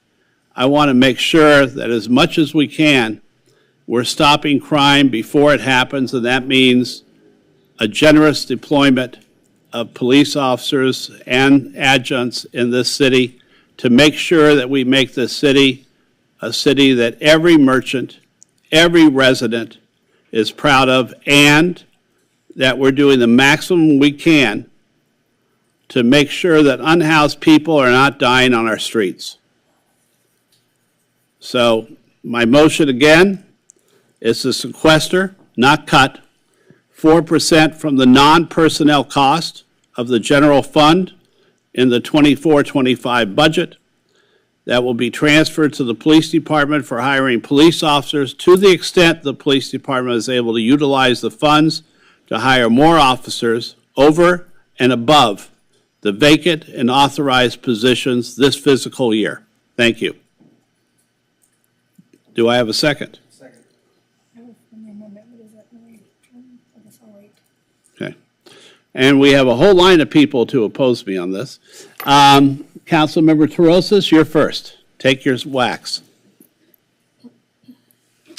I just want to understand the sequestering thing, but I actually was going to make a motion to approve the budget as we had previously discussed. So this, I guess I could make a substitute motion, but it looks like Councilmember Negrete has a amendment. But City Manager, can you just, like, sequestering means we're holding it aside to maybe spend it?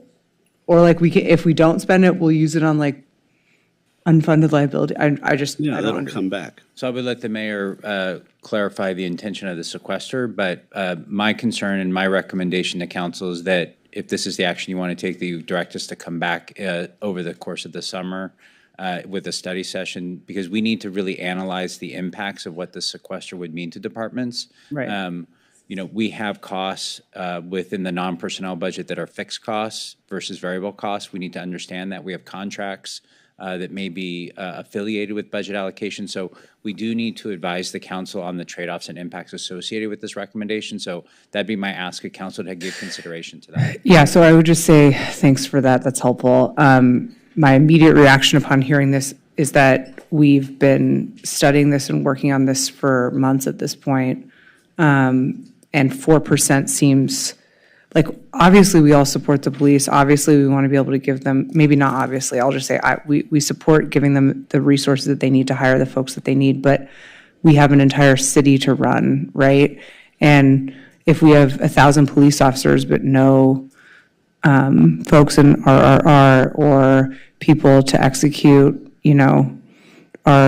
our code enforcement program. I mean, I think to me, there's a lot of things that public safety entails. So I don't want to be so myopic that we can't have any of those complementary services at the expense of this. So I would make a substitute motion that, hearing what you say, Mayor Brock, but that we direct the city manager to come back at a later study session with the impacts of this 4% sequestration so that we can make an informed decision and not jam something through at the 11th hour that staff haven't had the opportunity to really understand. If I can clarify, the amount of 4% is $3,348,671 approximately. So we believe it's it less. It may be less. Yeah, we do believe it's less for a number of reasons. Because, first of all, I need to make sure you're clarifying your motion because that analysis excluded the police and fire departments, but we also believe that there are other public safety-oriented functions that should be considered, for example, such as Office of Emergency Management, which is our 911 dispatch center. I certainly would give credence to the city attorney's office that is working alongside our police department in prosecuting crime. So I think we need a moment to digest the request. So it can be. This request will not hurt 911. It certainly won't hurt the city attorney's office. And it will provide for what residents need. It would, because those are non-safety departments, so it would. You said general fund, right? Yeah, so it would. That's why we need time to come back. We want to advise you on what this is. I want to make sure this doesn't get thrown down the road when residents want visible public safety in their neighborhoods and their city. So if this is going to be a study session 4 months from now, I would be opposed to it because it needs to happen quickly. We have a crisis in the city, and residents feel that. Now, I know you're out on the streets every day because you and I talk. You're out early morning during the day. And I know that you're often as frustrated as I am, David. But I also need to make sure that our 93,000 residents know that we're trying. So when can we come back with the vaunted study session? We haven't conferred on that yet, so I don't want to put Oscar on the Yeah, spot. We have to work with every department to figure out the impacts of this stuff. September? I'd rather just go forward then, and if I lose, I lose. September is way too late. Shouldn't we make informed decisions? There's a line of people, so maybe other people have comments. Okay. Councilmember Negrete. So wait, just to be clear, I made a substitute motion. Right, and I seconded it. On the study session. Right. And I would want, go ahead. I'll come back to it. Yeah.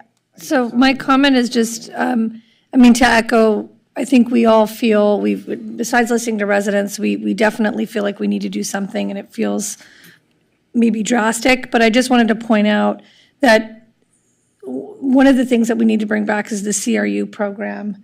I think that's a part of assessing it. We can't put everything on the police department. I do agree we need to hire more police, but we know we have vacant positions, so whether or not that money would be used in the same year, I don't know. So I think we need to take a holistic look at how the support services for police in terms of dealing with our unhoused population is dealt with. Because what I don't want is to also have the community have this undue pressure on the police to handle these problems, and then they don't see it happening, and then we sort of switch that morale and we go, but we just kind of came back to a positive, everybody's, supporting the police and wanting more police, but let's just not forget that not that long ago, they weren't getting that love and the support. And so they sort of are on the front lines with everything, and then they take the hits when things don't go right, when a lot of what they can't do is not because of them not wanting to do it, it's because of legislative bodies above us and their hands being tied. So I want to point that out. I also want to point out that overtime is crucial and often less expensive. And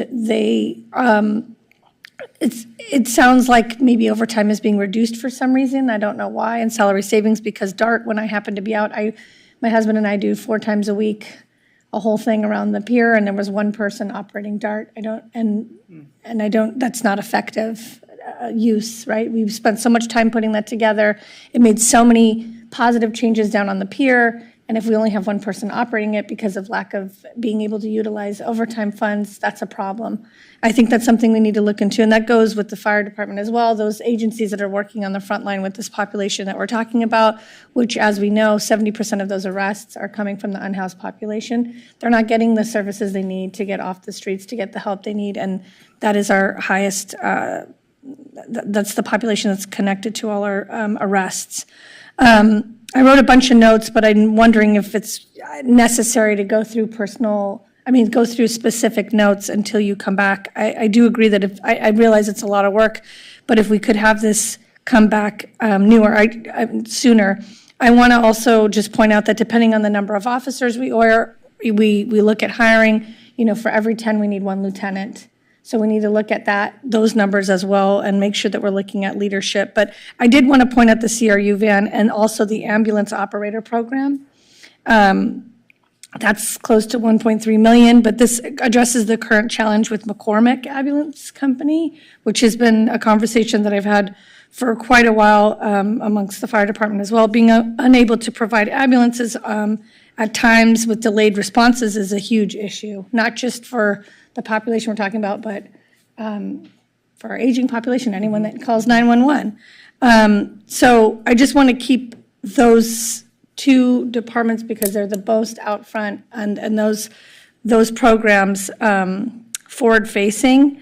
And I just wanted to mention also that as we ask our police department to go, we want to hire more, we put some money towards recruitment, but we might want to really look at what are some other creative recruitment strategies so that we can hire at that rapid rate. Because again, we can throw all kinds of money out there, but to put that pressure to fulfill that, I want to make sure that we're looking at it from all angles. Do we have enough drones?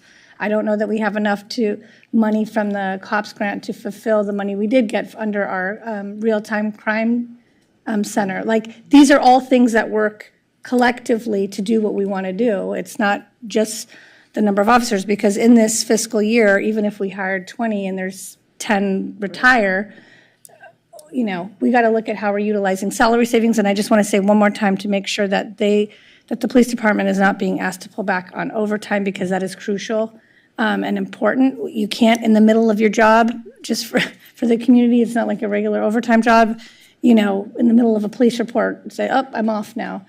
Fireman can't, go home in the middle of dealing with a crisis. So overtime is also a much less expensive way, oftentimes, to get more boots on the ground. And so I just think we need to look at some things. And so I'm happy to come back and have this discussion, but I do agree that we need to make some drastic, unfortunate, moves in order to really respond to what's happening in our city. Not to say that Santa Monica is suffering something that other cities aren't, but we are a city that we're happening upon the summer. We've seen just right out of the second day of summer, that crime that happened on the beach is heart-wrenching. As a mother who drops her daughter off with her, in her bathing suit to lay out on her own with AirPods in her ears, that story frightened me. That 17-year-old girl being dragged into the beach. And not to say that these things don't happen other places, but we are in charge of this city here, and we need to respond to what's happening. People don't feel safe, and that does include, safety from being able to cross the street, yes, but if we're being honest, we're talking about the kind of safe where people are afraid of being attacked by unhoused individuals that are not being appropriately addressed in terms of their mental health issues and opioid addictions. And I just think we talk a lot about all these other things, like as if those people are going to be put into an apartment tomorrow. I think the issue is we need to work harder on having more people engage with these people in the streets, and that's our first responders, which are both police and fire, as well as some of the other agencies. But if we have to make some extreme cuts to our budget in order to prioritize those measures, I'm in full support of that. But I also understand that, it may be a little bit more holistic approach, and you'll have to come back to us. So are there, just to be clear, because I want to make sure we're getting good direction, other than the mayor's proposal to look at non-personnel expenditures, are you proposing that we look in other parts of the budget for cuts as well? Because that direction would be helpful to us in terms of any work that we do. I mean, I know what's the phrase you're using, sequestering. I need to understand that a little bit more. I don't know if our city attorney can help.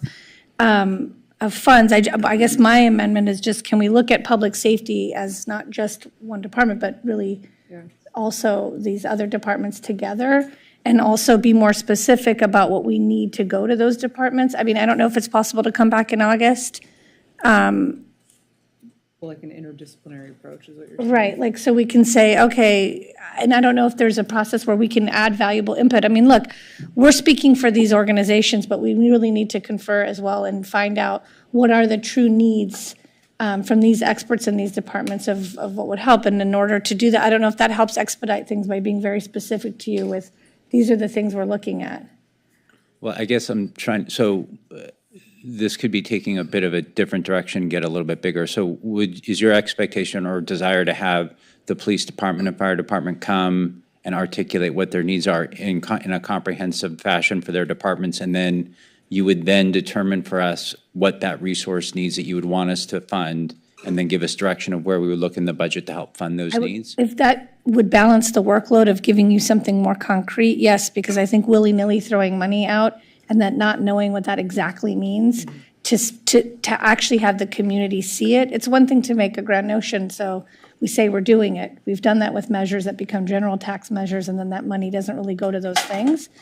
And so I think if we're going to do something to respond to what is happening in our streets, to the outcry of the residents, it's just for the safety of our city. I mean, this is happening everywhere. If we have an opportunity to do something, we should be very specific with it. And in order to do that, yes, we need to talk to the police department and find out what is it that would support them. I don't know if it's 20 officers or if it's 10 officers, a lieutenant, and more drones and some recruitment dollars. I don't know what that is exactly, but. So I want to be thoughtful about the timing, and I'm going to, hopefully I'm going to repeat what I've heard the chief said word for word, only because I've heard it a few times, so I think I understand what they're doing in terms of staffing. So, and I want to throw this out there because I don't think it's going to line up well with the time frame that you're working under.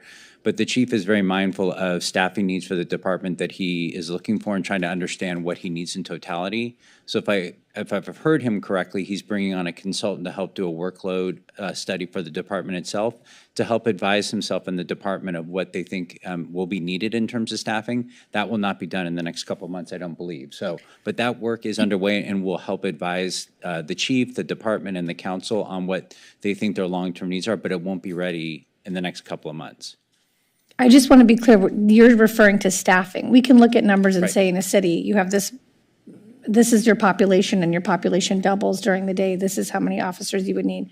That's one way of looking at it, but we're in 2024, and I think we're using things like drones, and we're using real-time crime centers, and we're using, and then to that point, you got to recruit people and, be competitive. So I guess my point is, like, it's one thing to look at exactly numbers of officers, but there's other funding that has to go towards supporting the entire department.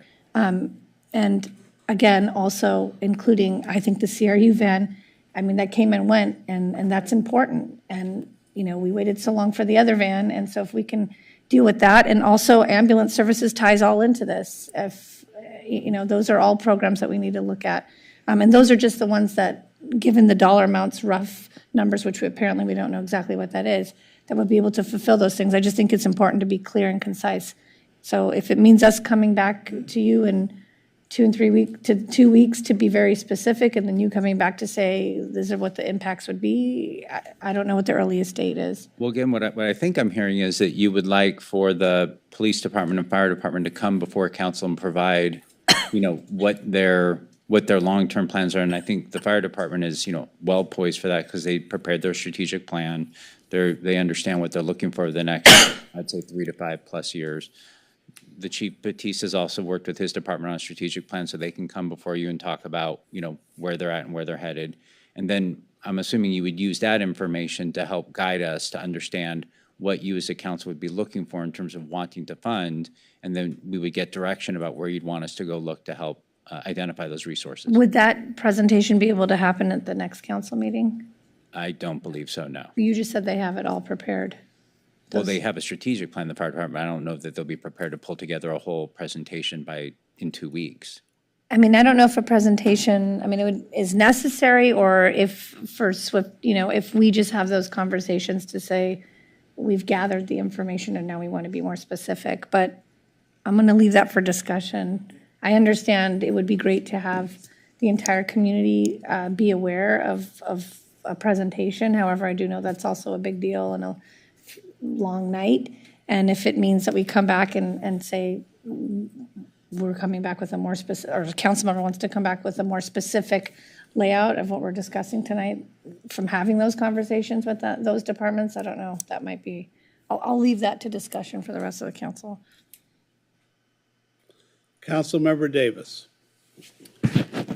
So the reason I seconded the motion to bring this back is that we're being asked to make some pretty serious decisions here, I think, but I don't know, because I have no idea what a 4% sequestration of the non-personnel budget's effect would be on any department within the city. And I think that not only are we entitled to know what that effect might be, but I think the community is entitled to know what that effect might be. So, for example, does it mean we're buying no new books for the libraries for the next year? Or does it mean that there's no consumables for the teen program? They don't have paper or ink for the printers or whatever. I mean, it's just impossible to know, what this means. And I do want to point out that while sequester and cut are two different things, the effect on the department would be the same. If you can't spend the 4%, that is effectively a cut in that department's budget. It doesn't mean you're not spending the money, it means you're spending it on someone else. But it does mean a sequester of 4% would be a cut to whatever budgets it is you're intending to include, which is also a little unclear from the motion. You said non-personnel, and I'm assuming that means that you don't want to cut anybody's salary, which is good, but we do have labor negotiations coming up next year. And if we don't, would this eat up the money we might otherwise use to pay our employees or give them salary increases? That's a little hard to know. I do want to point out that, with all due respect, Mr. Mayor, this is a little performative, and by that I mean we already are down 16 positions. It's going to take some time to climb back up to the 232 that we've already allocated with the additional 4. So, and it's my understanding we're probably not going to get to that 232, and that assumes there's no retirements, no injuries, no somebody goes somewhere else, probably till spring of next year. So if we were to hear a thoughtful presentation about what effect this would have on the various departments that would be affected, if we were to hear it, for example, in September, and then make an appropriate change to the budget, it's not like someone's going to be able to run out and hire those officers the next day. They're not going to get hired until 2025 in any event, unless all of a sudden police officers start falling from the sky. And I think that's not going to happen. I mean, the LA Times just pointed out that LAPD, despite giving huge raises to its officers, in part to meet Santa Monica's, oddly enough, pay scale, is still at its lowest number in a decade, because they just can't find people to move through the system that quickly. And I do want to emphasize what I think I heard Vice Mayor Negrete saying, which is, well, we certainly want to create a safe environment. When people were talking about feeling unsafe, a lot of it had to do with what they felt were homeless individuals acting out, doing violent crime. We know that police may not be the best way to intervene for homeless individuals who have mental health issues or addiction issues. So I'm not suggesting that we shouldn't hire more police, but maybe, and again, this could be part of the study session, it makes sense to do a more comprehensive approach, which would include, for example, Vice Mayor Negretti mentioned the CRU.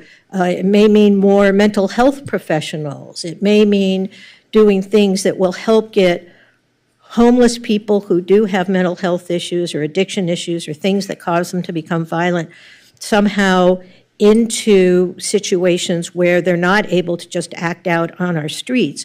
So, which is something that's difficult for police officers to do because they can only arrest people after they've committed the crime. They can't proactively look at a homeless individual and go, oh, you look like someone who might commit a crime. We don't have precogs yet.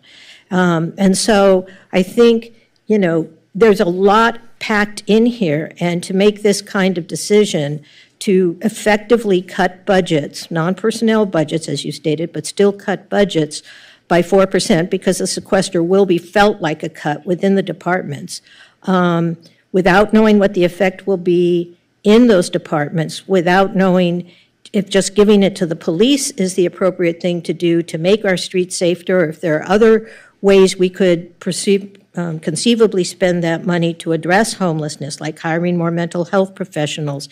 I think, you know, we need to be responsive to the community, but we also need to be thoughtful. And I just don't feel like we have enough information to make thoughtful decisions here. And so I think giving staff time to come back and explain what the implications will be. And again, given that we're already, you know, not at our full allocation of 232 and aren't likely to get there in the best of circumstances till early 2025, I think we can afford to take a couple of months, let staff do their work, let them be thoughtful, let them reach out to every department, come back to us, have police and fire and other, you know, as the city manager pointed out, our Office of Emergency Management, which does dispatch, you know, our community services department, you know, that oversees our homeless outreach programs, I think would just be more holistic, more thoughtful. And so I think we can, you know, postpone this, not forever, not for some inordinate amount of time, but if we don't have this and make a decision until September, I doubt that that's going to delay placing any additional officers on the street, because we're not going to even get to our full complement of officers probably until the spring of next year. So that's why I seconded the substitute motion to ask staff to bring this back, and so that we can be really thoughtful and understanding of what effect this sequestration would have, not only on our existing programs, but on you know, how we would compensate our staff with labor negotiations, and what other programs may be deserving of greater investment, because it would make our community feel safer by doing a more effective job of getting folks who are experiencing homelessness off the street, people who are having mental health crises off the street, rather than just relying on our police officers, who I fully support and are wonderful, but they're, you know, they're not mental health professionals. That's not what they're trained to do, although they find themselves having to do that all too frequently. So I just think, you know, giving some thought to this would not be a bad thing, and I don't think we lose anything by taking a couple of months to get a really deep dive into this from staff. Councilmember Para. Thank you. So I had a question. When are we going to hear about our homeless, the strategic plan? Like, when is that coming back to us? So we've been communicating that early 2025. Oh, so it's not going to come for a while. Yeah, no. Okay. So I share, I mean, I clearly share the same sentiments in terms of having to come together sooner rather than later to have some type of study. I mean, I reached out to you, David, as you know, the day that the incident happened at the beach, to essentially say that we need to get all our first responders together with City Council, because we're at a critical point where we need to get everybody in the room and really talk about some, you know, hard discussion points about things that we need to do, maybe do differently, maybe not, and obviously hear from our professionals on, their thoughts and opinions. I mean, we are not police, fire, mental health, addiction services.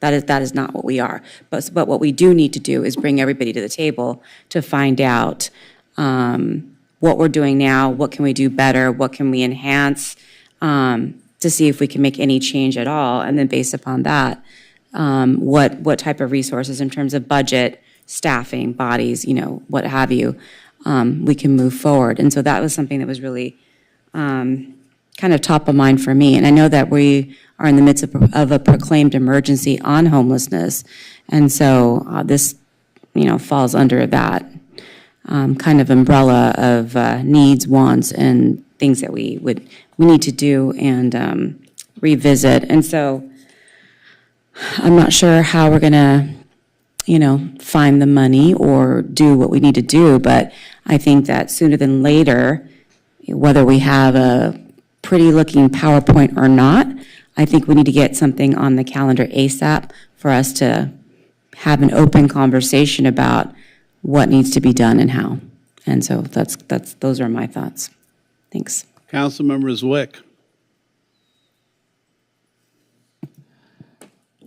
It's late, so I'm going to keep my comments brief. I think it's all fine to continue to debate where our priorities lie and where the budget we best allocated, but I can't possibly vote on something where I don't even know what 4% of our non-personnel budget is, let alone what those cuts would represent across all these departments. So instead of debating whether it should be spent there or not, I can't responsibly vote now on something where I don't even know the implications. And frankly, I don't find it, I find it somewhat intentionally vague to not actually specify what those cuts would do in our city. It's just, I can't vote for that. I don't think I would be doing any good service as a representative of the city to vote on something that I have no idea the implications of across every single department. So while I'm more than willing to consider any proposal on the table, I need to actually know what we're giving up for what. And I just don't see that in this proposal. I'm happy to come back at a later date and understand the implications of this. But my impression is that this late meeting, 3 days or so before the budget is supposed to be approved, is not for making huge changes to the budget, especially ones that we just simply don't understand the implications of. If I can get a better sense of how much money we're talking about and what the implications would be across every department in the city, then I can weigh those things. But right now I have no ability to do that. So I would back the motion to come back and study this further and understand what the trade-offs might be. We can't possibly do that now based on the proposal. Councilmember Para. Oh, I'm still on that? Oh, Councilmember De La Torre. Yeah, no, that was, I don't know why I'm still on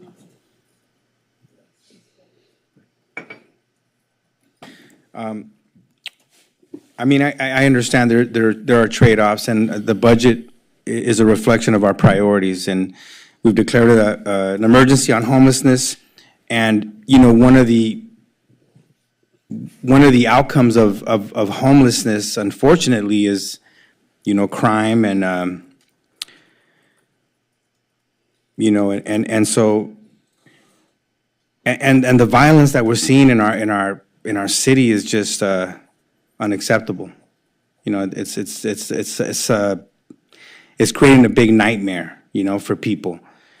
For those of us who are parents, we're nervous every time our children, go out into public space, especially when you hear these crazy stories and things that are real. It's just like we're living through this nightmare when you hear these stories, these things that are happening, and it's very difficult to prevent, right, or to predict. But reading in the papers, like this one individual, he had priors. Like it's not like he's not in the system; he's in the system. It's just someone has to contact him. Someone has to find out that this person's in our city and have an interaction with him, and and maybe that's one way that we can prevent that. But we need personnel to do that. And I agree that it's, public safety in terms of, the problems that we're facing right now is not just, arresting people. That's not going to solve the problem. The approach has to be more comprehensive than that.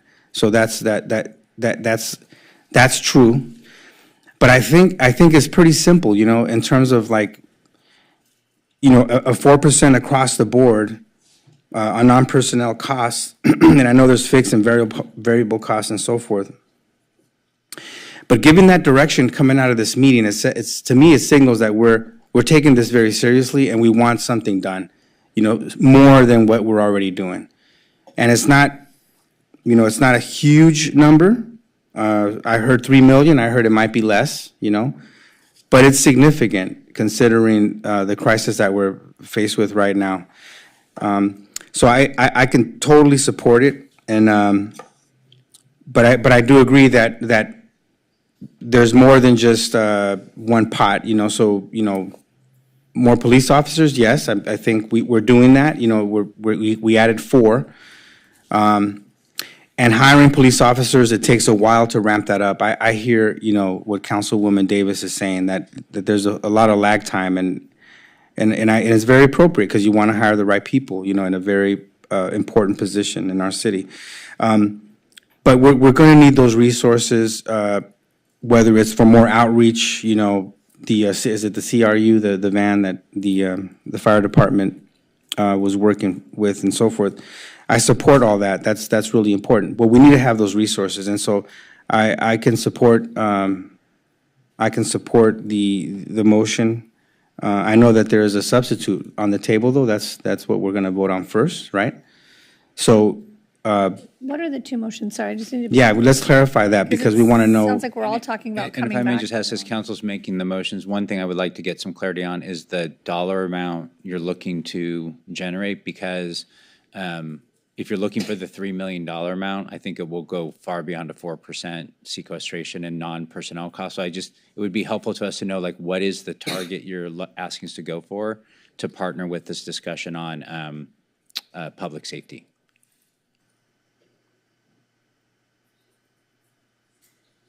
Well, I didn't make that initial motion, but I can clarify the substitute motion.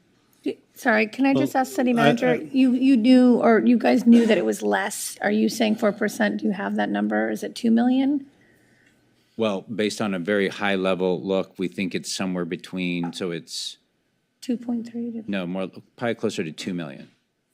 But it's truthfully, it's a guesstimate because we don't even know.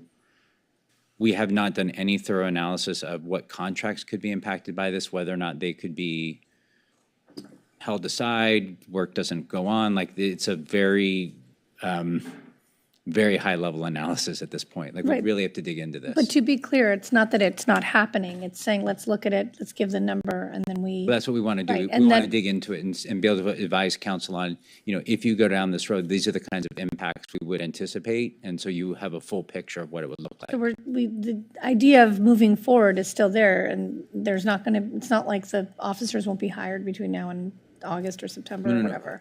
I'm just making the point that if it comes the back. officers you're allocating will Right. be hired as quickly as the police and HR departments can bring on those officers. This is a conversation about additional resources to do No, additional. I realize that. I'm just saying that the coming back is not going to preclude us from still making those changes to allocate funds. You're just coming back to explain it to us. So I think I don't understand the 2 motions. Like, are we all talking about coming back, but you're talking about coming back at one date versus? Can I offer? Can I go back for a minute? First of all, Councilmember Delatorre had the floor. Secondly, I'd like to make some comments after Councilman Delatorre before you go on, because I have not participated in this round of conversations at all. Thank you. Yeah, I just want to finalize by saying that we have a crisis in our hands, and we need to take action. Like, we need to come out of this meeting with a very strong resolve. And I know it might be a question of, like, we all agree, but some want more study. I want to get the resources in the hands of the people that are going to be on the front line, interacting with folks, doing outreach, arresting people that are committing crimes, sending a message that, this council tonight, after tonight, that we did something that, is very rare for government to do. I mean, city councils usually are like I think, Councilmember Zwick said, that's not kind of how we operate. You would study, let me find out what the trade-offs are. I mean, I wanna vote tonight to put resources in the hands and in the organizations, that are working to combat, crime, that are working to address homelessness and people that are suffering from mental illness and drug addiction. That's where the problem is right now. That's what we're hearing from our residents, and I think, by us voting tonight to create that impetus, to send that signal, to create those revenue sources, and I truly trust that our staff will come back with a plan, not in 6 months, but in 1 month, not 6, but 1. We have to respond tonight. So I have a couple of comments. Oscar, if you could turn your queue request off. Thank you, sir. First, I've now been in government for 4 years. I understand study sessions, but I also understand people on our streets. Study session is not going to provide safety right now. We don't need to study the fact that Santa Monica today is not as safe as it should be, period. Now, you can do a study session, you can put it off for a year. I mean, for 3 years, I asked for more street side teams to help and to talk to people who are on our streets. The police department formed one with the Salvation Army. I think at one point I asked for 4 teams out in the city because I wanted to make sure that if you were homeless on our streets of the city, someone was talking to you every morning. Someone was trying to get you into rehab. Someone was trying to get you off the streets. Someone was trying to keep you alive and help you stay alive and help you regain your life. Council for 3.5 years now has declined that option. And honestly, I'm embarrassed that our city hasn't taken the necessary steps to provide real safety on our streets, whether it's police, whether it's Salvation Army or people concerned or whoever it is, that we have residents who are emotionally wound because they're afraid. Now, whether that fear is justified or not, we must make an effort to allay those fears. I remember one council member, I was at her house 3.5 years ago, almost 4 years ago now, and a police car went by. And that person said, that's the first police car I've seen on the street in months. We can't have that in the city anymore. So you can do a study session, you can do whatever you want. I don't have the votes. I understand that.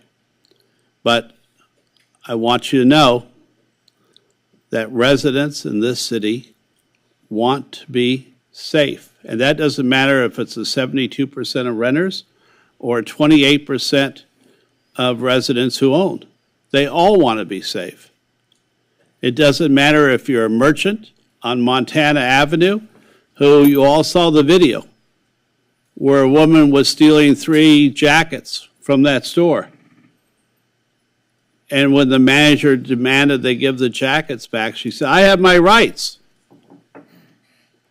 Well, I didn't grow up knowing you had the right to steal or how much you could steal. We have a crisis in this county. And every city, and I said earlier tonight that every city in the nation is facing homelessness, is facing increased crime. Whether we're doing all we can to stop it, I'm not sure. But I know we need to do more. So if you wanted to give me 3 homeless outreach teams, I'd take them. If you want to give me a dozen more police officers over the next year, so that we can make sure that there are patrols in the streets so people aren't getting their house broken into, so they're not losing their catalytic converter and we're not losing our copper wire in our street lights. Those are the things that are important to me. And I know Councilmember Terosas wants to make a motion, which I'd like to amend, to say that the study session would have to be done within 45 days, if that's friendly. Yeah, I actually just wanted to talk about that. So this is the last meeting in June. We know that we have 2 meetings in July for which this probably wouldn't be ready. And then we have the first meeting in August canceled. So what I was going to suggest, if it's reasonable, I'm sorry to do this, could you have something by the second meeting in August, do you think?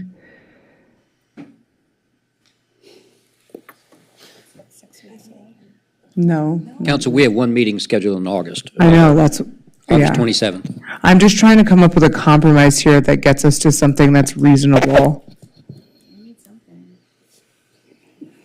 I mean, it doesn't appear that our staff, who we rely on and need to respect, thinks that's reasonable.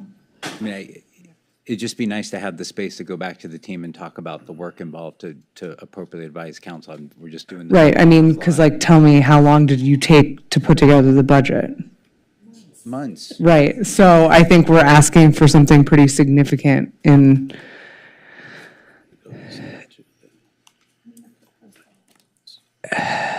Could we do it in September? I mean, Oscar, you originally said September, right? September. Yeah. I'll just continue to fight a different. No, finance commits to putting that together, but it impacts the departments who also have other stuff that they do. That's why I'm looking to Susan and Dave to, Right. Mayor, what can you reasonably consent to?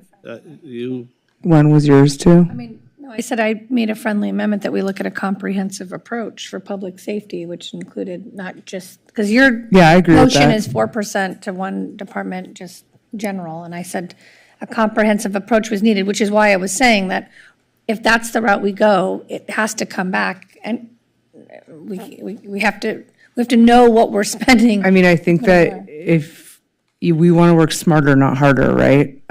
So let's do the smart thing that actually like gives us a credible I think we're coming proposal. to an agreement, sorry. Yeah, no, Just totally, have no, no. open dialogue, but. I can tell you that. I'll give you an example. If we just say, let's do a cut across the board, we have appropriations that are measure CS related that we put into the budget. So we can't just cut those, right? Right. That's a big portion of our budget. We also have debt service to pay. We have a lot of these Right. things that we need to Right. look at, which is what takes a long time to do. So we want to be, cautious about what we cut. And all this stuff is funding services. So we're going to cut services if we do that. There's also programs or funding that's actually funded through revenues that are being generated from those programs. So, I mean, the impact could be significant. And so we need time to evaluate all that. Yeah, I mean, I think that we want everyone's buy-in here. So I think forcing things down everyone's throat when we haven't had the opportunity to look at the trade-offs is actually like detrimental to our governance here. So I like your comprehensive approach, but when's the timeline? Because it seems like. Well, it has to be friendly to the seconder too, just to Yes, remind yeah, everyone. okay, right. So I think we're trying to come to an agreement here on the timeline. Yeah, and I'm fine with, I mean, that was sort of my point, is that a comprehensive approach makes more sense than let's just give it all to police, which may not address the public safety issues that the mayor and Councilmember De La Torre have identified. So I'm fine with that amendment. I just don't want to create a situation where staff comes back and, we're back where, well, we can't tell you what's going on because they haven't had enough time to do that thoughtful analysis. I mean, that to me is key. We're supposed to make informed decisions. I'm not feeling very informed now, but I don't know how long it's going to take to be informed. I mean, does 120 days, 90 days? I don't know. You had said September, which would be the following meeting after the August meeting, so we're talking about 2 more weeks out? The first meeting in September? Because we have 2 meetings in July and 1 in August, so we're talking about 4 meetings from now. And that's you guys coming back, but also us being able to propose on the other end of it, the impact that it's going to make on this issue that we're trying to address, which would be more specifically laid out with what those departments need. And just to be clear, like the CRU van frees up potentially, if it had ever been able to really run its course, police officers having to engage in those calls. So those things all work in concert together to address the issue. I think that's the point. So by you guys saying, I hear what you're saying, that we can't just take 4% across and just come back and say, we'll figure out what that impacts. You have to explain, okay, these are the services that are gone. And then we say this is what it's going to go towards, and we have that discussion then. And it sounds like when's the first meeting in September? What's that date? I can look at the calendar. Yeah, I mean, we actually haven't been provided with a long-term agenda in a very long time. So I think only the mayor and the vice mayor have some idea about what's I think it's September 10th, and it's right, sort of but you guys short. have the long-range agendas. Yeah. We have not been provided with those for quite some time, so I don't know what's on for September. So I guess initially the city manager suggested that maybe fire and police come and present them to you and give you that part, right? Because then maybe we can figure out what target or what is it that we're trying to do. Right, so does that happen first, and then I think the sequence of events would be that, to understand what is it that we're looking Well, it sounds like really there's three departments, because if I heard the mayor correctly talking about outreach teams, it sounds like we're really talking about police, fire, and housing and human services, because they all interrelate in addressing people, on the street. So all three of those departments are implicated in this discussion. Does that include mental health? Because we need okay. Yeah, the Housing and Human Services Department is leading a tremendous amount of behavioral health and mental health work, so absolutely. And the CRU van, if I understand, was supposed to have a component of that as well, right? What? The CRU van had a person on there that was mental health. Okay, I thought it was two firefighters. I didn't know. But I think there was supposed to be, the intent was to have the third mental health person. Okay. That's the goal, that's the point of that discussion. Like, we never saw that thing fully through and got it fully staffed. Okay. So then, are we being specific about dates that we're going to be requesting those departments to come in that second meeting in July? And then, I don't know if that's, No, I thought they were going to come to you in September. I thought we were talking about the budget coming back in September. That's what I was saying, would those departments come back first to present? How about we'll take the direction you want them to come back as soon as possible. I just need a minute to sit down with the three of them to talk about How prepared they are. We can move, right. I mean, With a date no later than September, first meeting in September. that's fine. Can we all agree on that? Yeah, I want to be clear, because I hear the intent, and I want to say that I too agree that we do have to do something, and we have to, it's not about taking a stand, it's about responding to what everybody, it's not just the news and the perception, it's happening, and we need to respond to it.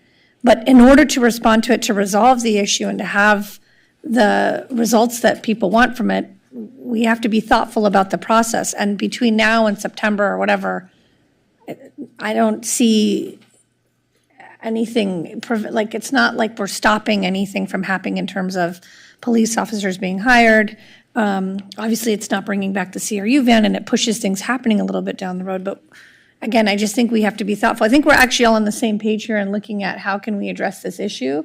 But we need people we need to really understand where we need that money to be allocated and be very specific about it so that we can actually see what we're looking for and come to fruition on the streets. Councilmember Zwick. Look, I support, this whole thing coming back at a later date. I think we're belaboring the exact date. As Councilmember Davis has already pointed out, there's positional hiring authority for up to 16 new police officers. They're not going to fill all those spots in the next 2 months, 3 months, or probably even in this calendar year. So as long as we all ask the city to come back to us, present us with actual, needs and trade-offs, within a few months, definitely before the end of the calendar year, September, it doesn't really matter because the positional authority you're requesting won't be exhausted in the next few months. We have 16 unoccupied positions already authorized in this budget. You literally just asked for positional authority, 4%, to hire more officers. Is that correct? I'm sorry, I heard you speaking. We can't answer that. I'm sorry, I heard my colleague speaking, so I got confused. You have the floor. Okay. So I think the date is a little less important, but if September is the consensus, that's fine with me. And Mayor, respectfully, if you wanted this to happen tonight, you should have been prepared to tell us what you wanted to cut. Just throwing out a random number is not actually having done the work to actually give us the trade-offs that you're asking us to make. And if you would like to give us the trade-offs, then I'd be happy to consider them, but they just simply don't exist right now. So, first of all, Mr. Zwick, it is normal and customary in businesses and in cities that they'll decide we have to cut a certain amount for the year. And that happens periodically in almost all cities and states because budgets come up and come down. A 4% sequestering, or if you want to make it blunt, a cut, would not be drastic in most cities or most states, number one. Number two, I was trying to do it as neatly as possible. We had discussed this a couple of days ago. It wasn't thought out over months because I keep seeing the crises get worse. And I'm going to repeat what I said earlier, that we don't need to necessarily study the fact that Santa Monica is not safe. And I would have hoped, and I said this to our city manager several weeks ago, when I asked for I asked for more than 4 police officers. 4 wasn't going to do very much at all. But I asked the city manager at the time why there was no public safety allotment, new public safety allotment in the budget. And I'm fully aware of our precarious financial state. It's nothing new. We've been battling this. We've been taking money to pay judgments, to pay legal fees, and that's cost us the reopening of our libraries, the reopening of most of our facilities. And that's also heartbreaking to me. So I want to just, I'll finish this so you can vote. But honestly, and this is how residents would feel, they do feel.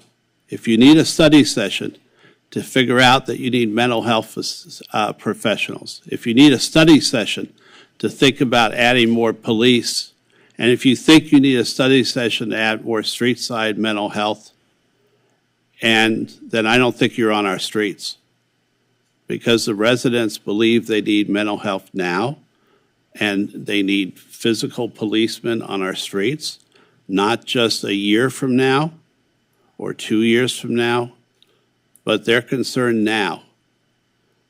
Hotels are concerned, shops are concerned, restaurants are concerned. I'm concerned.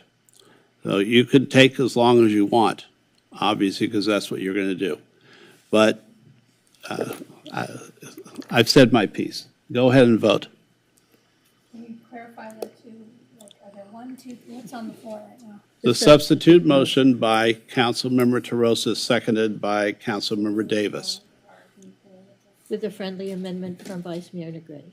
Yeah, so I think we are requesting a return with a more detailed analysis in a holistic manner, given feedback from departments of their needs to improve public safety from a multidisciplinary approach of police, fire, mental and behavioral health, et cetera, at a study session on or before the first meeting in September.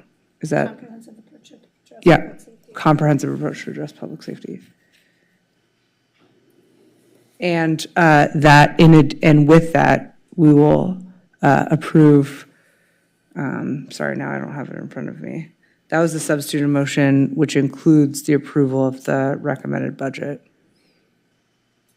Adoption of the second year 23-25 biennial budget and 24-26 biennial capital improvement program budget. And approval of the 16 item. And approval of the 16 item. Wait. You have one motion on the floor. Don't you have to vote for that first? Well, that motion was. Or are you pulling that motion? Okay, fine. You have a substitute motion Substitute to motion blank is- mine. The housing item. It's to approve the budget with the substitute. That's what you said originally? Yeah, modification. Okay, of- I'm sorry then. Yeah.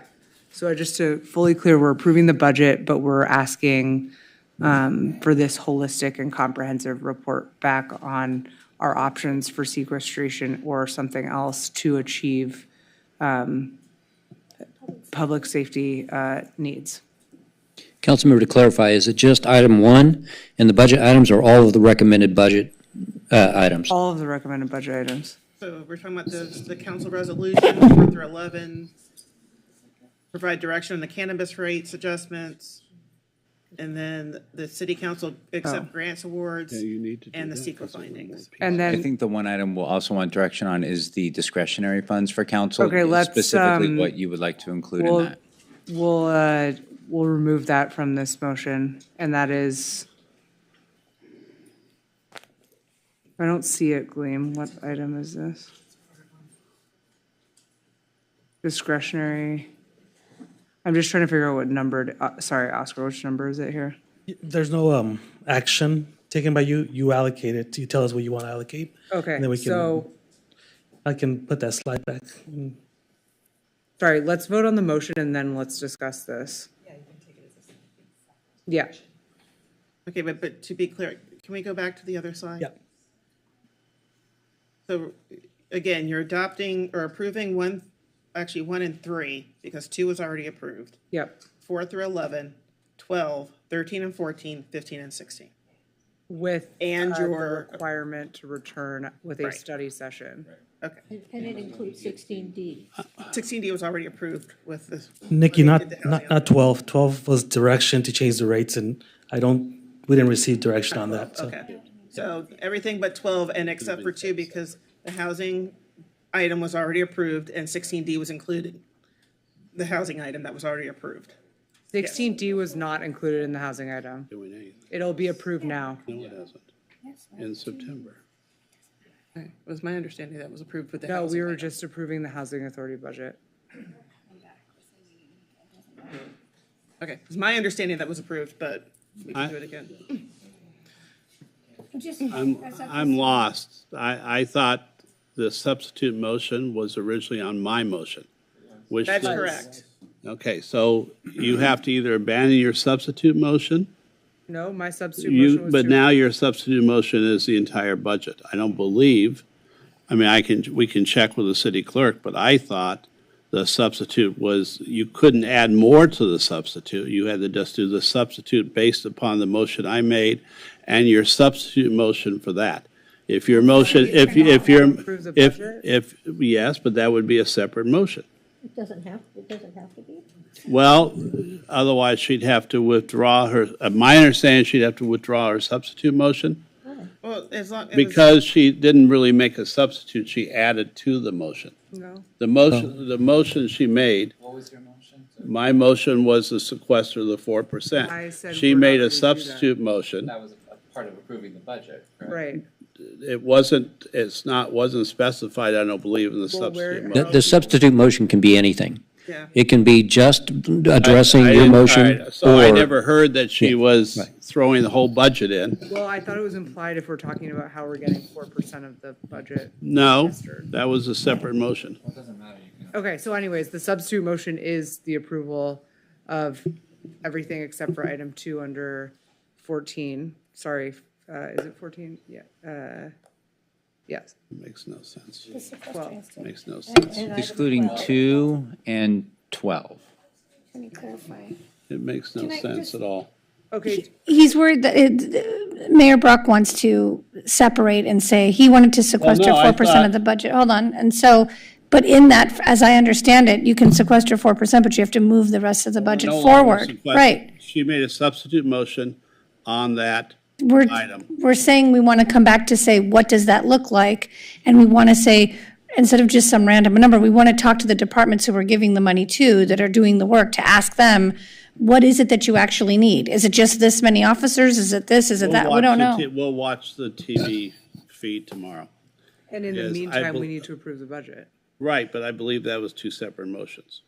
That's all we're arguing about. Okay, that's but- fine. I mean, if it makes you feel better, we can do 2 votes. That's not a Yeah, problem. that's what I was saying. Do the first vote on your substitute motion. When you defeat Sure. mine, then you move on to the next motion, which is the overall budget. Okay. Okay, so right now the substitute. We're going to is- do the same thing, but in 2, that's fine. That's right, it's fine. We got all night, folks. I might fall asleep, but. Right, so right now, we're just voting on the substitute, which simply says we're coming back with the study, we, meaning you guys, are coming back with a study session no later than September, the first meeting in September. Okay, calling the roll. I have a question. What?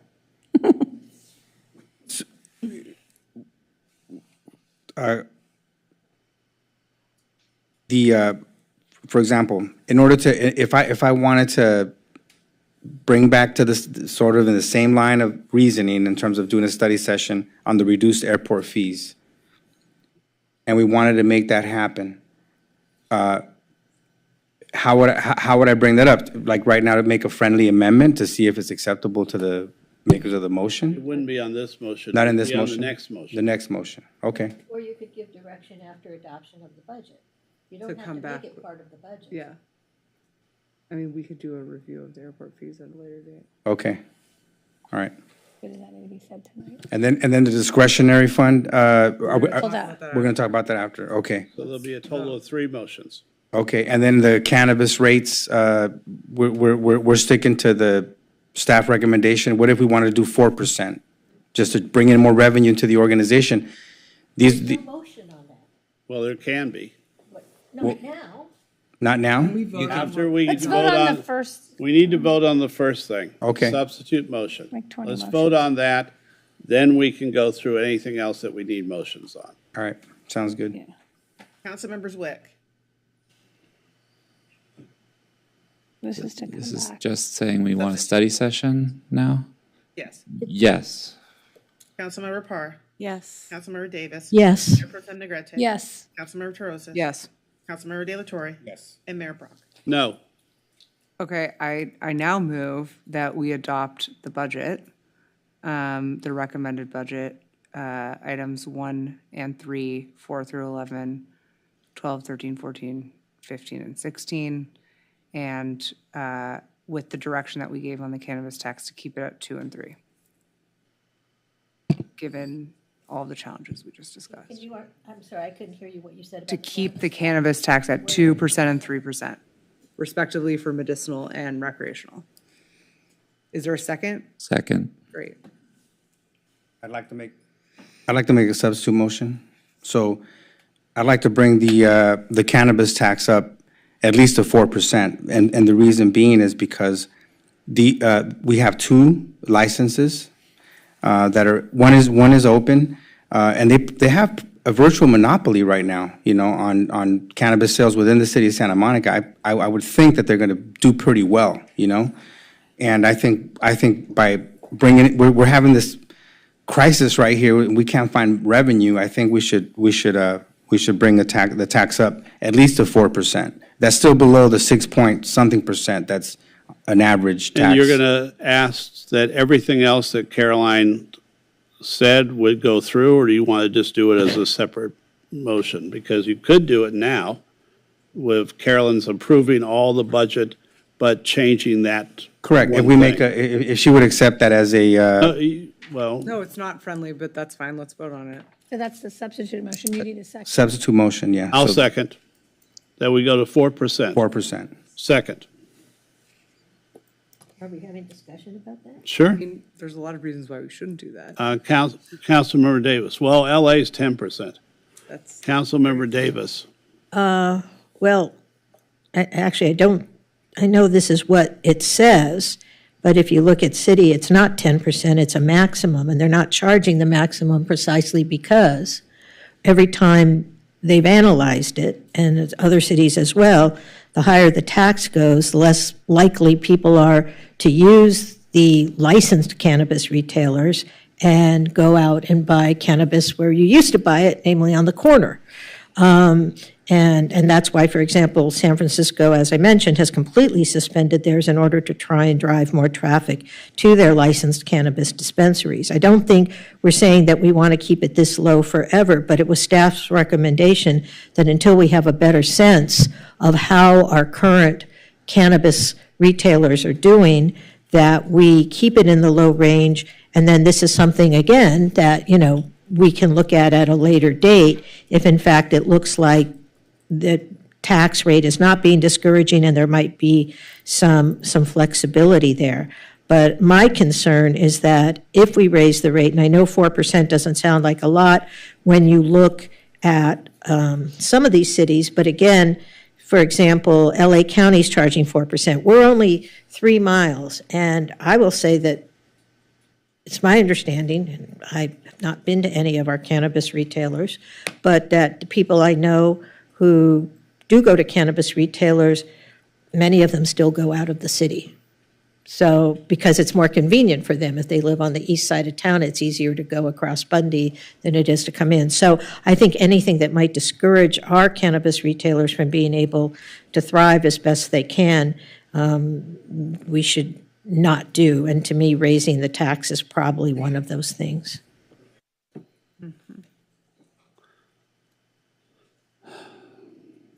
Mayor. The motion has been moved and seconded. Councilmember Delatorre, you have more discussion. Yeah, just really quick. I mean, 4% is not a lot. It's comparable to Los Angeles. And these, Los Angeles, just on the periphery of Santa Monica, there's, multiple cannabis dispensaries. The cannabis dispensaries that are operating in our city, they have pretty much no competition, except for one that I know that is open on Wilshire and the other one that's supposed to open. I think it's, considering there's other items today, we're talking about taxes on parking and so forth. And, that's even a larger tax in terms of discouraging business and so forth. I just feel that what we have committed to doing with this, with the way we roll out our program in terms of, is to be more responsible than Los Angeles. And I think we want to send the message, especially during this time of huge budget, problems. We don't have all the revenue. We need people to everyone should pitch in. I just think it's much more responsible to. We're only talking about 1% more, right, from 3% to 4%, and so I think it's just more responsible, and it sends the right message considering all the discussions we're having on how we don't have the revenue to do all the things that we want to do. And I think cannabis retail should definitely make a fair contribution to the crisis that we're facing in our city. Councilmember, Vice Mayor Negrete. I just want to confirm this percentage of tax, going back to the conversation I think Delatorre had originally asked, that some of that money goes towards drug use prevention. So I just want to point that out, and everything that we're talking about in public safety, that the more resources we can put towards that, the more it goes towards to the bigger picture that we were just talking about in the budget. Okay, we're ready to vote. Okay. So just to clarify, we're voting on the substitute, which also includes adoption of all the items on the budget, and 16D, the pod program. Yeah. Correct. So it's everything with your substitute is the 4%, the rest of the items and 16. Correct. And the cannabis tax rate at 4%. Correct. But only for retail, not for medicinal? Because it's 2% for medicinal. 2% for medicinal right now. Yeah, keep it at 2% for medicinal and 4% for retail. Just clarifying. Yes, thank you. Thanks for the clarification, Councilwoman Davis. Okay. Council Authority Member Delatorre. Yes. Council Authority Member Torosis. No. Mayor Pro Tem, or our Authority Member, I'm sorry. Just say Lana. Lana. Just kidding. Yes. Authority Member, Council Member Davis. No. Council Authority Member Para. Yes. Council Authority Member Zwick. No. Mayor Chair Brock. Yes. Motion loses? No, it Oh, passes. it passes. I'm sorry. Can I change my vote to yes, because I really do appreciate the work that has gone on into the budget and the pod program, and Obviously, I disagree with the cannabis raising of the tax, but just in recognition of the work that happened here. And we need to work on the discretionary items, correct? Right. Right now. Councilmember Davis, would you like to do that? Oscar, would you mind pulling up the discretionary? So let me get to the, And then Thank you. for council's edification, just remember this attachment Q has the historical discretionary amounts. Again, what's up there is an average, so if you want to look at what was more recently allocated, look at attachment Q. and it seems to me, I mean, I guess I have a couple of thoughts on the discretionary funds. We obviously don't have the same amount of money available that we've had in past years. And we certainly want to make sure that we have sufficient money to do the wonderful things that we are able to support. So it seems to me that, the 15,000 for the 4th of July parade, we should allocate because that comes at the end of the fiscal year, and if we don't allocate it now, we won't have any money. The business improvement districts, the 29,000 is below the 44,000 they got last year, but I think given our current situations, the 29 makes sense. PYFC car shows, $6,000, that's the average. Latino graduation, 6,000 makes sense. West Side Coalition, 9,000. I think we should add in anyone who went to Pride over the weekend.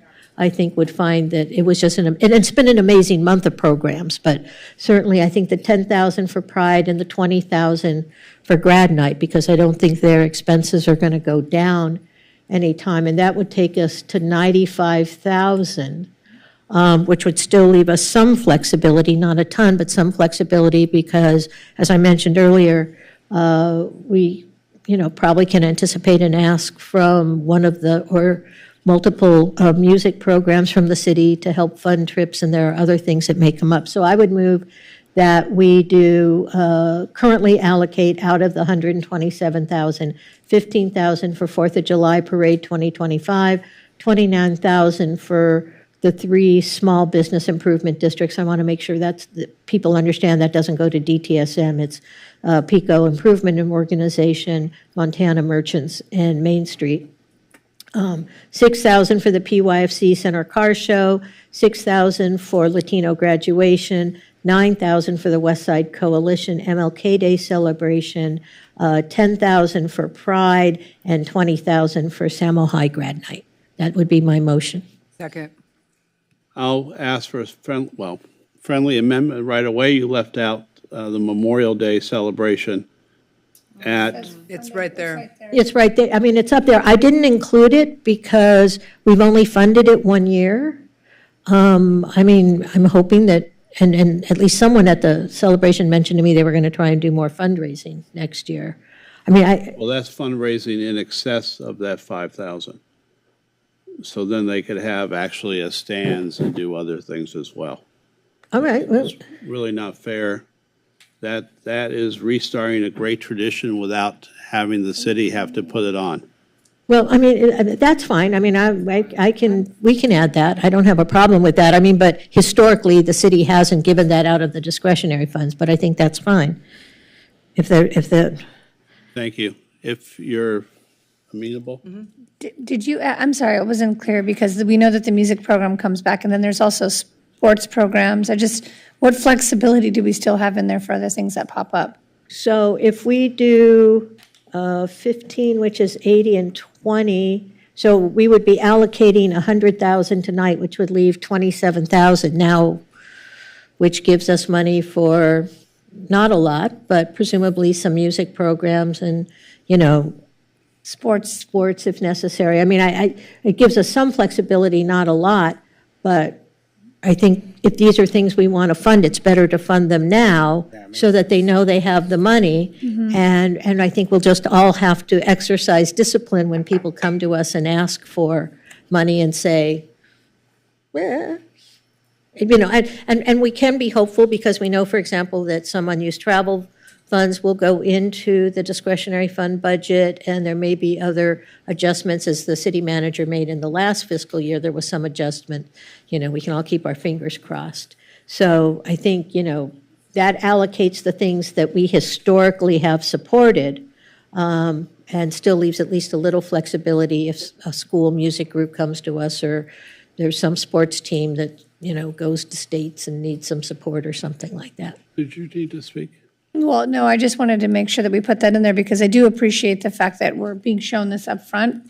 And I did also I just want to mention that I spoke about a form being created. I know Josh isn't here, and we spoke about that. So that us as council members, when we receive these requests, there could be a standard form, just so that it's a little bit easy to keep track of and for people to ask, to be specific about what they're asking for, and then also to show their portion of the fundraising, because we can't obviously fund everything ourselves. We have to assume that people are going to be going out and fundraising, and that might change. I just also know that sports and music are going to come back, and those are important things for the school. So hopefully we have room in there for that. But I'm ready to vote. So there's a motion. Okay, let's call the motion. Councilmember Zwick, I'm sorry, is it including basically everything on that list now? I mean, it sounded like it became Yeah. that, right? Yeah, Okay. which will come to $100,000. Because it's, just to make it clear, because it says 10 to 20K for grad night, but grad night needed 20,000 this year. I can't imagine that need's going to go down. And again, that comes at the end of the fiscal year, so we could spend our way and then not have money available for them if we don't allocate it tonight. Okay, yes. One thing, a question, I'm sorry, and I should have thought about this. I have to recuse myself on the PYFC. Is there a way that we can, Sure, so I can make the motion without including PYFC, and we can vote on that and you can participate. Yeah. And then we can make a separate allocation for PYFC and you can leave the room. Does that Great. make sense? Yeah, that makes sense. So my motion is now amended to remove the PYFC Center Car Show. Okay, yes to that version then. okay. Councilmember Para, Yes. Councilmember Davis. Yes. Mayor Pro Tem Negrete. Yes. Councilmember Terosas. Yes. Councilmember De La Torre. yes? Mayor Brock. Yes. And then I would move, and then Councilmember De La Torre can leave the room. I would move that we allocate $6,000 to the PYFC car show. I'll second it. Feels like he's on a game show and he has to go in the. We should just have earmuffs. Sorry. Councilmember De La Torre. I'm sorry. It's been a long day. Councilmember Terosas. Yeah. Mayor Pro Tem Negrete. Yes. Councilmember Davis. Yes. Councilmember Para. Yes. Councilmember Zwick. Yes. And Mayor Brock. Yes. Yay. You can take your earmuffs off. Come on down. All right, we still have to approve the, minutes of the parking authority as well. That's a new item. Are we done, because we're done with the budget, right? I move that we go Oh. past 11. I'll second. 2 hours late. Okay. Sorry. We need to, Davis, Brock? Yes. Voice vote? all in favor of going past 11 PM? Aye.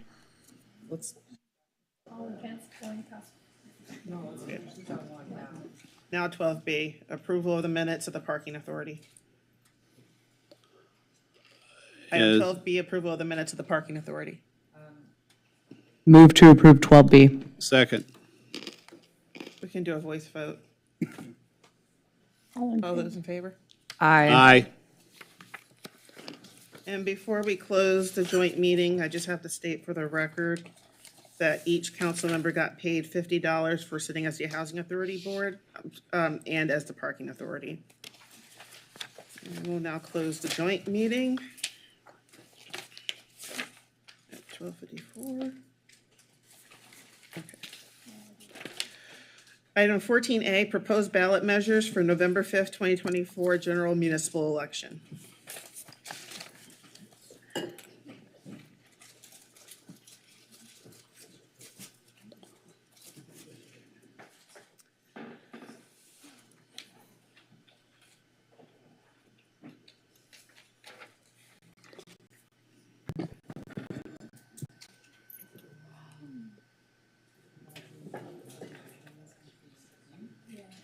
Did it work? this? No, and I just do that. Yes. Okay.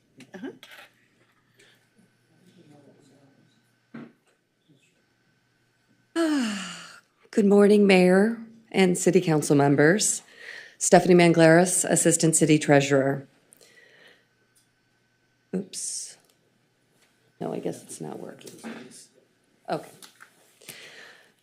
Tonight, staff is presenting the results of analytics and feasibility studies for 2 ballot measures: business license modernization and an increase to the parking facility tax. Ballot measures approved by council will be placed on the November 5th general municipal election ballot.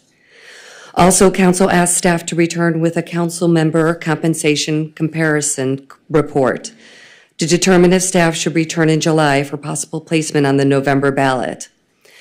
I, along with City Consultant Paul Goodwin from Goodwin Simon Strategic Research, will present the business license and parking facility tax, and then I will hand it off to Dave White to discuss council compensation. In a somewhat unconventional approach, we will pause the staff presentation at the end of each of the 3 items to give council the opportunity to discuss the item, consider the resolutions and recommended actions, and direct staff.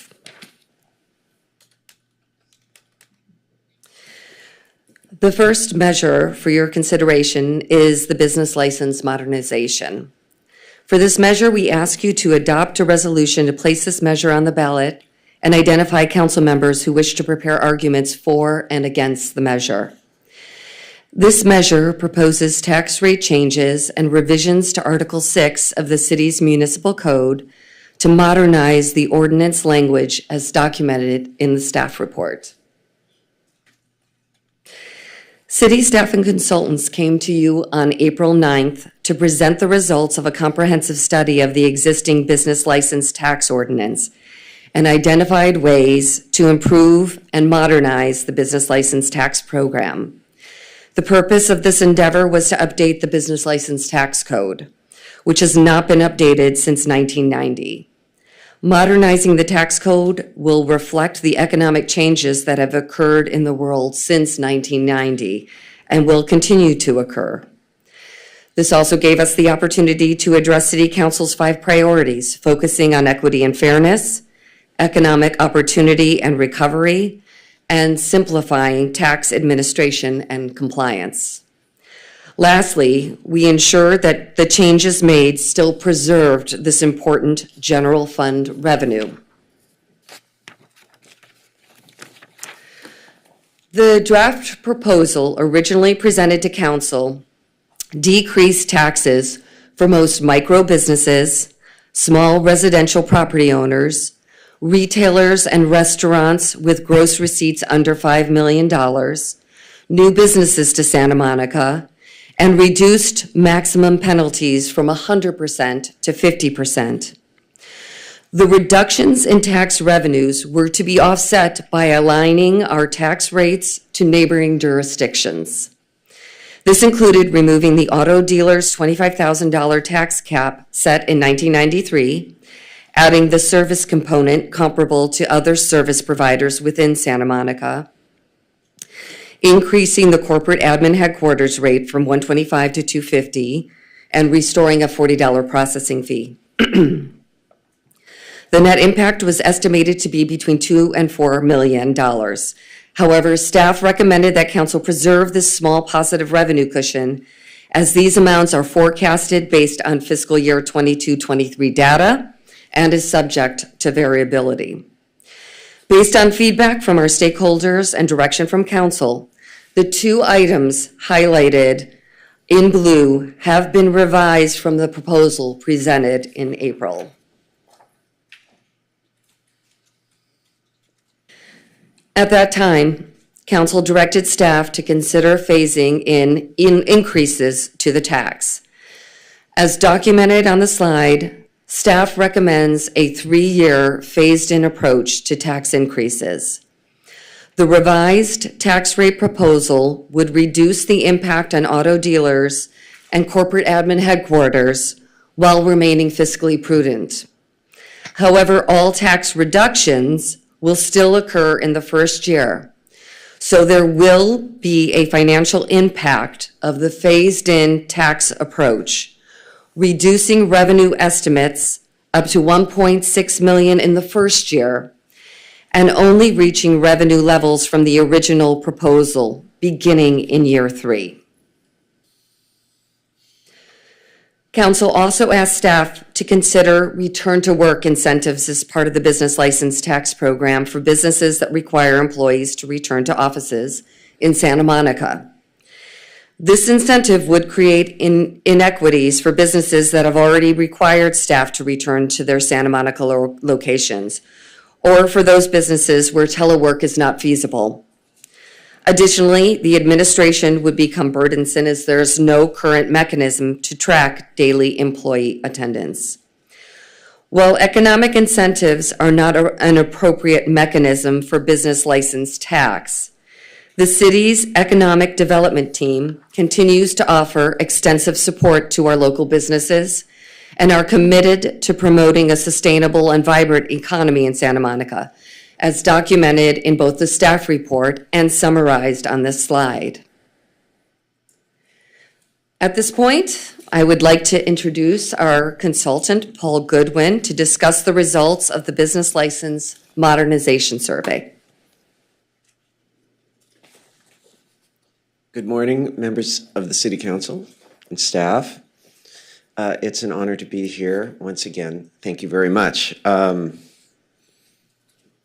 All right, so we did a survey in May, oops, wrong way, on this issue. This is the ballot language that we tested in the survey. As you know, every ballot measure has a 75 words, more or less, limit, and there's a lot of language that's required legally. I wanted you to just look at this because it is so unusual. It's so different than most ballot measures that voters in Santa Monica are really familiar with when it comes to tax measures, bonds, school bonds, sales taxes, parcel taxes. So this has a lot of interesting language in it, which we're going to get to in a second. So you can see that overall it was 58% who favored this measure. I just wanted you to see that, in particular on the right, business owners and not business owners. So there's a very entrepreneurial spirit in Santa Monica, as it turns out. 25% of the voters self-identified themselves as some kind of business owner. Now, that may not all be people who would pay a business license tax, but it gives you a sense that there's a lot of people who think this might affect them. And yet they're supporting this measure at 55%. So there's really quite a broad level of support for this. Although 58% with a majority, even though it requires a majority, that's not an overwhelming lead, but it's still pretty good. This is really interesting for a ballot measure that involves taxes, right? When we shared with them the language that you see here, support goes from 58% to 75%. Now, what does this say? Well, it explains why the measure is in place, because it's been since 1990. It would update the tax, make it more equitable, exempt small businesses, cut rates for the types of businesses that people are most familiar with and feel closest to, close loopholes and so forth. That's an extraordinary change for a tax measure, and it tells you the value of being able to communicate what this measure is about, if that's possible.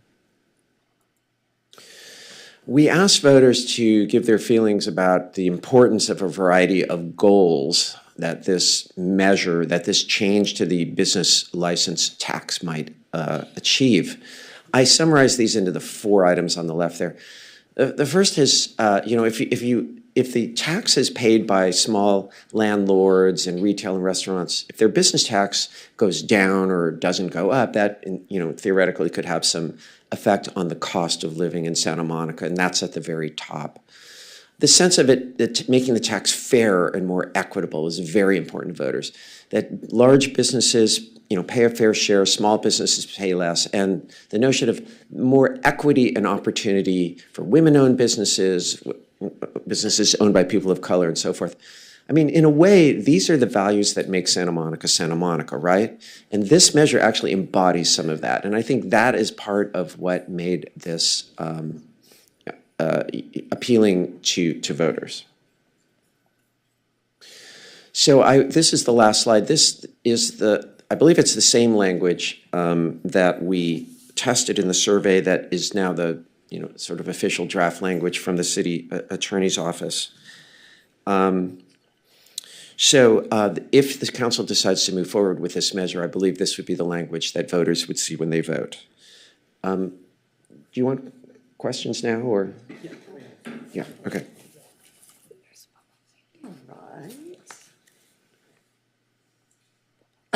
Should council decide to place the business license modernization on the November 5th ballot, council should adopt a resolution and identify council members who wish to prepare an argument for or against the measure. And we're available for questions.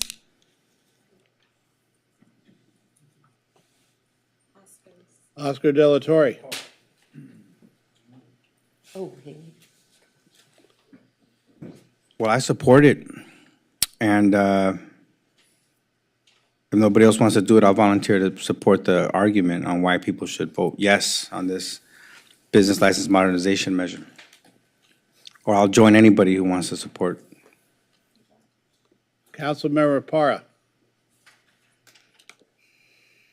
Thank you for that presentation. I had just had a quick question for you because I was reading over the language or the text for this particular one and also the other one for the parking tax. And they both have a sentence, if you will, about supporting emergency response or emergency blank. Is that going to be confusing or duplicative or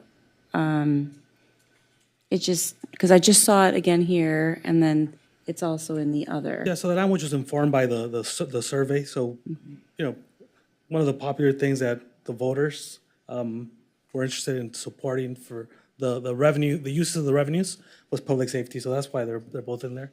It could be confusing as in both of them, but this was the language that was. I mean, I'm all for it. I mean, clearly that's what everybody, yeah, we know this. And so then my next question is, so forgive my ignorance, but when we put these types of ballot or these measures forward, and we have a couple different ways because that we anticipate using the money or spending the money. And we don't, and I understand if we earmark, if we're too specific, I'm just trying to figure out like, because it's going into it'll go into the general fund, correct? And then, but I mean, so we're not able to necessarily say, or, X amount is going to go towards this, X amount's going to go towards that at the end of the day. Special tax at that point. With a special tax, you can't. Okay. That would become a special tax after that. Yeah, I believe you can express as an individual council member where you would want the money to go, but in terms of the tax itself, it would not be recommended to be specific about where the money would go because that would put it into a special tax category. And I'll let our assistant city attorney correct me. Okay. And so there's, I know people are all for, what concerns me here, the concern is, with it saying something that these two taxes or these two ballot measures are going to support emergency services, what concerns me is the expectation, right? The expectation on the other end from our constituents in terms of, okay, we paid taxes for this, we paid for the taxes for this, and we paid taxes for this. And so I'm not saying anything. Like, what are you doing with money that you're taxing me on? Right. And because we've spread it out, among like, we're going to do X, Y, and Z with this money. And so I understand that we can't clearly identify unless it's, like, it's late. I'm sorry. I'm not making sense. Yeah, so the money will come to the general fund. And then as part of the budget process and appropriating money. That's when the council would be able to appropriate where they want the money to go to. That's why there's a wide range of uses, and it says essential services, because, it's pretty much a lot of the services that we're providing. So. And then let's say it passes in I'm not going to say if, when it passes in November, I like that. But when it passes, so it takes about, when do you start collecting? We're planning on implementing January of 2025, right? Correct. So it would go into effect January 2025, and we would start seeing the revenue July of 2025. So then in July 2025, assuming I'm still here, in July 2025, at that point in time, you would allow us to make appropriations, or in terms of like how we want the money allocated? Yeah, so it would be part of our forecast. Or the forecast, The revenues okay. coming in. We would tell you, where we are with our finances. Mhm. And then part of the biannual budget, you would appropriate the money wherever. So similar, Councilmember Parra, I think similar to what we did when Measure CS passed, right? We came to you at a workshop on a Saturday. Yeah, but that just feels like a whole other life ago, so. It was a whole other life ago, yes. That's why I had to ask again. I was not very gray in the beard at that time either. But yes, no, so we would come to you, I would anticipate at this point in time, what I would logically recommend is that we would come to you in a workshop, because, with any number of tax measures that pass, also it's our biennial budget process. We want to sit down and make sure we're on track with our priorities as a city. So that's the kind of the process I would imagine. We'd come to you in early spring, get direction early before we started preparing the budget. So you could tell us how you'd want to allocate the money, and then we would start moving forward with the budget development process. Because it almost feels like at this point in time, like we need to keep, or like I need to keep a spreadsheet of like, okay, we're getting money from CS, we're getting money from this one, we're getting money from this one, like all these different little pots that, we're allocating funds to our first responders, for services so that we can, it's kind of like this one, playing shell, the like, right? revenue impact, it's Right. not significant. Right. So Okay, thank you, Oscar, thank you, team. Can you call on the next? Councilmember Zwick.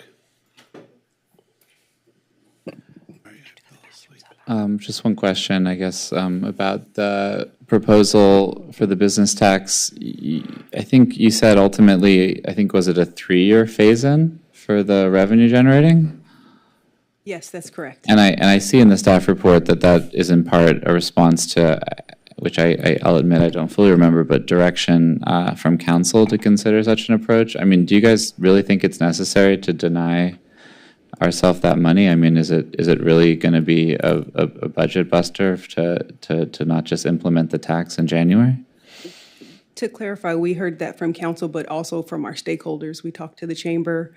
We also heard this from SNAP and the auto dealers. So as far as budget, I think I'll defer that question to Oscar.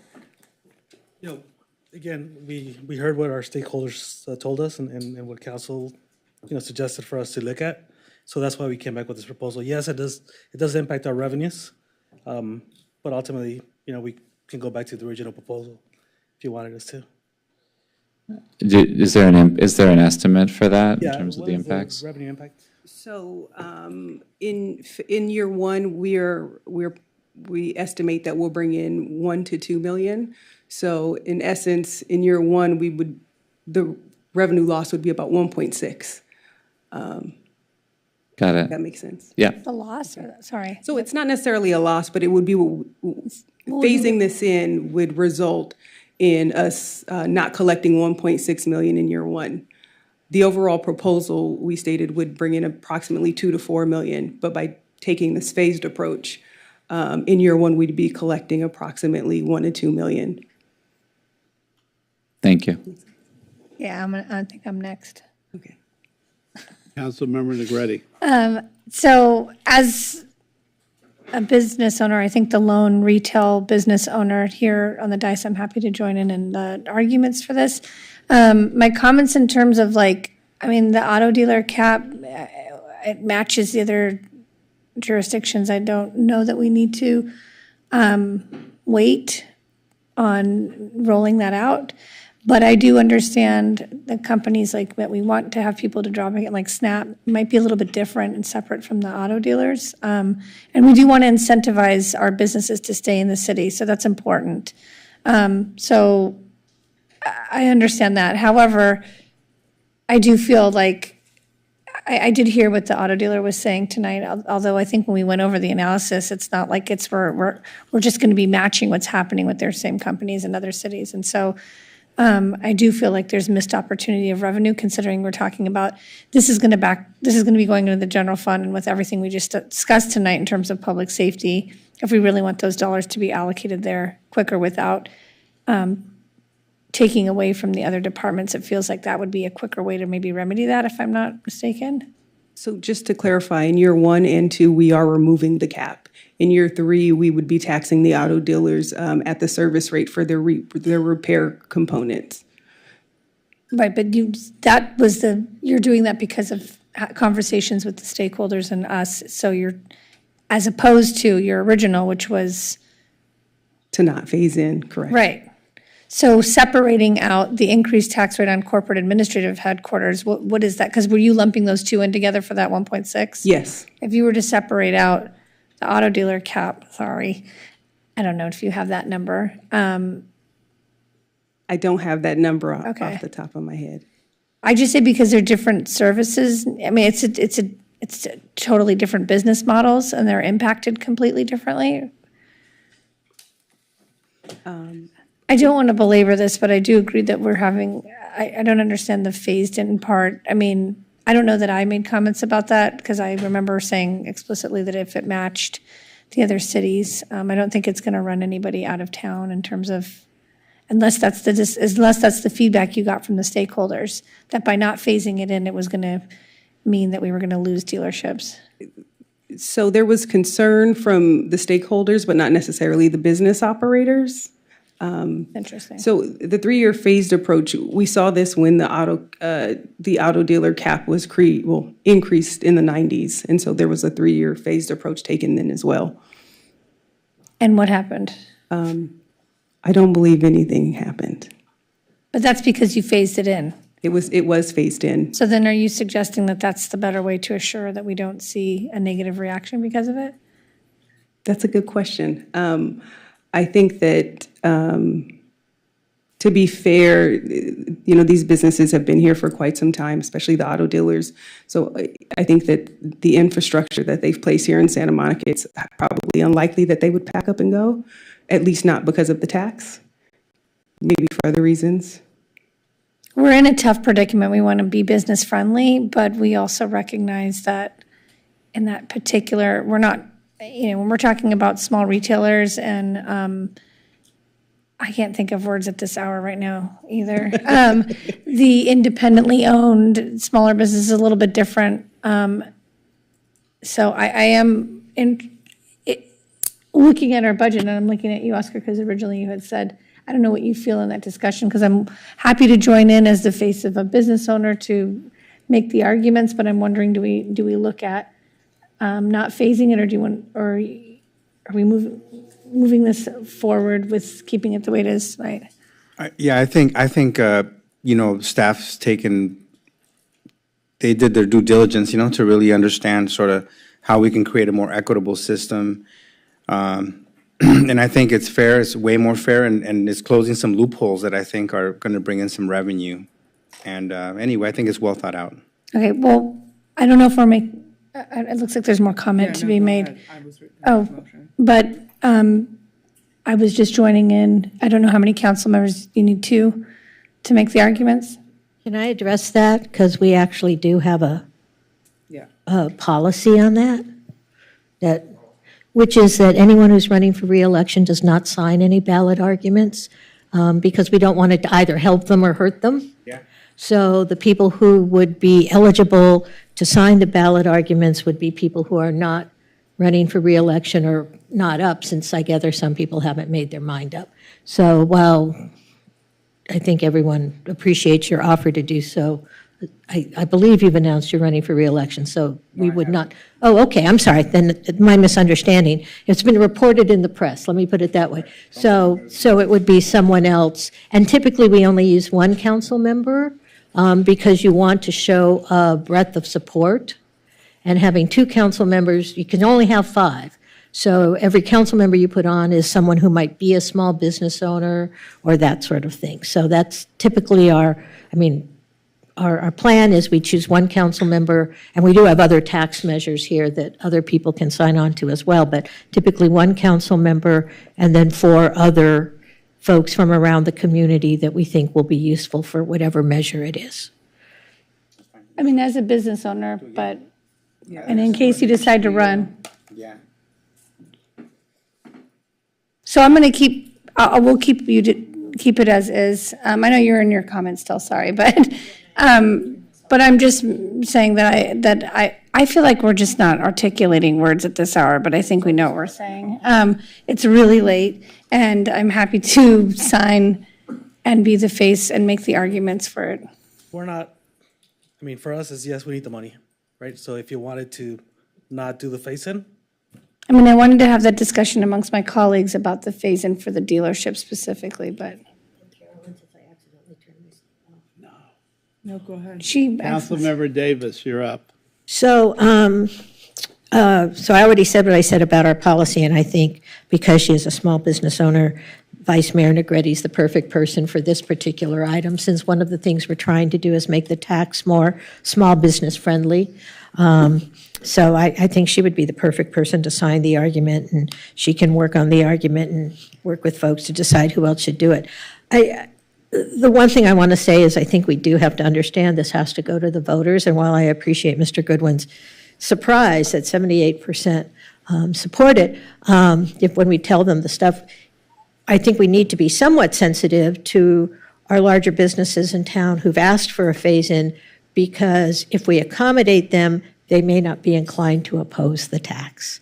That is the thing you need to be careful of. If they don't like, if they're like, hey, I asked for a phase-in and you're not giving me a phase-in, it doesn't take a lot of effort for them to write a big check for someone to write an anti-tax campaign. And in all honesty, I don't see this particular, and we'll get to other ballot items, raising a lot of money, having a big constituency, and so any opposition at all could torpedo it. So I think in the name of politics, it makes sense to phase it in, and then hopefully it will pass. And while we may not get the money right up front, we will eventually get the money and it will be more equitable. So I think, I'll leave it to everyone else, but I think Vice Mayor Negretti is the perfect person to be on it. And I think we just need to be politically smart here, even at 1:23 in the morning, and not invite opposition to the tax. I agree. Councilmember Negretti. No, I agree with that. I didn't mean to leave myself. Councilmember Torosis. Yeah, I would agree. I think we heard from many businesses. We asked for this modification. Thank you, staff, for returning with that. I think we want something that everyone's on board with, and therefore I'm supportive of moving forward with the phased-in approach. And I also think Councilmember Negrete would be perfect to lead this. So I'm happy to make a motion if that makes sense for now. Yeah, okay, so I move that we, oh my gosh, now I'm getting my notes back up, that we add to the ballot. We got it for you right there. Sorry, thank you. Adopt a resolution to place on the ballot the Article 6 Business Professions and Trades per prior council direction, which would modernize and make more equitable our business tax, and identify Councilmember Negrete to prepare the argument in support of the modernization measure. Second. I second. Let's vote. Councilmember De La Torre? Yes. Councilmember Torosis? Yes. Mayor Pro Tem Negrete? Yes. Councilmember Davis? Yes. Councilmember Parra? Yes. Councilmember Zwick? Yes. Mayor Brock? Yes.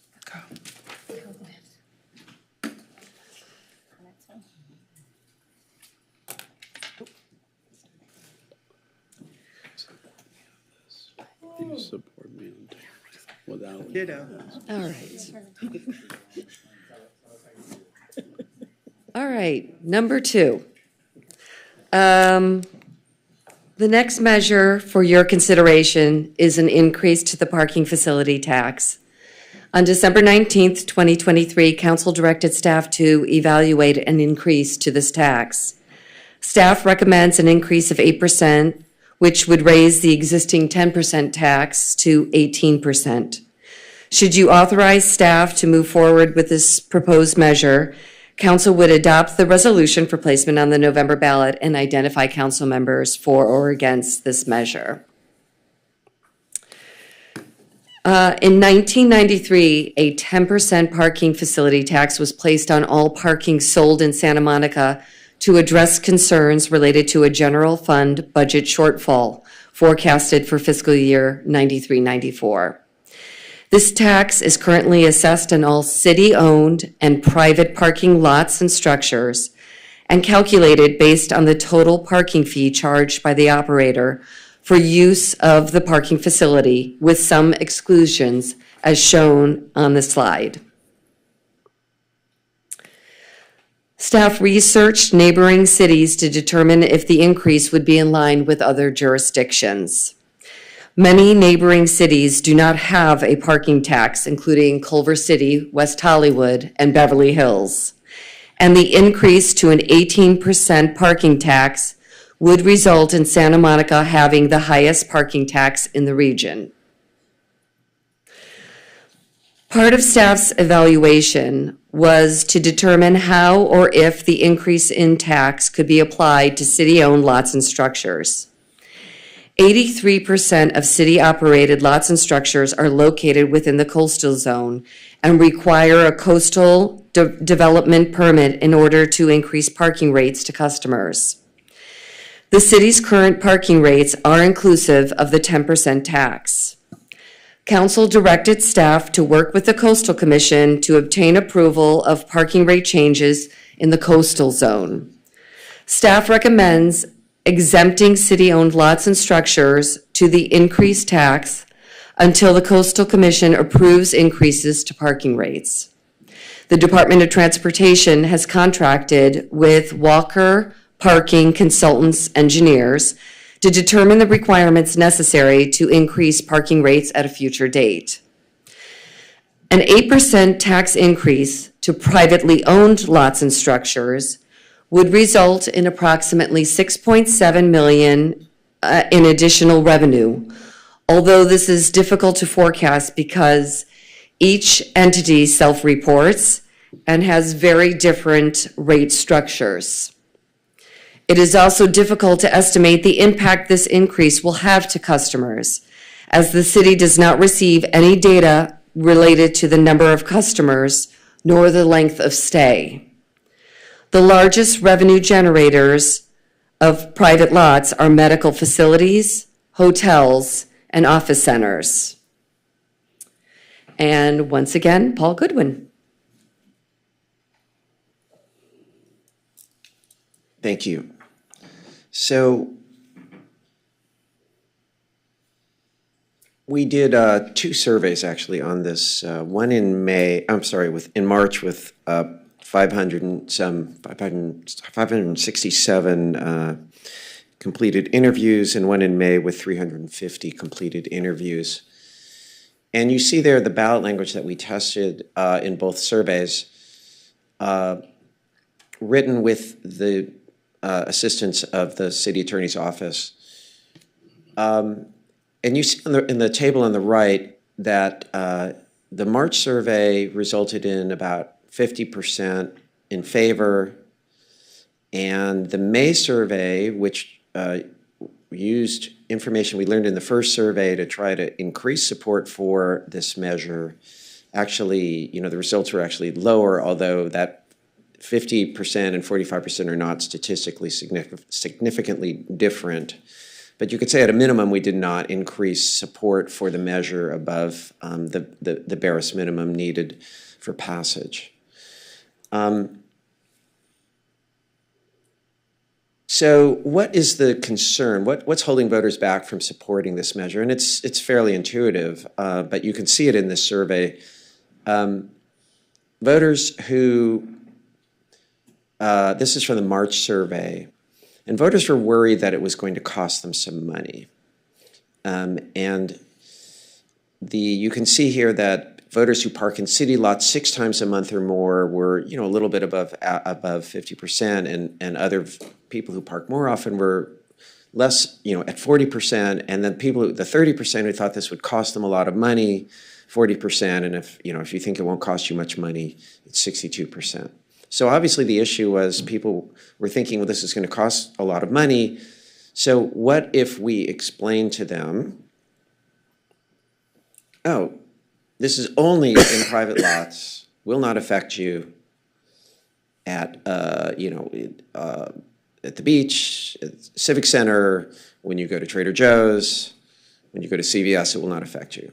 And in both surveys, if it's possible to explain this information to voters in a clear way, you get up to the mid-50s. In fact, identical results in both surveys. Well, that is not an easy easy task because there's a lot of information to be transmitted.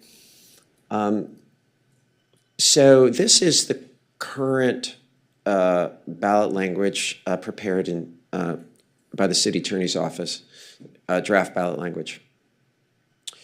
So, the information that it needs to transmit within the restrictions of 75 words and the legal requirements and all the sort of plain language that you can't put in ballot language because of whatever, for legal reasons, makes it very challenging to communicate this information.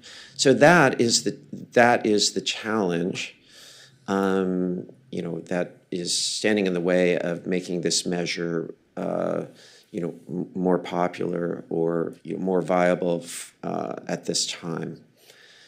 So this is, this is what we found, and I guess now is time for questions on this. Hold on a sec. Yeah. I may.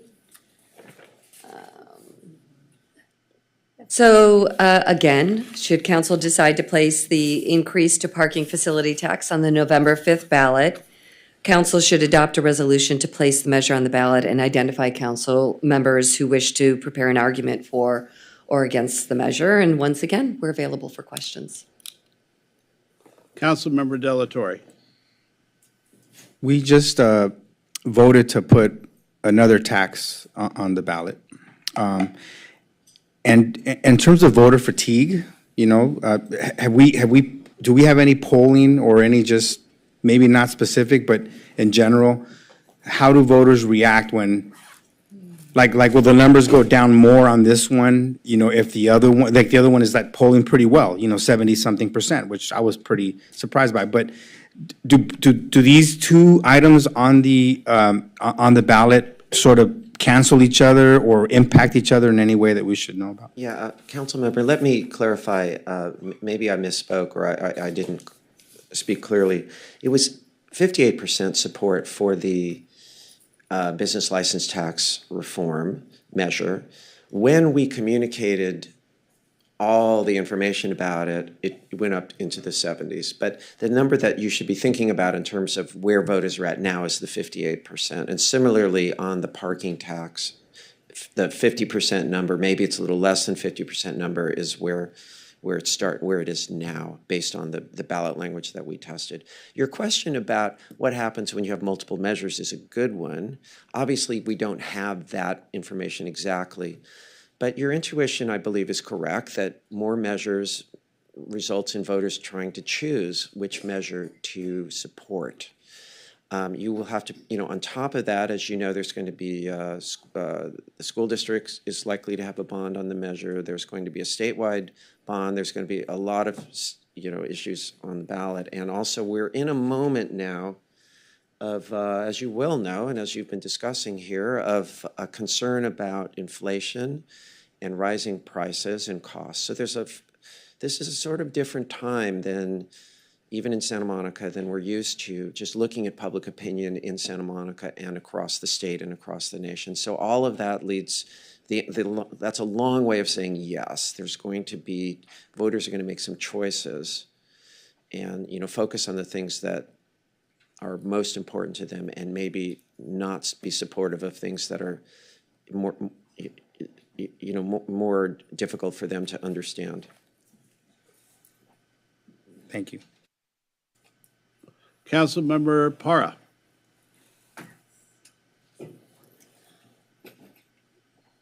Thank you. Nikki, so one of the things I wanted to kind of point out, so I mean, I support all the different items that this parking tax would go towards.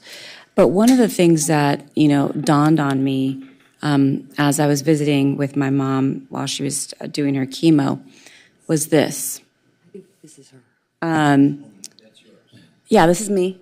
I asked Nikki to put this up. Yeah. No, was this because, you know, people that so this is the chemotherapy infusion center for UCLA here in town. And it's one of the bigger ones in all of California. So it's an entire floor of people that are very ill getting their treatment. And they're often there by themselves. Or they're there with a caregiver, and they're there all day long. And sometimes they're there every week, and sometimes they're there multiple times a week. And so my mom goes every week, and I was there with her for an hour and a half, and I had to pay $18. And so an 8% increase on that, that's a lot of money. And then for people that are disabled, and there's no street parking close by. So that's not an option to try to park at a meter with a handicap placard. And so as you see here, it says rates include, you know, the 10% city tax. So that's going to go to 18% city tax. And then vehicles with handicap tags pay the regular price. So there's no discount for anybody that is disabled. And so, so my mom, who's retired, disabled, sick, and, you know, and if she was still working, probably not working, like many of the people up having their chemotherapy, this is super expensive.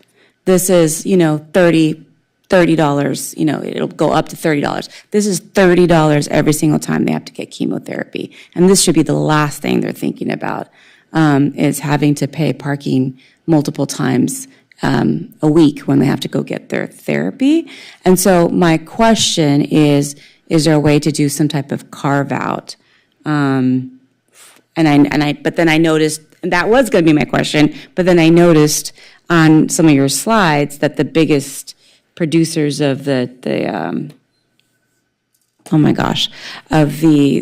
money or revenue from parking were medical facilities. And so, so this kind of sucks because, it's almost a doubling what they're currently paying, going from 10 to 18%, if I'm. So I just consulted with Ben, and you could do a partial exemption. It would be a loss of revenue, but you would have that flexibility. Okay. Oh, and I don't know if anybody else wants to speak up from the city attorney's office or anything. And what we don't know entirely a couple of things. We don't know if, you know, folks would just take less revenue and allocate more to taxes to the city, or if they would increase the rates. But I don't know it'd be a doubling of the parking rates, because if it's a $23 maximum, 8% of that is like $1.40. So that's what would be added to if they were to increase it, they would dollar. So that's only percentage. okay. That's what it would actually be based on the 8%. But we don't know if people would actually do that or not. I would think that they would. They probably would. We don't know. They could, but we don't know. Okay. So it felt like it was going to be more. But anyhow, I just, again, something to think about. Yeah. You know, for someone who's on a fixed income. I mean, it's real. I was just, I made a comment earlier today. I was looking around. There's a lot of people in there that are very sick. And so it's $1.40. It's a little more manageable, but still, it just kind of sucks to even think about having to, when prices are going up all the way around, and then just to add to it. I don't know. That's all. Council Vice Mayor Negrete. So a couple of things. I was just going to also point out that obviously a large population of our folks who are visiting the medical facilities. I deal with this in my My business is on 19th and Santa Monica Boulevard, so our employees have no parking, and we struggle with people going to the doctor's office because they're hoping they can park at a meter and race back so they don't have to pay $23. And a majority of those people are disabled folks. They're using their placard because it works at the meter. They're older and, you know, shuffling to their appointment 2 blocks away because they're really trying to save that parking money. I don't know what the number is, but I see it just because of where I'm located. I also want to point out that the businesses in my area that have retail that have no parking because it's permit parking, we have about 5 spots before the signs hit. Everybody who comes into our store, you need a lawyer to read all 5 parking signs, and they get tickets, and they're so upset they don't come back, and we have nothing to do with it. We have 4 parking spots, and our landlord has decided to rent out half of those. So our employees have nowhere to park, and it is $450 a month for me to get 1 parking spot per month for 1 employee because it's a private parking lot. So I just want to point out, I don't know who was polled in terms of stakeholders, but business owners that have retail spaces, and as we take up more parking lots to develop you know, we just talked about housing earlier, we're taking away parking from, you know, La Monarca and some of these little small businesses that don't have any parking, and they have to rely on in that neighborhood specifically, you have limited meters, and the rest of it's permit parking. And so we're not allowed as businesses to get passes. You have to be a resident. So we deal with this all the time. We have 47 music instructors that teach lessons at our store. They have nowhere to park. A majority of them, I would say about 15 of them, bike and scoot, and they live in the neighborhood, luckily. But a lot of them, because of minimum wage and we can afford, you know, they're coming in from far and they have nowhere to park either. So I'm concerned that we have people sometimes who are desperate, our teachers who end up paying in the private lots because they can't find parking to teach their lesson. So I don't know if we engaged in the business community to that level in terms of like that area kind of gets ignored in mid-city. We don't have a bid. We don't really have anyone standing up for us because the majority of those businesses are the car lots. But it's a struggle. There's about 9 businesses that during the pandemic that I became like mother hen of to help people with their PPP loan documents. It just sort of happened naturally. And a big thing kept coming up that we had this big empty parking lot by Honda that they weren't really using, but they weren't allowing anybody to utilize it for parking either. So I say that just to echo the concerns about the people who are utilizing these already expensive parking lots that are going to be impacted tend to be our elderly population that are on, you know, maybe living off of Social Security, and they've got to go to the doctor more frequently. I'm lucky that I have a city pass, and so when I go for infusion treatments to get chemo, like I did yesterday, we park at a meter and we walk in. Some facilities do, you know, help cancer patients for, you know, when you're coming in frequently for long hours of the day for parking. But I also worry about the businesses who don't have any parking for their staff. So I just want to point that out. I think that's one issue. The other issue is, so obviously with your polling, like making it a special tax, I keep hearing, I understand it goes to the general fund and it kind of ends up backfilling and fulfilling things. I wonder if we made it a special tax and we're very concise about what we wanted to do with it so that voters felt like, well, we say this all the time and you say you're going to do all these things and you throw out these words that are these sexy words like public safety because that's top of mind, but then they don't really see that happening with the money because it just gets gobbled up into the general fund. But I'm assuming a special tax, then that number goes even, what happens to that number? Right, so you're asking what happens if this parking tax was designed to be a special tax so that you could determine the money would go entirely to, for example, public safety, right? Well, or specific things. I'm not saying just that, whatever that encompasses, but they were specific. Right, so I'm going to assume that would require a 2/3 majority. Right. Right, and, you know, my sense is that would not have much of a chance of passing. Why do we feel that way? We don't think that voters feel like if they knew the money was going to something, if you could just explain that. Yeah, because it's, I've done a lot of polling on tax measures in Santa Monica over the years. a parcel tax, a bond, those are, people understand what that is. If you just listen to the discussion that you've already had, there's something different about a parking tax.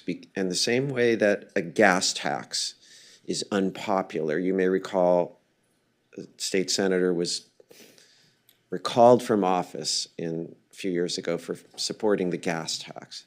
Why is that different? Because you can't avoid it. You have to, unless you have an electric car, you have to buy gas. If you're going somewhere where you have to park, and it's a paid parking lot, you have to pay for parking. So it becomes and you saw in the numbers that I showed you, the more you park, even though we had told people that you won't park, it won't affect you in a public lot, they didn't believe it, right? So the more you park, the more you pay, the less likely you're going to be to support this. That's what makes it more difficult than, say, a parcel tax or a bond or a parcel tax that would require 2/3 or a bond that requires 55%. It's that the parking is what's being taxed and you can't escape it. When you get your mother gets her chemo, or when you go to the medical thing or wherever, that's what makes it different. But I guess my question is, you're getting taxed either way, whether it's a general tax or a special tax. The only difference is the general tax can list all these lovely things that are going to happen, and they may or may not actually happen. And with a special tax, we're specifying this is exactly what that money's going towards. Right. I'm not arguing that. First of all, Councilwoman, who knows, right? Because, we didn't test exactly what you are talking about. But my deep intuition on this is that it would be very hard to pass. If we're only getting 50% at best on the measure that we tested, and the only difference in a special tax would be essentially removing the words including, right? That's not going to make that much of a difference. And I know you do this work, and I'm asking it so that you could have this conversation here. And I think in a different time, that is true. I just wonder if, with everything we just discussed earlier about the need for public safety, if the feeling and the temperament of the community is quite different. Having watched us tax things and clean and safe, for example, and maybe not seeing those things come to fruition, or be able to really hold us accountable to what happened with that? That was supposed to fulfill these needs in the community. And now the community's in a different space. Right. That would actually want to say, listen, we're sick and tired. We want to see public safety. And when I say public safety, we always assume it's just the police department. I'm just saying public safety, and we want it to specifically go to these things, much of which is listed in there, but just making sure that it actually goes there and doesn't just keep filling like the black hole of the general fund and never really going where it's then everyone feels like they got duped. We said we voted for something that some people may not read it as they think it's going to that specific item, and it's not unless it's a special tax. So I don't know. I'm just trying to understand why, as a voter, if I knew it was going to what it was saying it was going to, I'd probably more likely to vote for it and feel okay about spending an extra $1.40 or $1.50 in parking on a regular basis than I would if I just thought it was going to maybe possibly go to fulfill those things with hopes and dreams. We can set our intentions here, like you said earlier, but those are just hopes and goals and a dream board behind us. Right. So you make perfect sense, Councilwoman. It's just the 2/3 requirement is a really, really high threshold. It's really difficult. And in this environment, this year, I was just on a conference call with a consultant who does a lot of these measures, and he was saying that there's no school districts who are going for new parcel taxes that require 2/3. Renewing one, so there's no net tax increase, that's one thing, but it's the environment in the polling statewide that everyone's looking at is not encouraging for something like that. It's just the threshold. What you say is, you might get a little more support if voters could feel confident that every dollar would be spent on police officers or whatever, but to move it up to 2/3 from 50% is a really high threshold. I mean, that's my Okay, feeling. no, and I appreciate you explaining that. Just, Yeah. thank you. Okay, Councilmember Davis. Well, just following up on that, Mr. Goodwin, I mean, having worked on many campaigns, many of which you've done the polling for, there's always some chunk of people that are guaranteed no's. It's a tax, I'm voting no, and that number sometimes it's almost always over 20, and it can be as high as 30, and when you have to clear 66% plus one, if you've got 30% who are just going to be automatic no's, no matter what the money's going for, I just don't like taxes, you're already pretty much guaranteed to fail, isn't that right?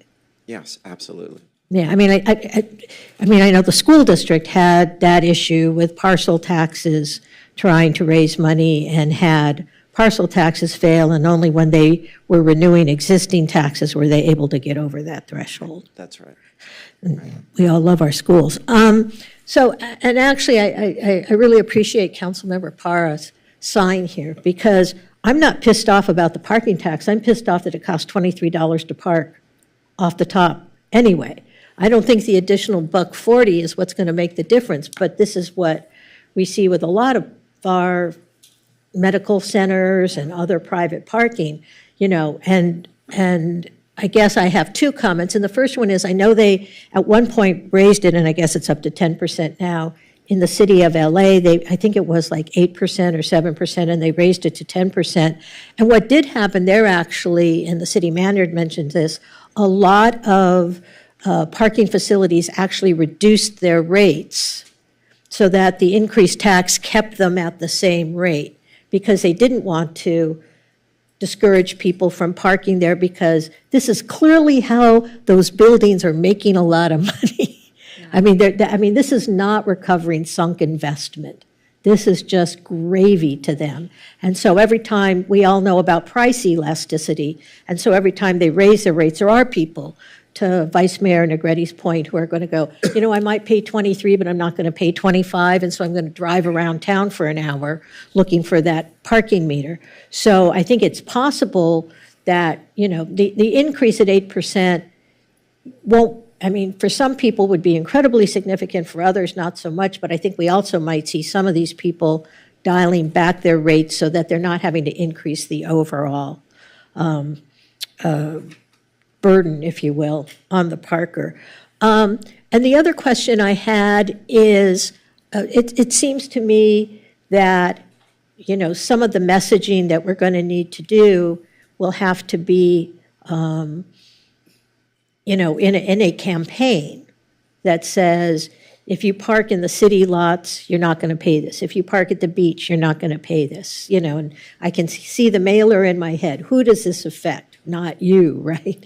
Because most of the people, not all, but most of the people, you know, who park in this city, like for retail purposes, like at the promenade, go into the city lots, or if they're going to the beach, they go to the beach lots, and recognizing that people who have, you know, medical needs and need to go to the medical centers, you know, and wanting to be ultimately sympathetic to them. But a couple of things, and I would say, you know, while it's a pain in the behind, it's actually tax deductible if you itemize your taxes, your parking fees for medical services. And the other thing is, as I said, I think some of these places, in order not to drive parking customers away because they're making a lot of money, may adjust their rates downward to sort of absorb, if you will, the new parking tax. So for me, I think I guess I don't know any other way to say it. The increased burden of just the 8% increase in the tax, not the total fee, but it's only the 8% increase in the tax, versus what we have talked about using the money for, which is public safety in a very broad sense. I mean, as one of our speakers said, this is potentially going to save children's lives, because it may allow us to reinstitute the Safe Route to Schools program. It will help us make our street infrastructure, in theory, safer, as well as perhaps adding public safety personnel, which could include crossing guards near our schools, as well as perhaps, you know, police officers who can do more traffic stops for people who are speeding or otherwise breaking the law. So it just seems to me that the potential benefit of this, you know, could be really meaningful And as much as I always hate to raise people's parking fees, when I see $23, I also think that if it could stop a kid from getting hurt outside of a school, that it's worth taking that shot. So the last thing I'll say is, since I know one of the champions for this was Councilmember Zwick, I would recommend him to draft and sign the ballot argument. And I'm in favor of it. I think we ought to take a shot. I think we can do some real good with this money, and I think we can message it right, as your polling shows. Councilmember Zwick. And then Delatorre. Thank you for the presentation. Starting, I guess, with Councilmember Parr's comments, I do agree. I mean, it's egregious that medical facilities are charging $3 every 15 minutes, and that seems like the problem more than the extra $1 or $1.50 that this would charge. I would say that I'd be amenable to trying to figure out ways to accommodate, disabled, those with, disabilities who are trying to access our medical facilities. Even now, it's an issue, regardless of whether or not we add this tax.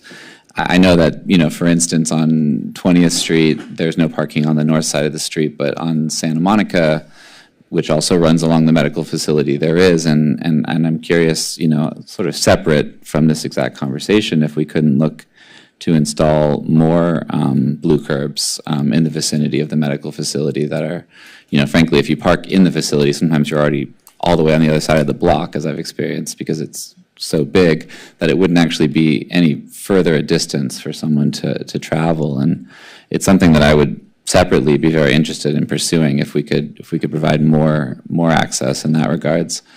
When it comes to the employee parking, I would also say that I think obviously residential preferential parking is near and dear to a lot of people who live in certain neighborhoods, but I will say that there are a lot of neighborhoods, including the one I'm in, just south of Ocean Park, where I do talk to businesses along Ocean Park Boulevard who complain that they can't even have customers who can find parking spaces to patronize their businesses, while meanwhile there are whole streets of preferential parking during the day that are empty. And I think that is a real concern, both for people who work in these places and for businesses that hope that customers will come and park and patronize them. And I think it might also prompt us to reevaluate whether every block in our city needs to be preferential parking when it might be hurting both employees and business owners.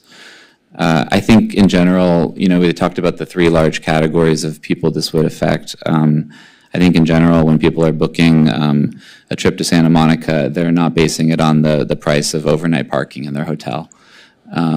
Similarly, if you work at the Water Garden or the business park, I don't think this is going to suddenly make you not want to work for your job in Santa Monica.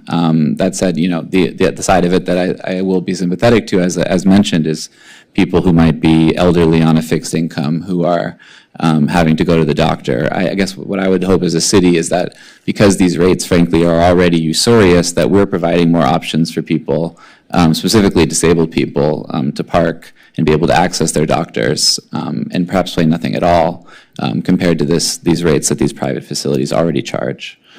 In regards to the question of general or specific tax, I think Measure CS is a really perfect sort of test case for this scenario where we increase the transient occupancy tax, hotels and other people who are going to be affected fundamentally agreed to do so because the city promised that it would put resources into public safety and homeless outreach, specifically around the beach and downtown areas. And my understanding, based on the fact that I've been here when we've allocated these budgets from the money that the CS funds have raised, is that we've put that money exactly where we said we would. Has it solved every problem in the city? Of course not, but we did uphold our word as a city. I see the budgets. I see where we put them. We hired more officers. We hired more outreach teams. And we're going to hopefully, with increased funds from Measure CS going forward, be able to hire even more officers as now is budgeted.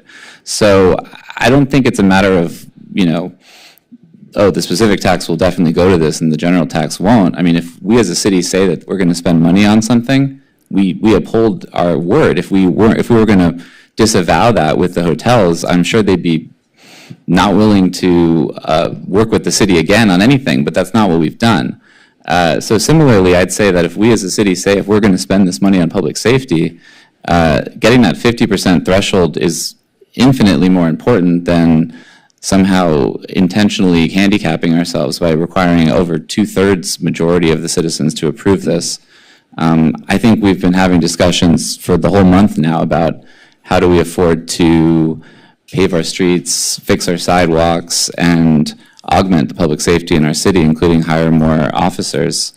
And I see $7 million a year as being very helpful in these discussions to help obviate both priorities. And for that reason, I would be happy to support it, and I'd be happy to sign my name to it. Councilmember Delatorre. Yeah, just really quick. I mean, I am interested in a medical parking carve out. You know, I think that's really important. I took my son to the doctor the other day. It was like $14 for like not even like half an hour. It was like, wow. And then what happens when prices go up in those facilities, in those parking lots, and then what impact does that have on residential parking? I'd like to know more about that. And then also, what impact does it have on local businesses? And we don't really have all that information. And honestly, I feel really concerned that this measure would impact the other measure that is got a higher percentage to pass. I'm really concerned about that. Well, can I go? Or? Yeah, I just had one quick thing to say. Go ahead.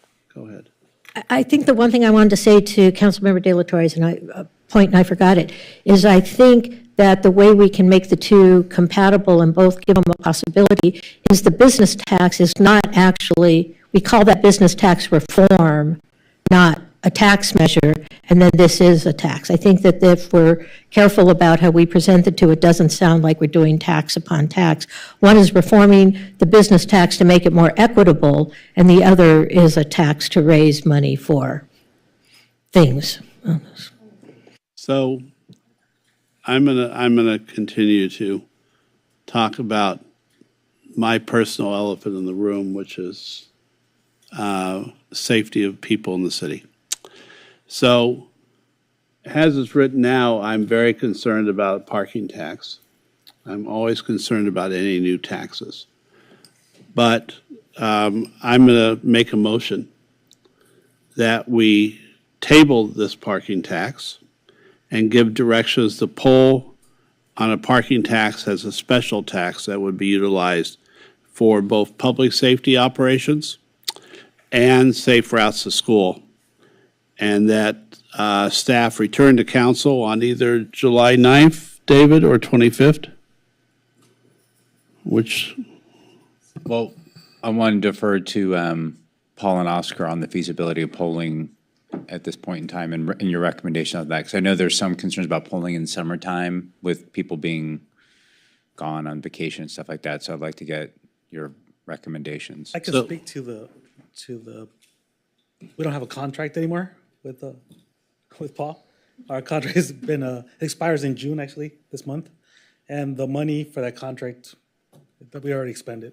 In terms of timing, I don't know, Paul, is there time to do it? If we have to get, I think we have to get approval by council in August 8th, I believe, is the last time you have to submit something.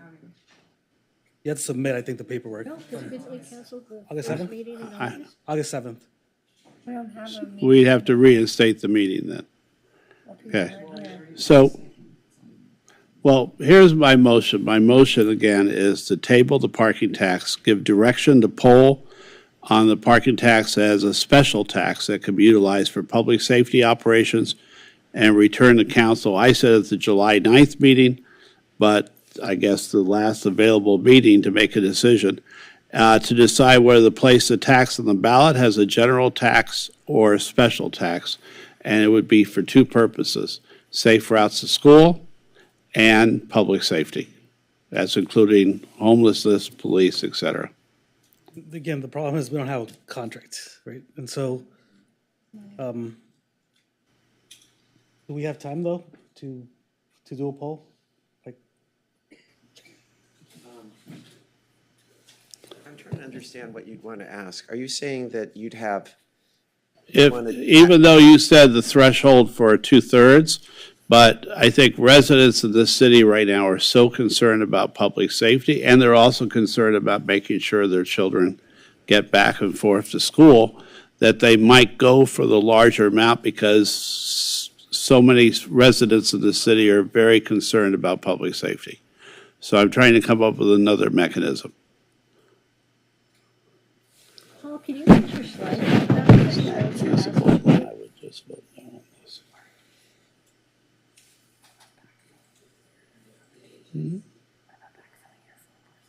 Which slide did you want to The see? one with the passage rate, with the poll result. Yeah. One more. That one, yeah. Say it's a special tax, but I don't think we're gonna find. So let me just ask the attorneys. It's only 2 in the morning. We may as well have this discussion here, right? How would the language be different in the, well, let's go to the current version of it, okay? How would the language be different as a special tax than this? I understand that the full ballot language can go on many pages. Or can you put it on as a general tax and advisory measure saying exactly what it'll be used for? Is that's bad? I have no experience of this, so I'm asking the question. Now, the problem with that, council member, now, and there's experience in Santa Monica, you pass the sales tax with the schools, which is a very different time and situation. But the problem is that there are people that choose one or the other. So they Now, choose it's the not logical, advisory, but- but not, they say, oh, yes, we want public safety, but wouldn't allocate the But I don't money. want to pay for it, but I want to send a message. So, if you're at your sales tax, which for schools, in part, you can lose a little bit of people who choose the advisory measure over the financial measure. But this one, you're starting at best at 50, right? It'd be, But how would the language change as a special tax from this? Is there any reason to think that there'd be such a dramatic change? Councilmember Parra mentioned that earlier. Yeah. The problem was that, for instance, both taxes talk about enhancing public safety. No. So which one actually puts money into public safety? Or they just go in the general fund, the money gets gobbled up by whatever. So I wanted residents to have assurance. And I disagree a little bit with Councilmember Zwick, and all the money always goes where it's supposed to. So I was trying to give residents assurance and eliminate some of the traffic calming measures and things from this particular parking facility tax so that it's public safety, safe routes to school. That may make it too specific. Right. Does that make it too specific? Right. Well, for a general tax? Councilmember, what I'm trying to do is make sure that I don't spend your money unnecessarily, right? Because I don't want to do that. So the first question, the initial question is, would we be testing anything significantly different than what we've already tested? Because what we've already tested in 2 different versions did not get us anywhere near 2/3. So would this be different in any substantial way, the 75 words? That's the question I ask. Good morning, Council. And I know I'm grasping. No, I think there's many different ways we could reframe this if you wanted it to be a special tax. I think in general, you would cut the beginning part, and maybe you'd say something like, shall the measure increasing the City of Santa Monica parking facility tax by 8% for users, including visitors and tourists, causing no additional costs in city-owned lots and structures, including downtown and the beach, because of a partial city exemption, and generating approximately $6.7 million annually to be used specifically for, and then you'd list whatever you wanted. So if that's public safety, if that's safer routes to school, you would list the specific uses there. And then the measure itself would have to be edited to show that there are restrictions on how this funding is used.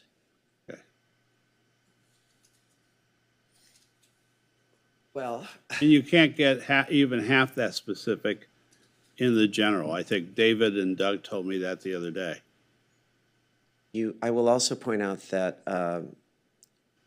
you would then be raising the question about the business license tax, as I think Councilman Delatorre had mentioned. So that is something to consider.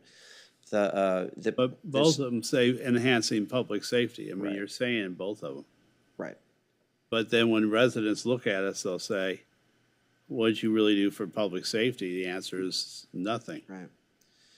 Well, if you want to do another survey, I think we can get it done in July. But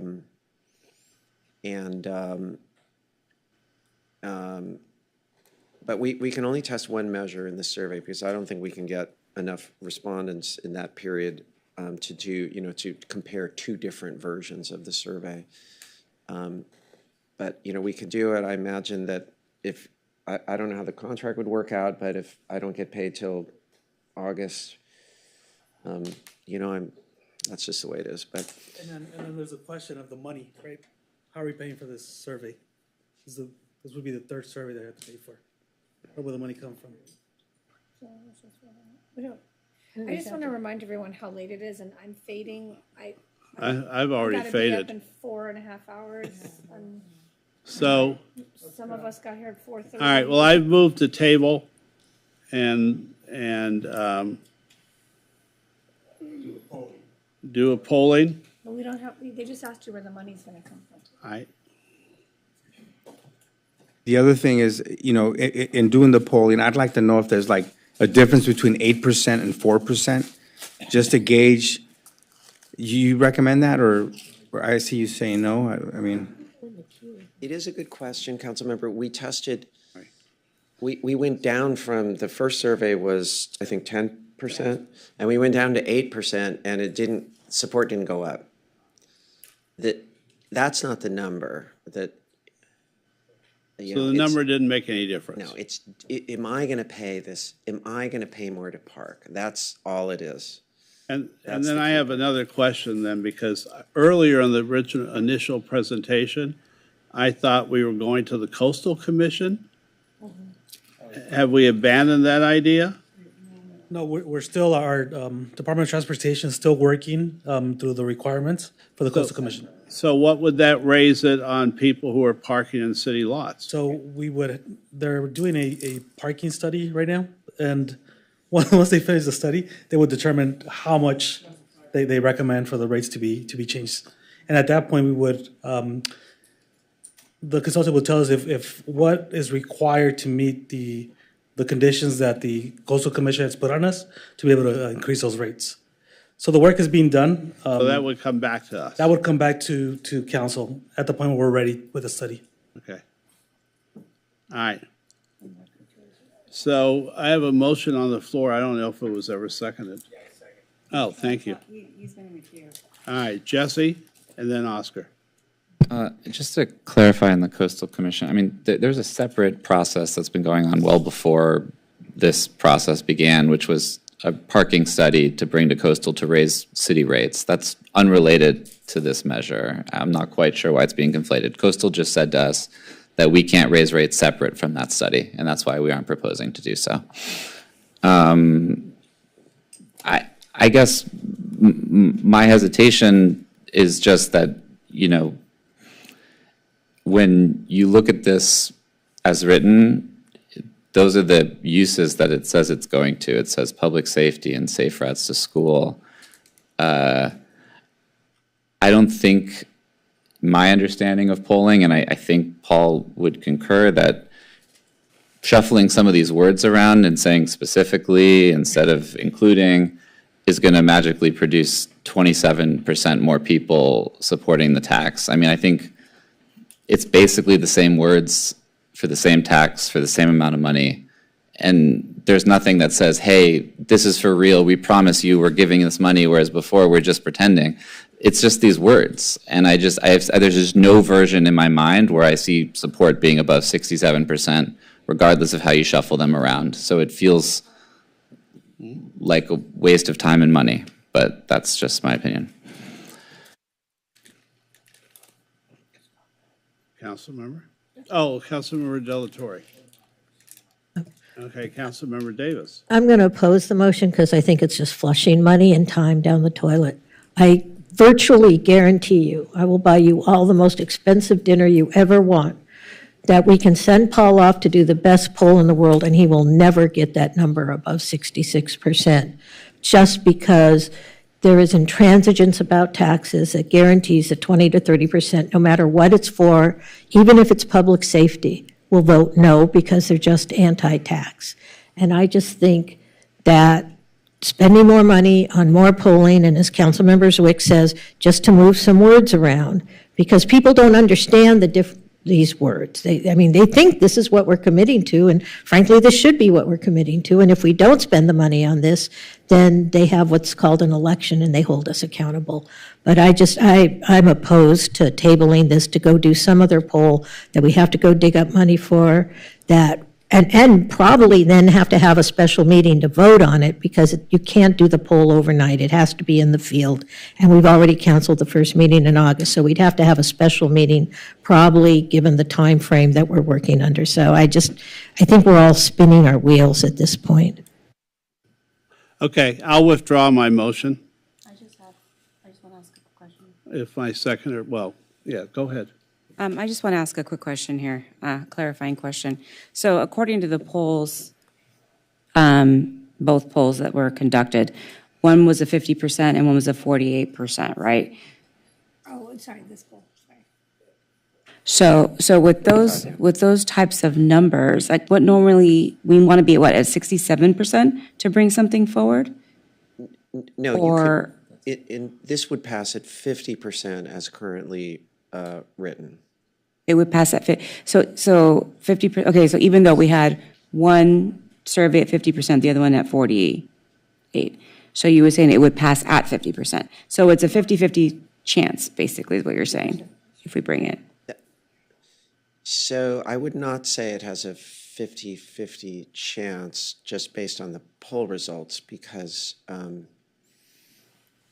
the economic climate is such that this is a very hard time to pass taxes. We see, if you combine those results, you're below 50%.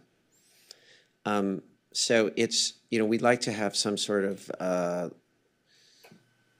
leeway, some sort of cushion, before we recommend moving forward with, typically with a tax measure. So what I'm telling you is that that's a very narrow margin, right at 50% for a poll result. So, your decision to move forward with this has to take into account that it's, compared to the polling results that you're used to in the city, it's, a much tighter race than, or tighter numbers than you're used to. So it sounds like you're not recommending that we move forward with this, is what I'm hearing. I'm not here to make a recommendation to you. Yeah, guys. I understand. Yeah. Okay, thank you, Paul. Okay, let's vote on this then. Well, I think someone has to make the motion. Oh, Because you withdrew your substitute motion, right? yeah, that would be Jesse. Then I'll move that we move this forward. I think the polling shows that if we can communicate that the public lots are not affected, the percentages go way up, and I think that could be communicated effectively in the campaign. Can he put himself as the argument? Is that what? Sure, I'll do that too.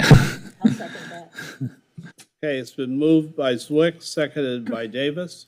Let's call a roll call. Just real quick question. In terms of the communication, like we're going to communicate that, do you have an organization or do you know of an organization that will fund the campaign or that will put money behind that communication plan? I do know of people who are interested in funding it. As to whether it would require an elected official ballot committee or whether a different IE would step in hasn't been worked out, in part because it hasn't been put on the ballot. But I do know of people who would be interested in helping fund.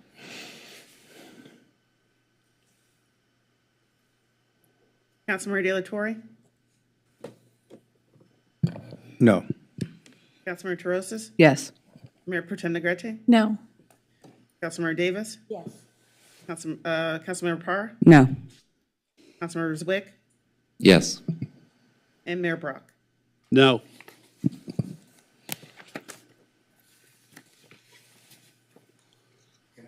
Okay, I'd like to explain really quick my no vote, and, super inflation. We have the business reform. I know that Councilwoman Davis doesn't want to call it a tax, but I think those that are going to be opposed to it will call it a tax. And I think government needs to find a way to try to, balance out sort of what people are going through already, in terms of, expenses, whether it's medical or everything else, and I think the timing is off, and it would jeopardize, this measure would jeopardize the other measure.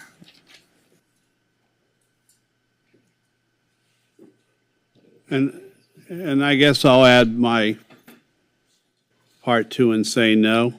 While I support safer streets and safer routes to school, public safety remains the top priority in the city. Yes, I know safe routes to school are part of public safety, but honestly, I would have had a hard time if I hadn't added public safety truly to this, to vote for something that would cause residents more pain. And when I hear Councilmember Parra talk about her mother, and I've gone into that St. John's parking lot where it's 750 every 15 minutes, and it's just ridiculous, and there's no real public parking in the area. So we'll have to try another method later on. Okay, what's our next item?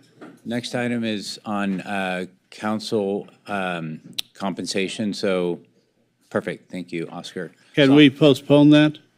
Or you need to do it right now because of the vote? The direction would be important because if Okay. you want to move this, I'll we wait have to then. prepare a charter amendment, so for the Got ballot. So less than a month ago, council gave us direction to do a survey of mayor and council member compensation. And as you can tell from the chart above, we looked quite extensively at a variety of different cities. For the most part, they are all charter cities with the exception of two, I believe. That is Beverly Hills and West Hollywood, but they were included because they are, adjacent to us and in our area. And so what you have in front of you up on the screen is a summary of what the compensation looks like. It's actually sorted by council member compensation, not by mayor compensation from highest to lowest. One thing I would point out is there's a break between Berkeley, Inglewood, and Santa Barbara, and Anaheim and below. Berkeley, Inglewood, and Santa Barbara, as you can see from the table, base their compensation for their mayor and council members based on area median income. And as noted in the staff report, they peg that varies based on either one person or a three-person household. And then the rest of them, going from Anaheim to Beverly Hills, are essentially basing them on something other than AMI. What? Yes. That is how much you get. So, okay, guys, let the city manager finish, please. It includes transportation. Yes. What this doesn't include across all the cities are the other benefits that you might receive. For example, medical is not included in this. So this is just purely cash compensation, including what you get for auto.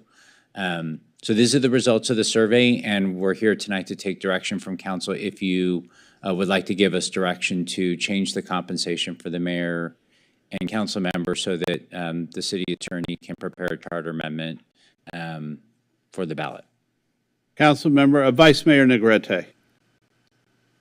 I already know what's going to be said because we're talking about making budget cuts, but we've talked about professionalizing a little bit more city council. Not everybody comes to city council with financial means that allow them to, and the luxury of time, given their career, allowing them hours during the day to just meet with people and meet with staff, spend copious amounts of hours going through all of the wonderful reports that you guys probably get frustrated that you put together and then we're last minute picking them apart. We don't have staff. Not everybody has access to college graduates and a certain pool of people with young people who are willing to either volunteer their time or be paid very little to support them in those services. And some of us, the compensation might be used to find such people to help them I know some of the council members here, such as Terosis and Zwick, have mentioned that they use their stipend, and correct me if I'm wrong, but just to pay for that additional support.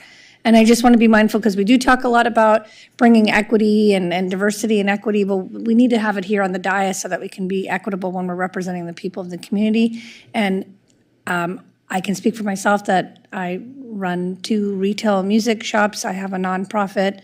I sit on other executive boards in the philanthropic space and have a family. And I can tell you that the time that we spent here, nobody could have prepared me for that. It's way more. It's like someone trying to prepare you for having kids. You just don't know. And I don't think we're able to do a great job. And oftentimes we're scoffed at and sort of looked down upon by either other members on the dais who have that flexibility of time and have been able to continue to hold that power within the city and the dais, because it's the same group of people who have either the luxury of time and or money and support and run in that circle, who continue to be on the dais making policy for everybody in the city, not necessarily representing every person in the city. So I think the compensation is tied to that. Some people might say, I don't care, I can afford to pay for travel, I don't really need the travel fund. Well, that's great for you. Some people live paycheck to paycheck, but it doesn't mean that they shouldn't be eligible, or it shouldn't be made feasible for them to run and be an elected official. I think we would be speaking out of one side of our mouth and saying we want all this diversity and equity, but then literally making a pay structure that excludes any single parent, working person who can't give up time with their family. Maybe they have childcare issues, to put 30, 20, 40, 50, however many hours into this job to do it correctly and properly serve the community. So I think we do need to look at it. What is the magic number? I don't know, but that number is so low that even if it was increased by some nominal amount to 35,000 or something that's a little bit more feasible for somebody to say, okay, I could step away from my job, I could afford childcare, I could maybe use some of that stipend to get support for somebody to help me do my job more effectively. I'm just making up that number. I don't know what the specific number is. I also know that, in comparison to some of these other beach cities, do they have a pier? Do they have an airport? Do they have the robust downtown that we have? We have a metro going through our city. We are look at what we're dealing with, needles in the parks. Like, these other cities don't have the unhoused population, the mental health issues, and some of the criminal issues that we have. So to compare us to them is sort of, I don't know if it's the best comparison. I know we were just doing a comparison by cities around us, but we have to note what we are so different. Airport, pier, metro, huge diversity. Our population doubles. We have a huge $700+ million budget. And our population doubles every day. I don't think any of those other cities can say the same thing. So for those reasons, I feel that we should be at minimum, looking at $10,000 more, maybe just, if anybody understands what it is to live in Santa Monica, even if you live in rent control or subsidized housing, that's pretty hard to manage, giving up all of your time or part of your time from a job and doing an effective job on the dais. And I think we lose a lot of people even considering to run. Once they figure that out, they're like, that's crazy. I'm not going to do that. So I think we end up losing a lot of diversity on this dais by not looking at this. And the one thing I just want to make sure, Doug, if you wouldn't mind chiming in, my understanding is the effectiveness of this, it only impacts individuals who run for office. So anyone who is not running for office won't feel the impact of this until they run for office. Is that correct?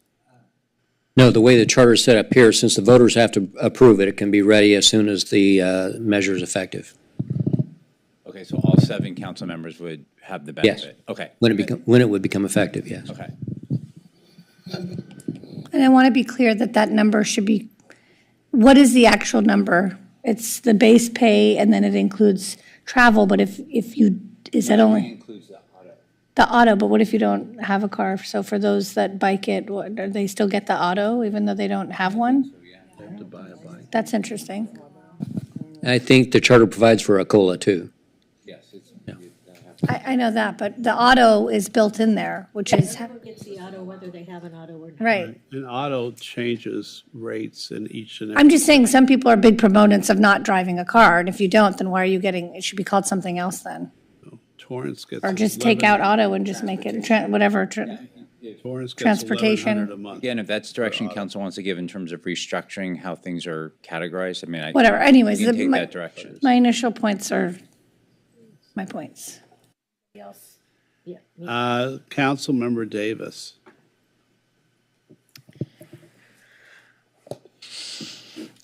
We just spent, I don't even want to contemplate how many hours talking about how we don't have any money.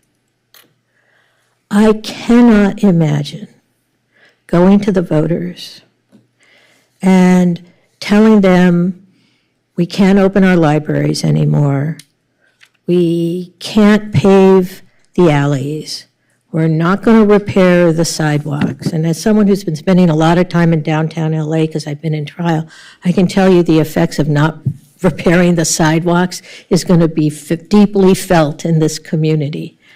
But we need to get a raise. I cannot imagine going to the voters and asking them for that. And I do want to, I'm sympathetic to the idea that we don't pay a lot of money, but I think there's a more fundamental issue here. If you're saying we need to pay enough for someone to not have any other job, increasing it to $35,000 a year isn't going to do it. But if you're saying that's not what I'm saying, and it's going to be between 23 and 35 or whatever, we're really kind of right in the middle of what everyone else is doing, unless you get to the area median income cities there. And I can't imagine getting up into that range. Literally, we're looking for dimes in the sofa cushions and saying, even if you pay us $10,000 more a year or something like that, I just can't look but I could not look a resident in the eye and say it's more important for me to get money than it is for us to pay for whatever else it is. Because again, this is a zero-sum game. This isn't money that's going to grow on a tree somewhere. We're going to have to cut something to pay ourselves more. And I have no desire to go into the community and say anything we're going to cut so we can pay ourselves more. And I do want to address this issue about quote-unquote professionalism, because I think professionalism, in my opinion, has nothing to do with how much we're paid and everything to do with how we comport ourselves. If we want to be seen as professionals, nobody is going to care that we're making $23 or $30 or $100,000 if we don't act like professionals. So I don't see any connection between compensation and professionalism. What I do see is, in this time where we're facing down over 100 claims, additional claims in Eric Euler, where we're talking about cutting, sequestering 4% of non-personnel budgets, when we may have to tell our employees that they don't get a raise, because we have labor negotiations next year, and tell them, hey, you don't get a raise, but we get a raise. I just think, there may be a time to do this. I won't be here when that time is right. But I think this is definitely not the time to talk about giving ourselves a raise. Are you back on? I just wanted to say, when I said professionalism, I don't just mean it by you can't be professional unless you're paid a certain amount of money. But if you have the ability to pay for support, it can help you show up and be more prepared or have assistant. Like, some of us don't have the assistants and we have the other full-time jobs, and some of us do. So that was just my point around professionalism. Councilmember Delatorre. God help me. One question that I have is, in terms of if something went to the voters, well, first I want to say that we're not giving ourselves a raise. Like, this is basically putting it to the voters to decide if the city council members should be compensated more or not. That's how the charter works, and so I think it's really appropriate to bring something forward, that is better for the organization. these other cities that are, that base their compensation, council compensation on area median income, is that something that's possible for us as well? Or are there any rules like that make it difficult for charter cities to do that? Or can we also base compensation on area median income? Yeah. You can base it on just about anything you want to. Okay. Short of City of Bell. Yeah. No bribes. I mean, yeah, because the other side of it is like, I mean, if we put up, staff salaries, for example, I think, it would, the residents would be like, wow, okay, so one staff member makes $300 and something thousand, and the council members get $20,000. I mean, you start comparing stuff, not to say that we're doing the same sort of, in some cases, I think we end up doing, on one day, for example, today, we are doing, similar work, right? But anyway, I mean, I know it's never a comfortable thing, but it's like, thinking about access and, we talk about inclusivity. That's why this item was brought forward, to find out, how we can make, first of all, to find out where we stand. And so we're looking at, we're not at the bottom, we're not at the top, we're pretty much where everybody else is.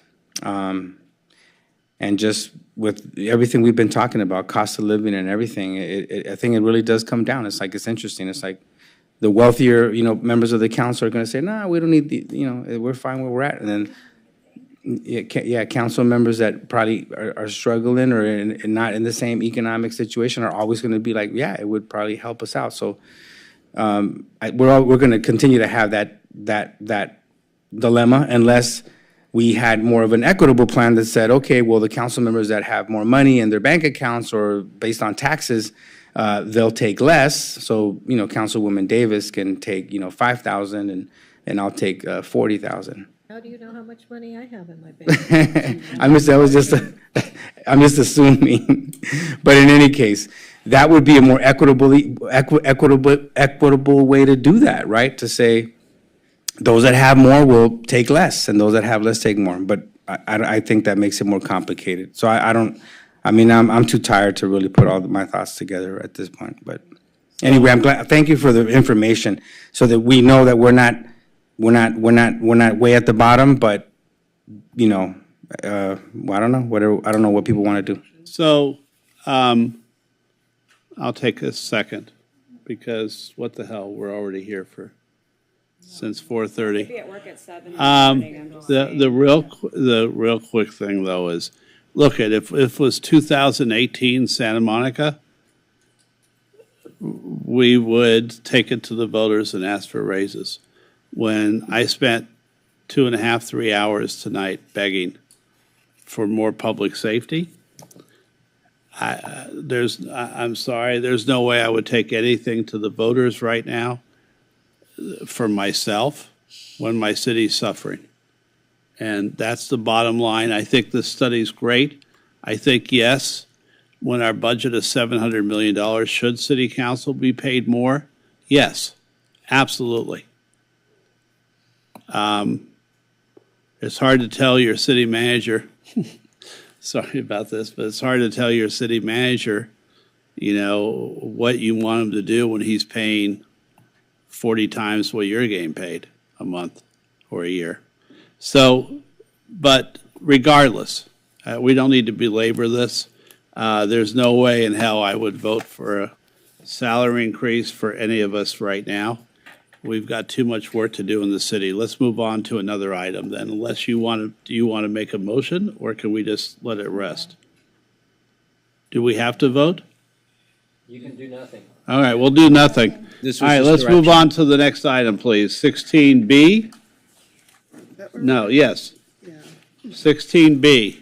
Item 16B, John request of Elliott. Mayor Brock, Vice Mayor Negrete, and Councilmember Davis, that the city council direct the city attorney to prepare a resolution for council consideration that recites that while the city of Santa Monica is respectful of everyone's First Amendment rights to free speech, in some instances, harm can come from expression that is false and or counter to the public interest. The resolution should reflect the council's disapproval of signs placed upon a building along the 3rd Street Promenade that falsely state that the city manager approves of the county's free needle and meth pipe program, as in fact, the program is implemented by the contractor of Los Angeles County authorizing the program. Further, to the extent that there is city policy on the program, the city council is the source of any such city policy on the subject, not the city manager. Finally, the signs also may be counterproductive to the community's stated goal of economic recovery, as they may deter people from visiting and shopping in Santa Monica at a time when the city's retail, travel, and entertainment businesses are still recovering from the pandemic. Who wants to introduce this? I'm willing to fall on my sword. And I see the city managers in the queue, but I also know, the city attorney's in the queue, but I also know the city manager has a statement he would like to read, so. I was going to provide a legal clarification, but I can do that whenever you'd like. Okay, well, why don't we start with the city manager? David? Yeah, I appreciate an opportunity just to address the council as well as the community on this matter. And so I do have a brief statement that I'd like to read. Some members of the community have been stating publicly that City Manager David White, myself, supports the syringe exchange program. As City Manager, I am committed to fully implementing policies adopted by the City Council. The syringe exchange program is being implemented by a county contractor pursuant to state law. The city plays no role. I want to make this absolutely clear. The city plays no role in making policy about the program. Council approved a letter in November 2022 and a resolution in April 2024 opposing the implementation of the program in its current form, primarily because of the locations the county chose to operate near parks and schools. So it is not accurate to say the city manager supports the program in contradiction with council direction. I have consistently communicated the council's policy direction to the county. Thank you. Yes, Council, from a legal perspective, I wanted to clarify, because this came up tonight too, is that this is not censorship, this is not regulatory. Nobody at the city is not mandating that anything happen. This is government speech, what's being proposed. The council is entitled to state its opinion too under the First Amendment, so that's all this is. Yeah, and if I can just piggyback on that very briefly, given the hour, I actually do First Amendment work and have done it for decades, and I would never support something that censored anyone within the city, even if I found the statements to be distasteful. But that is not what this resolution does, or proposed resolution does. What it simply does is express the consensus, if it's passed, of the council that we too have a right to free speech, and that our speech would be that the sign misleads the public as to the city manager's role with regard to the harm reduction program, that it misleads folks as to who is responsible for running the harm reduction program. And I think, we heard this from people tonight, most importantly, perhaps, that it discourages, I think, the efforts and belief we all share that economic recovery is key within the city, and that having such a sign on the promenade may be counterproductive to supporting economic recovery. But if we pass this resolution, there will be no compulsion or no regulation of speech. Council, Vice Mayor Negrete. I just want to be clear that same comments, because it kept being said that this is censorship, and I really wish people paid attention and read the entire 16 item. But I think more importantly, there's, you can say whatever you want and have whatever opinions you want, but misinformation is misinformation. And when people walk by the sign who are tourists or visitors and look at it, they're utterly confused. And what's more ironic about this is that someone stated it during the public comments between Councilmember Davis, Mayor Brock, and myself, we may fall on difference of opinions around the entirety of the program, but we are coming together just for the sake of the fact that this is not something that the city manager has put forward. There was a comment made that there's a statement that was made. And I think, again, going back to misinformation, without reading the entire statement, it's conflating and tying things together and constructing a new sentence format saying that the city manager, without us knowing, was in cahoots in supporting the program. I mean, that's just not the case. When I brought it forward, we started looking into it and then realized it. Yes, the county didn't do some of the things that it was supposed to do in terms of really notifying the community and getting public engagement, engaging with the police department and the city manager's office. And so here we are with, trying to come to an agreement. I think the point is we want to get something done, and you don't do it by having your hand out for the county for one thing and then sticking your middle finger up at another program they want. That just doesn't work. It may not make people happy, but this is the position we're in. And when you want a negotiation to walk away with something, both sides have to walk away feeling like they lost a little and won a little. And if it means that we move it out of our parks to a better area that we think will serve the population that they're trying to serve, and we think it gets our public spaces back, well then that's a great solution. And in order to do that, we have to be able to work in collaboration, and that's what we are trying to do with the county. So this banner does nothing but actually, I think it works against it. I think it already has. I think it's caused people to dig their heels in more about the Needle program not moving out of the park. And so ironically, the whole purpose of that banner has actually done the opposite effect. And I just also want to point out that more poorly turning it into a pride rainbow flag and then adding the gay and sober group, people were very offended by that. So I think we're offending people, we're pushing people off the promenade, we're, not allowing people to rent their businesses to potentially get new tenants, which is all in part to all the problems we're talking about. So this banner's doing the complete opposite. Councilmember Terosas. Yeah, I wanted to say that I think the banner is in bad faith.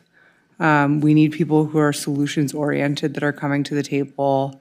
If we say we care about economic recovery and revitalizing the promenade, this flies in the face of any sort of good faith effort. And moreover, it's completely disrespectful and disparaging of our city manager, who is leading an organization of thousands of staff members, and we can't stand for it, period. And I would say that my husband, when he saw the Pride-themed banner and it said sponsored by the Santa Monica Gay and Sober, actually contacted the Gay and Sober to ask if the banner was affiliated, because he felt like it was hate speech if it wasn't. And they said, there is no such chapter in Santa Monica. This is not affiliated with us, and we're sending a cease and desist. And so this is completely in bad faith. I'm absolutely supportive of this. I think we're all united, and I'm ready to move, but it's not my item. So if someone else wanted to move it, that's fine. Councilmember Para. I just had a quick, I'm in support of everything that's been said, so I'm not going to belabor. I just had a quick question. In terms of temporary banners, what's the restriction or time period that a business is allowed to have one in front of the property? If it were a commercial temporary banner, there is a time restriction, but non-commercial temporary banners are not regulated. Okay. And this is non-commercial. Got it. Thank you. So I'd like to move the item. Make a quick comment about, just to point out to the community, if somebody were to open a clothing store and have a temporary banner for business purposes before they got their permanent expensive signage as a small business, they would only be allowed to have that banner up for what, 6 months? I think it's 6 months. And ironically, you can put this other, because it's free speech, at some point, some ordinance was created here on this dais that allows that in this promenade area specifically, not that it shouldn't be all over the city. I know we looked around to see if it was a problem. I just want to point out to people that a business trying to bring back our promenade could not put a temporary sign more than 6 months, but we can put a sign that spreads misinformation and lies on a banner to deter people from coming to Santa Monica and shopping indefinitely. So, John, I'd like to have my turn. John Alley, do me a favor, do us all a favor, do downtown business a favor. Take down the sign that says Santa Methica is not safe. You're discouraging your neighbors from being able to lease their space. You're discouraging your neighbors from being able to make a living. You're discouraging our travel and tourism from selling our city. You're discouraging our hotels. Yes, you've made an impact, and yes, back in 2020, you had a legitimate reason for complaining. That reason was solved. The city manager, the city council has been responsive. We are doing everything we can to make the city as safe as we can. Your ire should be directed at the county, the state, the federal government. They're the ones who don't allow us to move the homeless individuals off of a public street. And by the way, just moving them would be cruel. We need to make sure that we're compassionate. You're not being compassionate, John. You're not being compassionate to your neighbors. You're not being compassionate to the residents you now have believing you that are afraid to go to the promenade. I go to the promenade 2 or 3 times a week. I feel safe. My significant other, Kathy, feels safe. We walk, we go to movies, we're there at night, we're there in the daytime. I would appreciate it very much if you removed that sign, took it down. Let's vote, everyone. Councilmember Zwick? Yes. Councilmember Parr? Yes. Councilmember Davis? Yes. Mayor Pro Tem Negrete? Yes. Councilmember Toroses? Yes. Councilmember De La Torre? I'm having a hard time with it, but I'm going to say yes. Mayor Brock? Yes.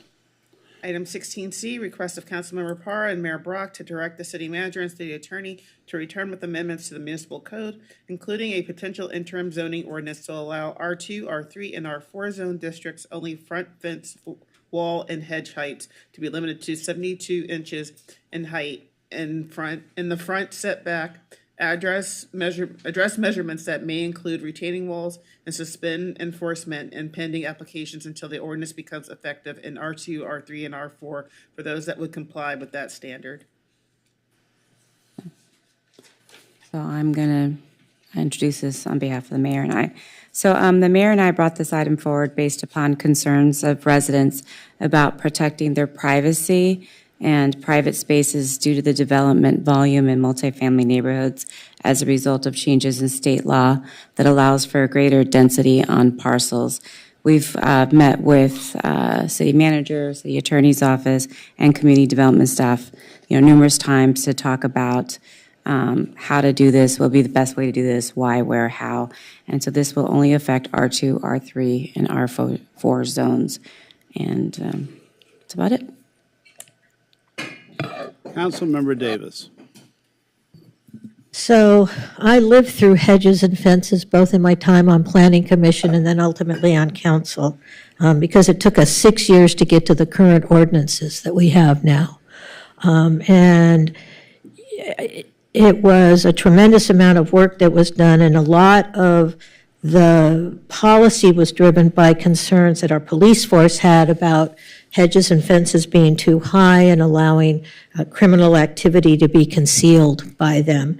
And also, I mean, their belief was that it actually made it more dangerous for property owners because people could end up running into their properties, and using their hedges and fences if they were high enough that you couldn't really see over them. And 72 inches, that's 6 feet. I'm not 6 feet, so I'm not going to be able to see over it.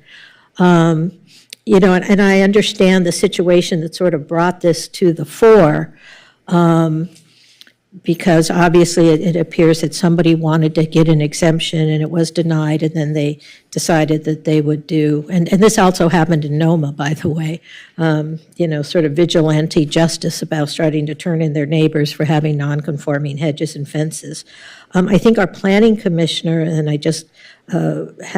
planning commission has talked about this, and I think it's Chair Ellis Raskin and Commissioner Nina Fresco I think, had a good solution that wouldn't change the underlying ordinance, because I'm concerned about changing the ordinance without sort of addressing all the issues, and we addressed a lot of them when we were doing this initially. Regarding safety, regarding pedestrian friendliness, regarding development standards.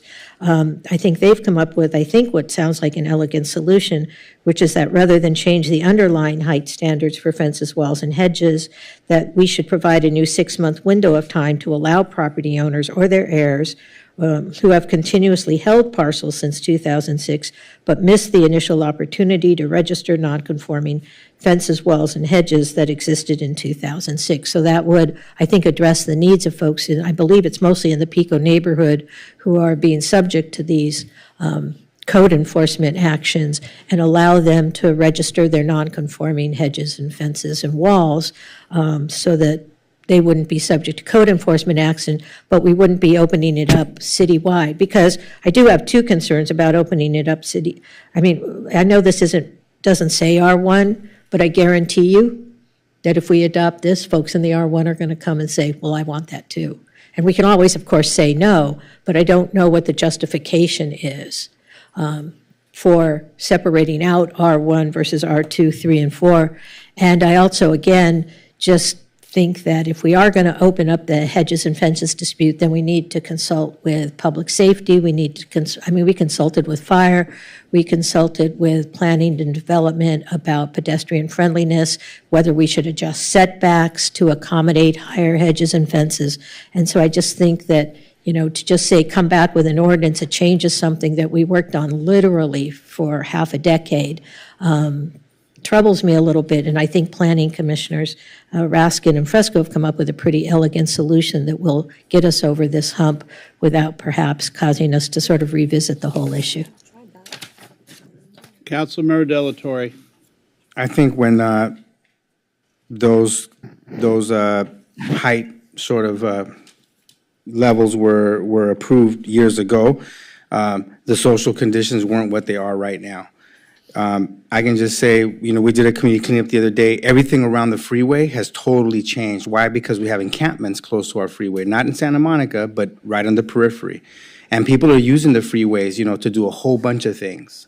And so people are creeping through the freeways. There's a lot of activity that people don't know because unless you live next to the freeway, you would know that there's just a lot of stuff going on under the freeway, and the encampments on the periphery.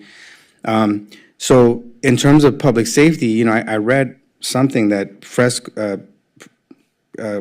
Commissioner Fresco and Raskin said something, and I was really confused about that because they were saying something about people of color.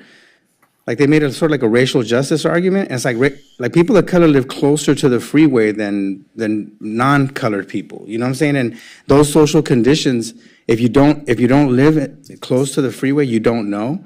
And I can just say that, people have been, those encampments that are in the periphery of our city, they're lucrative, meaning that people are at 4 in the morning, like right about right now, is when somebody, takes a hit of some meth and says, hey, I got, they go hunting and they're looking for bicycles. And there's a bunch of if you ever drive by on Centinela and Pico, there's one guy selling like 4 or 5 bicycles, like almost every week he has brand new bikes. And I'm talking about expensive bicycles that are all coming from Santa Monica because they're not getting them, from LA, the Cannondales and so forth. And our city attorney probably knows about all those bikes. They're not cheap. And so what I'm saying is, the social conditions have changed where we have to, I think, be responsive, to the residents of our community that are living through these types of conditions, and especially in those areas. And the other thing, in terms of like people hiding or whatever behind, there's camera systems now that before didn't exist. There's Ring, there's ways that people can protect themselves, from that type of element. Somebody trying to sneak into your house and using a hedge or whatever. I remember those debates. The debate, there was a $25,000 fine for very wealthy people on the north side. I remember, Bobby Schreiber ran on that's how he catapulted his whole candidacy for city council because, we were telling very wealthy people they need to cut down their hedges. But I think this is very different, and I think this is people of color in the Pico neighborhood, you know, who deserve some relief until the social conditions get better. Maybe we can change that. I like the change, and we can probably change back at another time once the social conditions improve. So I really appreciate both Councilwoman Parra and Mayor Brock for bringing this forward. Councilmember Zwick. Just a person.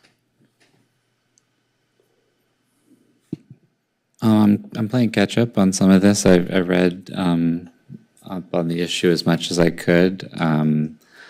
I am a little concerned if I hear that, you know, previous height limits were set in part based on the recommendation of public safety agencies, that we'd be changing the ordinance without soliciting their feedback. I am also just curious, I had a question just in terms of these new height limits. Are we talking about at the sidewalk or somehow set back from the sidewalk? I'm just thinking in terms of the experience, both of neighbor, you know, where is this on the property line? Is it at the edge of the property line, or are there setbacks when it comes to these height limits? For the height? Well, for the walls that we're proposing changing the limits on. When it comes to retaining walls now, it says that you basically measure from the higher side. No, you measure from the lower side. I'm saying, is it at the property line, or does there have to be a mandated It says you setback? measure within 3 feet of where the wall is. That's what the code says now. So if you have a 3-foot retaining wall, and then you couldn't have a 3-foot fence on top of that right now. I'm just asking, how far back is it from the property line? Can it be right on the property line, or does it have to be set back? It would have to be within the parcel, which is about approximately a foot back from the sidewalk typically. Just a foot, okay. Yeah. Okay. And then the code says you measure within 3 feet of where the retaining wall is. Right. No, I was just curious about where it could be located, because I read that we do allow higher gates at the setback line of houses, which is I see what you're saying, different than yes. the sidewalk. Right, the front setback is considered the front, and then from the front of the home forward. And then from the front of the home back is considered this side yard. So we're talking about only from the front of the house forward, up to the front sidewalk. Right, but houses are also mandated to be set back a certain amount from the sidewalk, and a fence there is a very different impact than one that's on the sidewalk, basically abutting it. It could be, yes. Well, you find in R2, though, you get a lot of variation from that, too. You don't always have a 20-foot setback. Right, there's different levels. There's our setbacks nonetheless. Okay, I guess the answer is it can go anywhere, basically, in the front, you're saying. Well, what the code is addressing here is from the front of the house forward. Right. Yes. But no setback from the It's street. saying, so I'll try to get this right. So it's basically saying in the front setback would be, so from the edge of the sidewalk to the front of the house, there's a requirement to have like 20-foot setback. What we're talking about is the wall or fence or hedge that goes in place next to the sidewalk. Right, and I'm saying that there's can't no be- setback requirement for that wall. Correct. Okay, that's my question. Thank you. So, Second. Sorry, just putting that on the floor. well, my question is, are we, with the motion that we've drafted, are we waiving the fines that we felt were unjust in that neighborhood? Is that in there? It'll be, because then they'll be in compliance, so it wouldn't. So there's no enforcement in the meantime? Well, what this is proposing is that any enforcement action that would otherwise be consistent with what's proposed would be suspended. Suspended or eliminated? Well, it'd be suspended once you adopt it. If you adopt a new standard and they're compliant with that, then there wouldn't be anything to fine. Okay. It Can we add that Councilmember language? Davis has a Suspend comment. enforcement. So, again, maybe just because I have the scars from 5-6 years of talking about this, and the one thing I haven't heard is that anyone consulted with public safety, and I understand, yes, things are different, but this is only talking about the front setback, not what backs up against the freeway or sidewalls. So I'd like to make a substitute motion that in the R2, R3, and R4 zones, we provide a new 6-month window of time to allow property owners or their heirs who have continuously held parcels since 2006, but who missed the initial opportunity to register nonconforming fences, walls, and hedges that existed in 2006, be allowed to apply for what is essentially grandparenting in, that notice of this opportunity be distributed throughout the R2, R3, and R4 zones in both English and Spanish, and that any and all fines that have been assessed thus far, to the extent they've been collected, be returned to the payers of the fines, and any current enforcement actions be suspended until the end of the 6-month period for folks to re-register or get their hedge or fence grandfathered in, and that no additional fines be assessed against anyone who then takes the opportunity to grandparent their hedge or fence in. That's not friendly to the maker of the I motion. didn't make it as a friendly amendment. I made it as a substitute motion. Okay, well, it's not friendly. I mean, I'm What's going to wrong vote on with- yours first. What's wrong with that? We just, No, it just doesn't work. I've already gone through with everybody in circles for 3 months on this. Trust me. can you explain the difference, City Attorney, between what was just read and the original motion? Yes, the original motion is to change the height standard, straight up change the standard. This is to say that if you're non-compliant, but you can show that you're grandparented in, Got it. then for those existing ones, you can be grandparented in. But if you went to build a wall tomorrow, that you would have to comply with the existing standard. So the original motion allows people. Staff wouldn't do that. right. Staff didn't want to do that. That's why we came up with this. We've already gone through this.